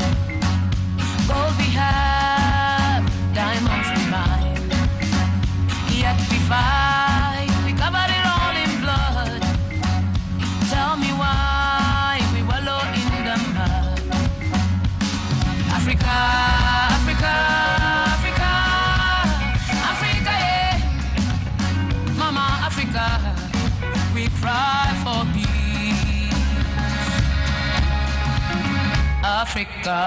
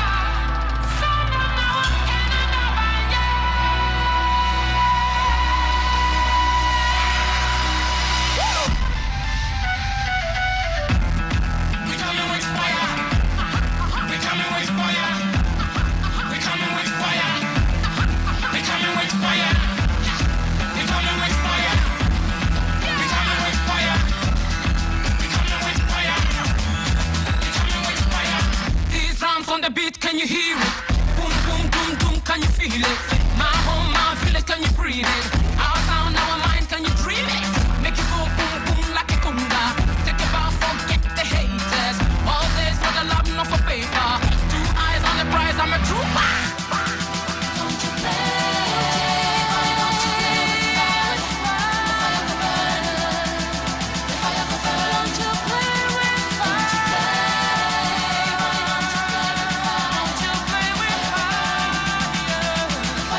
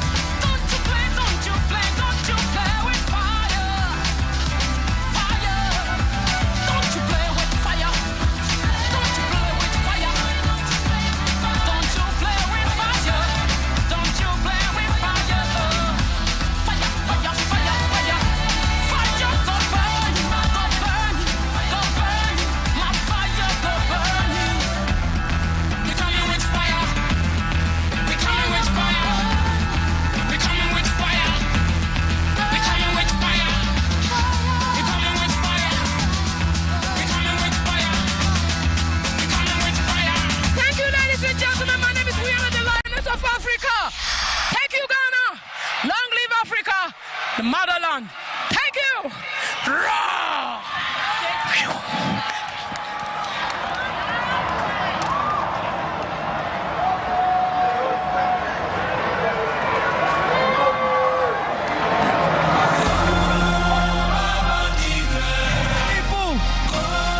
I'm Inos B from the DR Congo. Are you ready?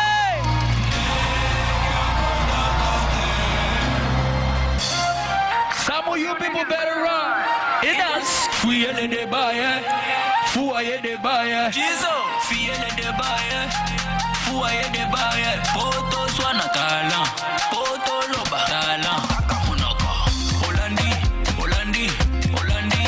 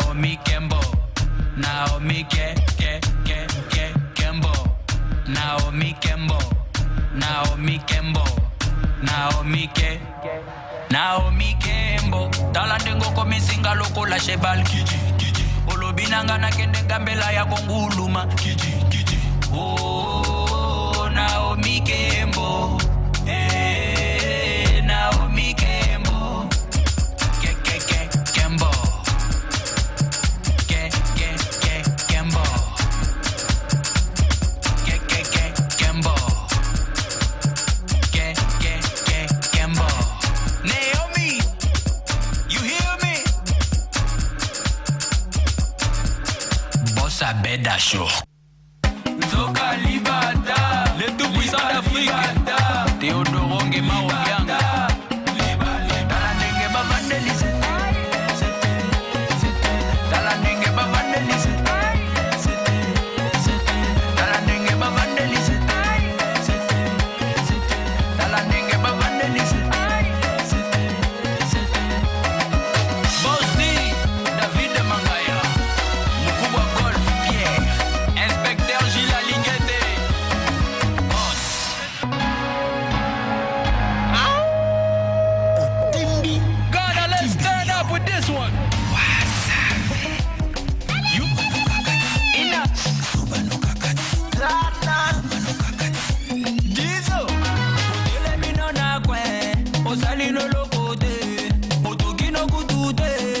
Pete gaga bongo yo beba pesa ya.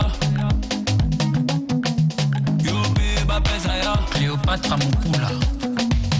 Ase otele mino na kwe, osalino lokote, na motokia chibude, wataka ule wewe. Yo beba pesa yo. Yo beba pesa yo. Les pacificateurs jusqu'au bout, Vital Kameni.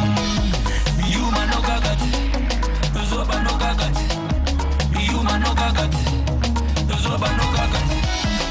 Les MVP, Serge Ibaka. Ok. Oya, Sukuma, ouais, Simba na washa moto. Sukuma, ouais, ambia walale watoto. Asacheza shubaka yoko, sayoko, yani kama wanachamba doko. Moko moko. Wape, wape, wape. Nasema wape, wape, wape, wape. Sasa wape, swametakasha wape. Komesha wape. Miono ya kwenye cha wape. Nongesha wape. Oya, mateka, mikono juu. Hebu shusha chini. Leta tena juu. Shusha kwa kiuno. Tunanyatia nyatia. Takunyatia nyatia. Tunanyatia nyatia. Takunyatia nyatia. Tunanyatia nyatia. Takunyatia nyatia. La fondation DND plus forte. Parfumerie Stéphanie Napoulman. Aïe.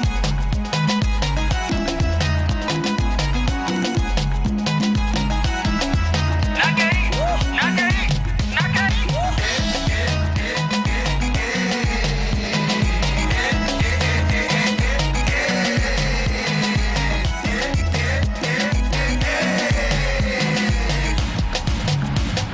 Boss, Eric Mandala. The one and only. Le patron boss, Abedachou. Papa Benjamin Wenga. Patty Benz. Aïe. Nakeri, Nakeri, Nakeri.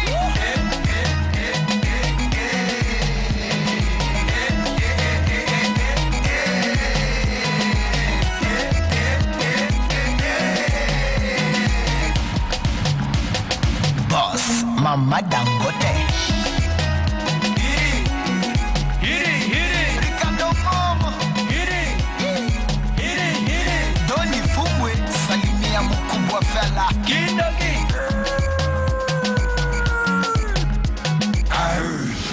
Ghana, thank you for having us. God bless you. One love.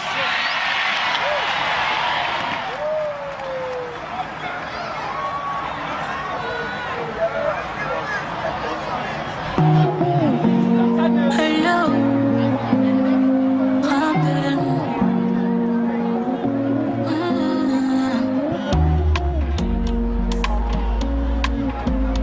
Hello, hello. Ça fait un bail qu'on ne s'est pas parlé. Comment tu vas depuis le temps? Est-ce que t'as déjà oublié la promesse de vieillir ensemble? Bref, j'irai droit au but. Je voudrais que tu reviennes à moi. On a tous les deux eu tort, mais moi j'ai essayé sans toi. Ça me fait mal à la tête quand je t'imagine dans des bras qui ne sont pas les miens. Réponds à l'appel. Réponds ton téléphone sonne. C'est l'amour au bout du fil. Rappelle-moi, bébé, et laissons le passé au passé. Bébé, oublions quand c'est pris la tête. Bébé, rappelle-moi, rappelle-moi.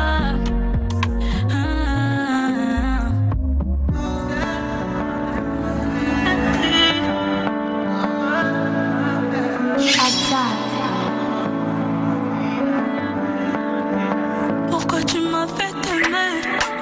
Si c'est pour t'en aller la première, moi je vais rien demander.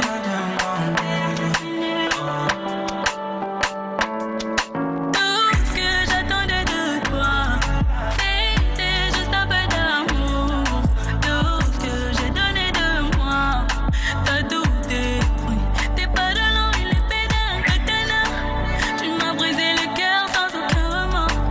T'es pas de l'eau, il est pédale, katana. Si c'est toi, plus jamais, si c'est toi. C'est dans tes bras que j'existe encore. Tu me dis bébé, c'est toi d'abord. Je veux t'appartenir sans penser au pire. T'as effacé tout le mal que j'avais. Puis t'as redit mon bébé, c'est toi d'abord. Et mon cœur t'a enlevé. Et mon cœur t'a enlevé. C'est décidé, je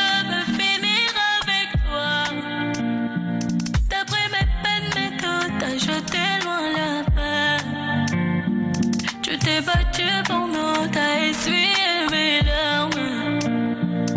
Tu m'as redonné l'envie d'y croire. Tu m'as dit, oh my love, jamais toi sans moi. Repose-toi, je vais, appuie-toi sur moi. Oh my love, jamais toi sans moi. Repose-toi, je vais, appuie-toi sur moi, sur moi. Oh my love, oh my love. Tu m'as dit quand t'as redit mon bébé, c'est toi là. Et mon cœur t'a enlevé, et mon cœur t'a enlevé. Oh my love, oh my love. Tu m'as dit quand t'as redit mon bébé, c'est toi là. Et mon cœur t'a enlevé, et mon cœur t'a enlevé. Ancré dans la peau, ta seule connaît les gestes pour m'empêcher au fil. Je t'aime trop, ça devient une recette. Sans trop d'efforts, tu m'as fait passer. Et ça devient des faisselles. D'envisager un lendemain sans toi. Je perds le nord quand je suis pas dans tes bras. Si c'était à refaire, je choisirais encore. Bébé, dis-moi, entends-tu ce que veut te dire mon cœur? Bébé, dis-moi, seras-tu toujours la cause de mes pleurs? Bébé, dis-moi, ce que ton cœur me dit tout bas. Bébé, dis-moi, ce que ton cœur me dit tout bas. Je t'ancrerai dans la peau, toi seul connais les mots pour m'apaiser au idéal. Je t'ancrerai dans la peau, toi seul connais les gestes pour m'apaiser au féliello. Oh, détends-toi mon âme. Je te donnerai tout pour amour. Quand tu me dis n'aie pas peur mon bébé, c'est ce que je préfère. Ah, détends-toi de mes peurs. Toujours là quand je crie au secours. Tes gestes remplis d'amour, mais tu ne le dis pas. Bébé, dis-moi, entends-tu ce que veut te dire mon cœur? Bébé, dis-moi, seras-tu toujours la cause de mes pleurs? Bébé, dis-moi, ce que ton cœur me dit tout bas. Bébé, dis-moi, ce que ton cœur me dit tout bas. Je t'ancrerai dans la peau, toi seul connais les mots pour m'apaiser au idéal. Je t'ancrerai dans la peau, toi seul connais les gestes pour m'apaiser au féliello. Avec toi, le jette de l'eau. Bébé, dis-moi, c'est moi. Avec toi, le jette de l'eau. Je veux entendre tes mots. Avec toi, le jette de l'eau. Bébé, dis-moi, c'est moi. Avec toi, le jette de l'eau. Bébé, dis-moi, c'est moi. Alinguia, bébé. Alinguia, mon bébé. Prends-moi, c'est ma bébé. Ah. Emma, bébé. T'es une alinguia, mon bébé. Prends-moi, c'est ma bébé. Bébé, bébé. Ah. Thank you, Accra.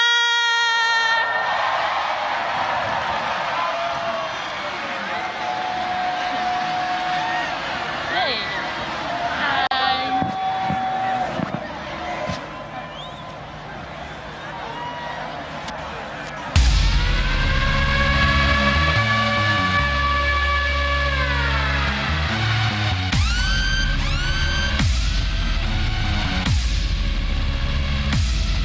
We won the whole thing. We won the whole thing.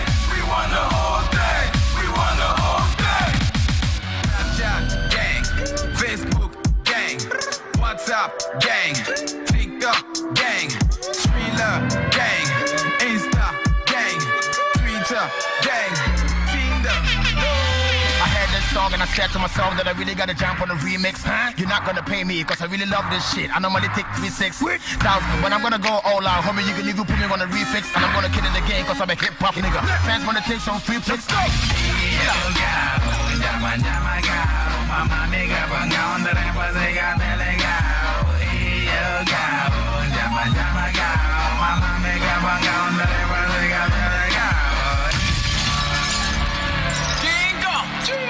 James, Mika, yes.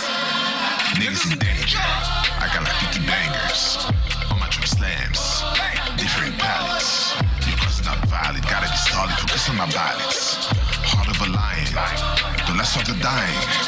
This ain't great. Don't celebrate paper. This for the beamers. Innovate youth. They gotta be dreamers. Santana spirits rain on me. Holy spirits wanna hold me. Black magic wanna stop me. Holy spirits rain on me. Holy spirits kill my demons. Hell dragon protect me. The family leans on me. Protect my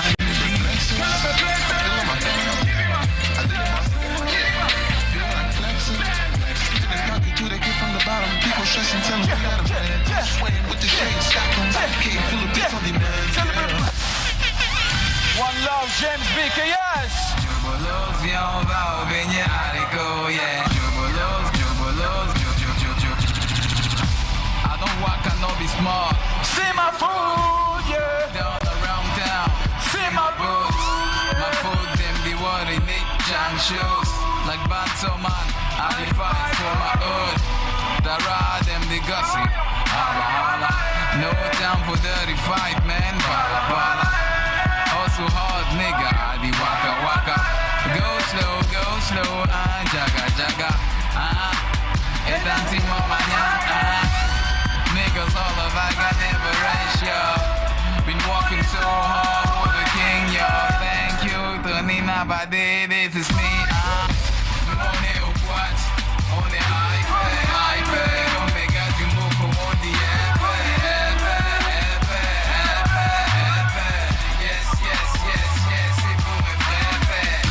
we give for Quata on the iPad, Omega Jumbo on the yes.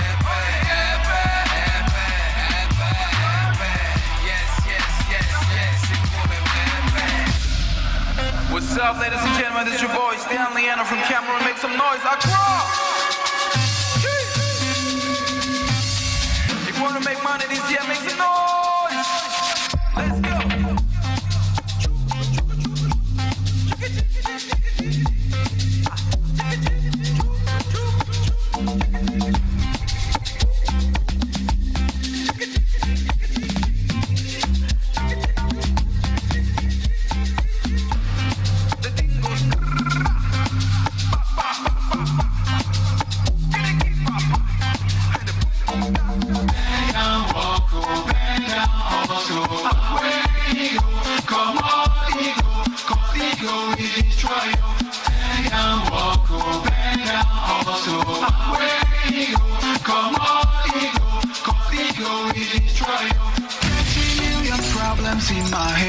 In my head, I'm not even 20, but my head won't explode. What's the formula to multiply the bread? Oh no, I wanna walk like a Jesus, what my papa cannot do. Bad man grow up for ghetto, don't wise up from the get-go. Now feed me like a Nintendo, can't let nobody ever get in my vision. Oh yeah, gotta make it to the promised land, gotta make it for my mama and my fatherland. My brother, you don't wanna cool it down, go grab them till you make it. Bend down, walk, go, bend down, hustle, away ego, come on ego, cause ego is destroy you. Bend down, walk, go, bend down, hustle, away ego, come on ego, cause ego is destroy you.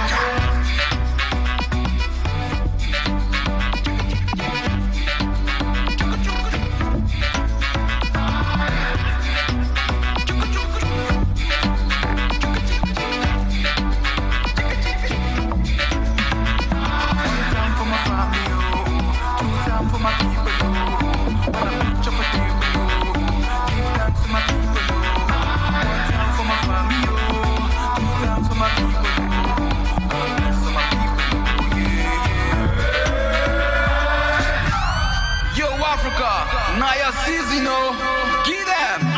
Me I define my way, my brother find your way too.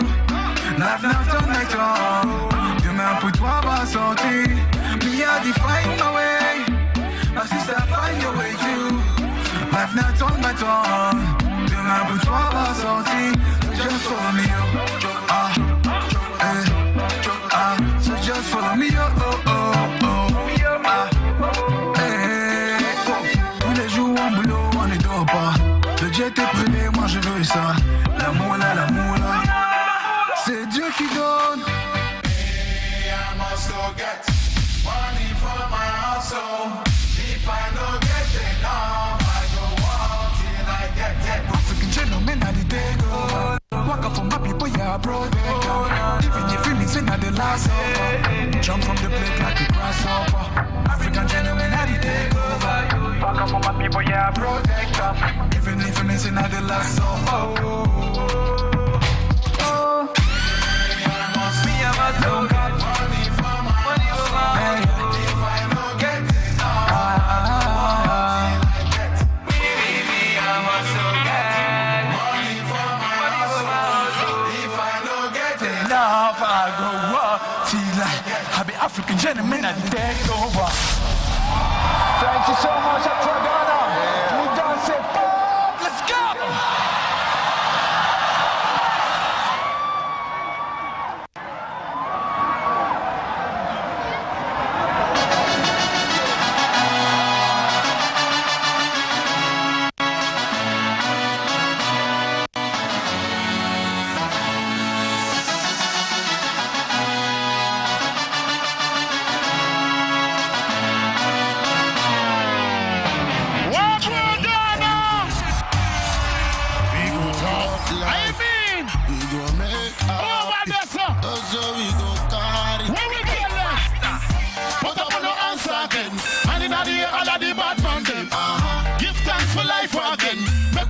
To the dance hall again.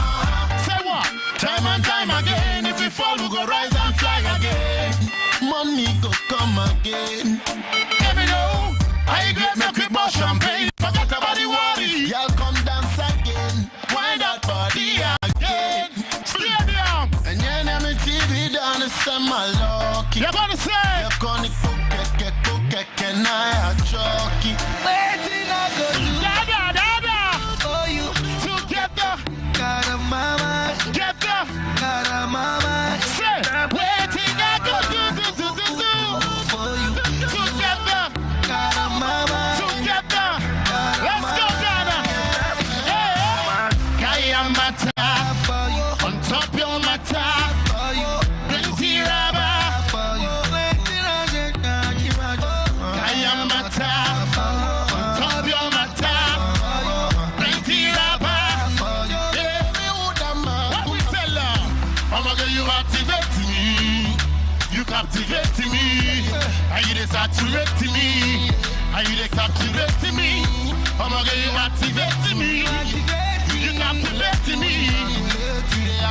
It's the world over here in Ghana. Come on, I got tobacco, but we never sing. Take up anything I found, big magazine. I just know you want the dollar machine. Everybody, come on, I got tobacco, very big, I never sing. You make a bad man one do the thing. Long time you are the woman of the gym. One God, one God. Them this is about me, yeah. Say what? Them this is about you too. Say what? Them they talk about me, yeah. Give me your body, they want to say. I wanna pray for you. Say Ghana. I gotta go to the top. Africa. How you feeling? Say what?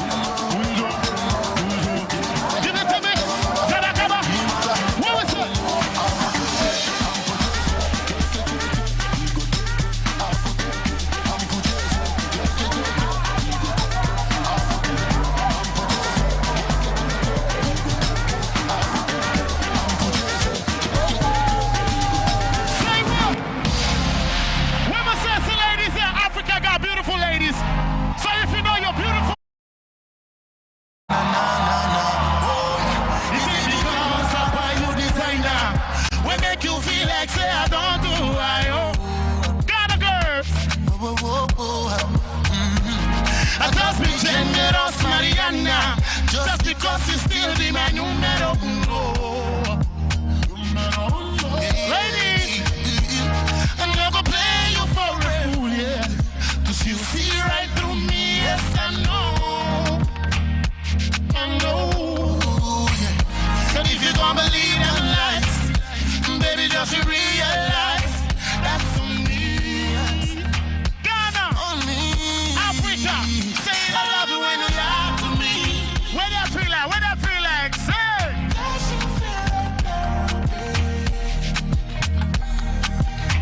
Say I love you when you lie to me. Are you here, Africa? Big up all the woman them with the big bang. What's that style here? I will tell them it's a biggie bam, biggie bam, biggie bam bam, biggie bam, biggie bam, biggie bam bam. My baby be the finest. Are you the finest? My baby be the finest. Are you the finest? Biggie bam, biggie bam, biggie bam bam. Biggie bam, biggie bam, biggie bam bam. My baby be the finest. Stadium, how you feeling? My baby be the finest. Me I watch you long time. I dey see you for dream.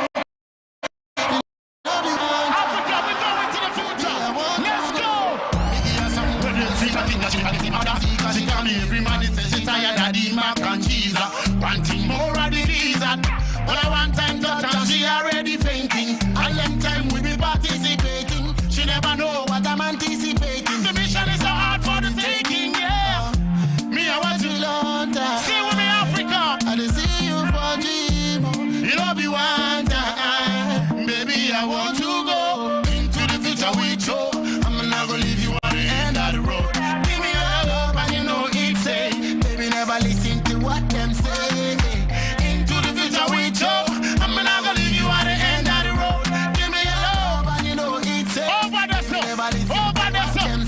When we tell them, nah go, nah we'll nah gonna leave you, girl. How about we say?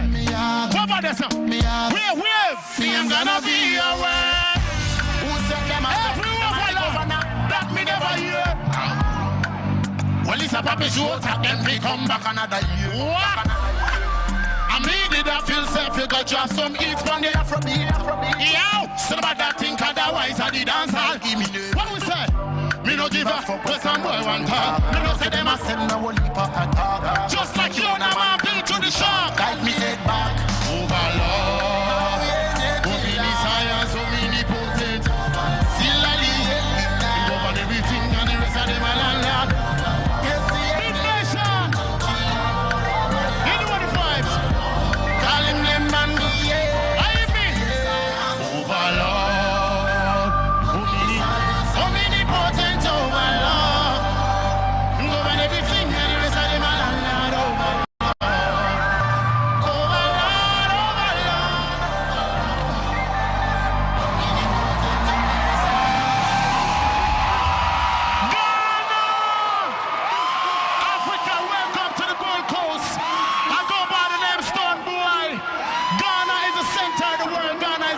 Africa. And if you believe in Mama Africa, say Africa! Before I go, I want to let you know that Africa is one people, so don't let them segregate you. I want to drop this song to make you know why I am the Afro dancer king of the world. Let it go! Somebody say, boy! Yo! Turn up every phone lighter, this is a brand new song. Everybody turn up a brand new lighter. I go! He says, you clever, you know my mind is far. Me, I know be your neighbor. Check your level and stay far. Don't let donkey will just come. Clever, you know my mind is far. Me, I know be your neighbor. Check your level and stay far. Don't make me pull up my body. You go the rush and go bite your finger. But man not chase after girl pan Tinder. One guy alone a run pan 12 cylinder. Violate and go under my body. You go the rush and go bite your finger. Every fall lighter. Chase after all I will have slow more dance and reggae music. 12 cylinder. Violate and go under. You be the gay just because I believe you want to lay. Don't try to sample it, cause we got to lay. I know the Afro dance all them better know when the girl them see we are raw. Come here the sexy boys a ball and roll. Them say them love us one boy to the core. I'ma love them more. What? You know my mind is far. Me I know be your neighbor. Check your level and speed. What is that? Don't do like donkey. What do more? You know my mind is far. It's Nigeria in the house. Me I know be your neighbor. It's Nigeria in the house. Rwanda. Let's go. Many men are going as my shawty men are Odu wake living and waiting and they call me for Nigeria anytime I pull up them give me everything all the things that the quest boy go full at go plus all the good and dash. She don't want me when you put her body on it. Please. But I don't like her from money, I better not agree. Who want the price that you feel stop by the money to choke out. I can't be hungry, I simply big they know that my policy. But go get it, and then when we do leave 100 meters from my race, but that boy ability. Come on my corner, fuck up the poop quarantine with my boo. Punish me, I'm gonna fuck up like a taboo. How we not go see them for them a temper with the Rasta man peace. But I start tell her like a one maca tree. Have a guardian angel, man maca tree. Them never match up to the stamina. Done kilometers, done meters, done miles. Me them a follow in the game like a car. How you feeling? Them try pass and them last. If you know my mind is far. Me I know be your neighbor. Check the level and speed. How you feeling, Africa? Somebody say, Ekelebe, Ekelebe, Ekelebe, Ekelebe, Ekelebe, Ekelebe, Ekelebe. Don't make me pull up the room. My body, you go there, rush and go bite your finger.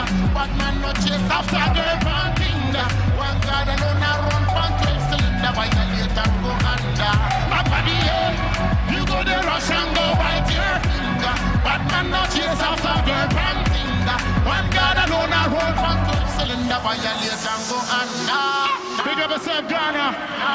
Welcome Africa to Ghana. Go by the name Stone Boy. Somebody say boom. Blessed love. Blessed love.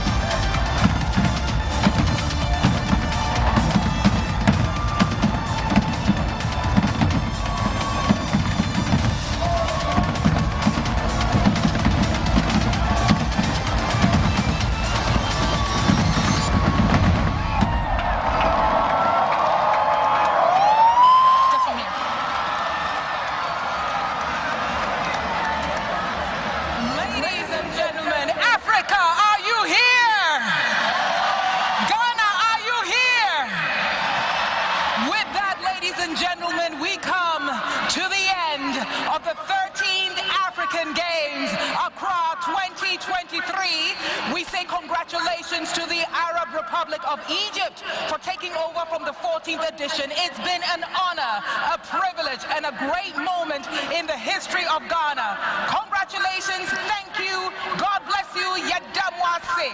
Ladies and gentlemen, good night.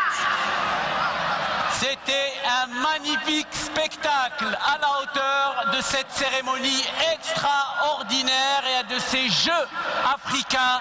C'était un plaisir de vous avoir parmi nous ce soir. Merci beaucoup Accra, merci beaucoup le Ghana. Et vous pouvez vraiment être fiers de ces Jeux. On se retrouve, toute la famille du sport africain, toute l'Afrique. Rendez-vous en 2027 en Égypte. l'Égypte pour la 14e édition. Mais once again, thank you for your hospitality. Thank you, Ghana, for this wonderful edition of the African Games. Ladies and gentlemen, we wish you all the best as you go home to your respective nations. We wish you a safe travel back, and we hope you all the best. We wish you all the best for Paris 2024. May God guide you, may Allah bless you, and may we see you again another time. On se revoit la prochaine fois. Bonne soirée et bonne chance aux représentants de l'Afrique lors du prochain rendez-vous, les Jeux Olympiques de Paris 2024. Thank you very much. Goodbye. See you soon. See you soon.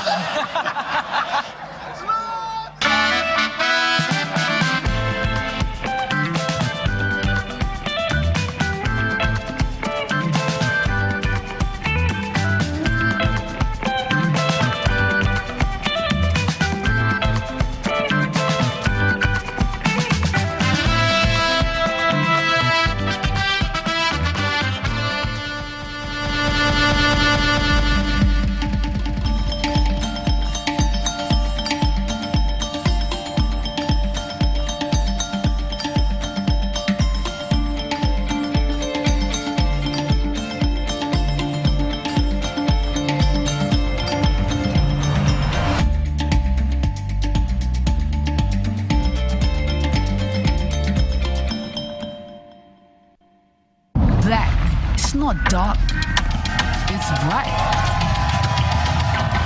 Black is bold. Black is every color all together. My thing, your thing, our thing mixed together.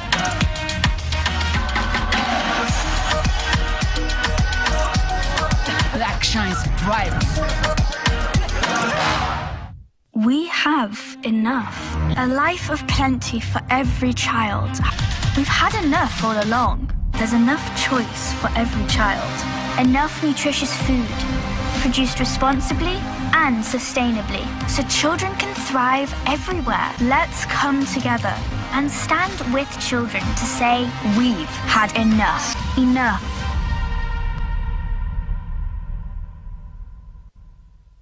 Coca-Cola Zero Sugar.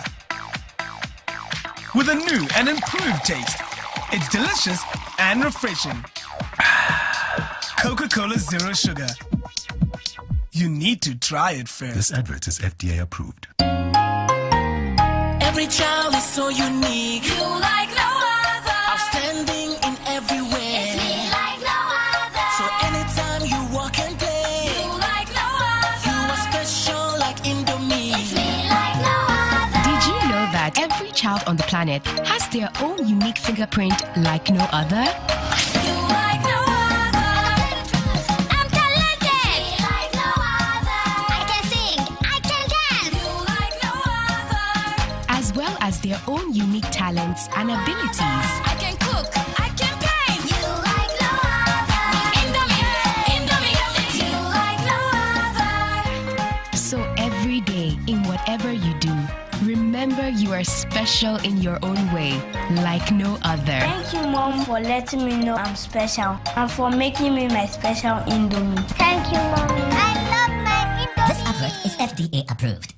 Black, it's not dark, it's bright. Black is bold. Black is every color all together. My thing, your thing, our thing mixed together.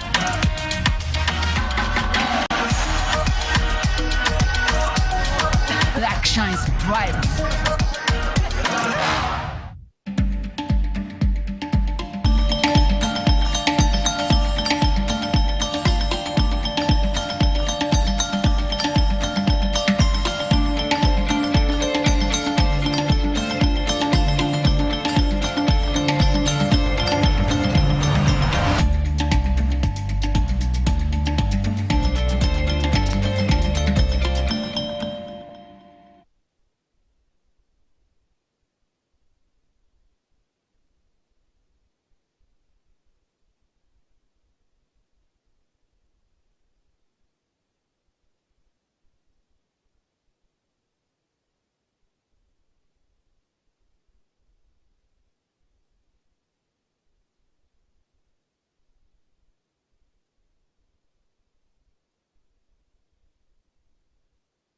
Every child is so unique. You like no other. Outstanding in every way. It's me like no other. So anytime you walk and play, You like no other. you are special like Indomie. It's me like no other. Did you know that every child on the planet has their own unique fingerprint like no other? You like no other. I can play the drums. I'm talented. It's me like no other. I can sing. I can dance. You like no other. As well as their own unique talents and abilities. I can cook. I can paint. You like no other. Indomie. It's you like no other. So every day, in whatever you do, remember you are special in your own way, like no other. Thank you, Mom, for letting me know I'm special and for making me my special Indomie. Thank you, Mommy. I love my Indomie. This advert is FDA. Sounding call. The time is up. The African Games 2023 comes to our shores. Join us as we celebrate the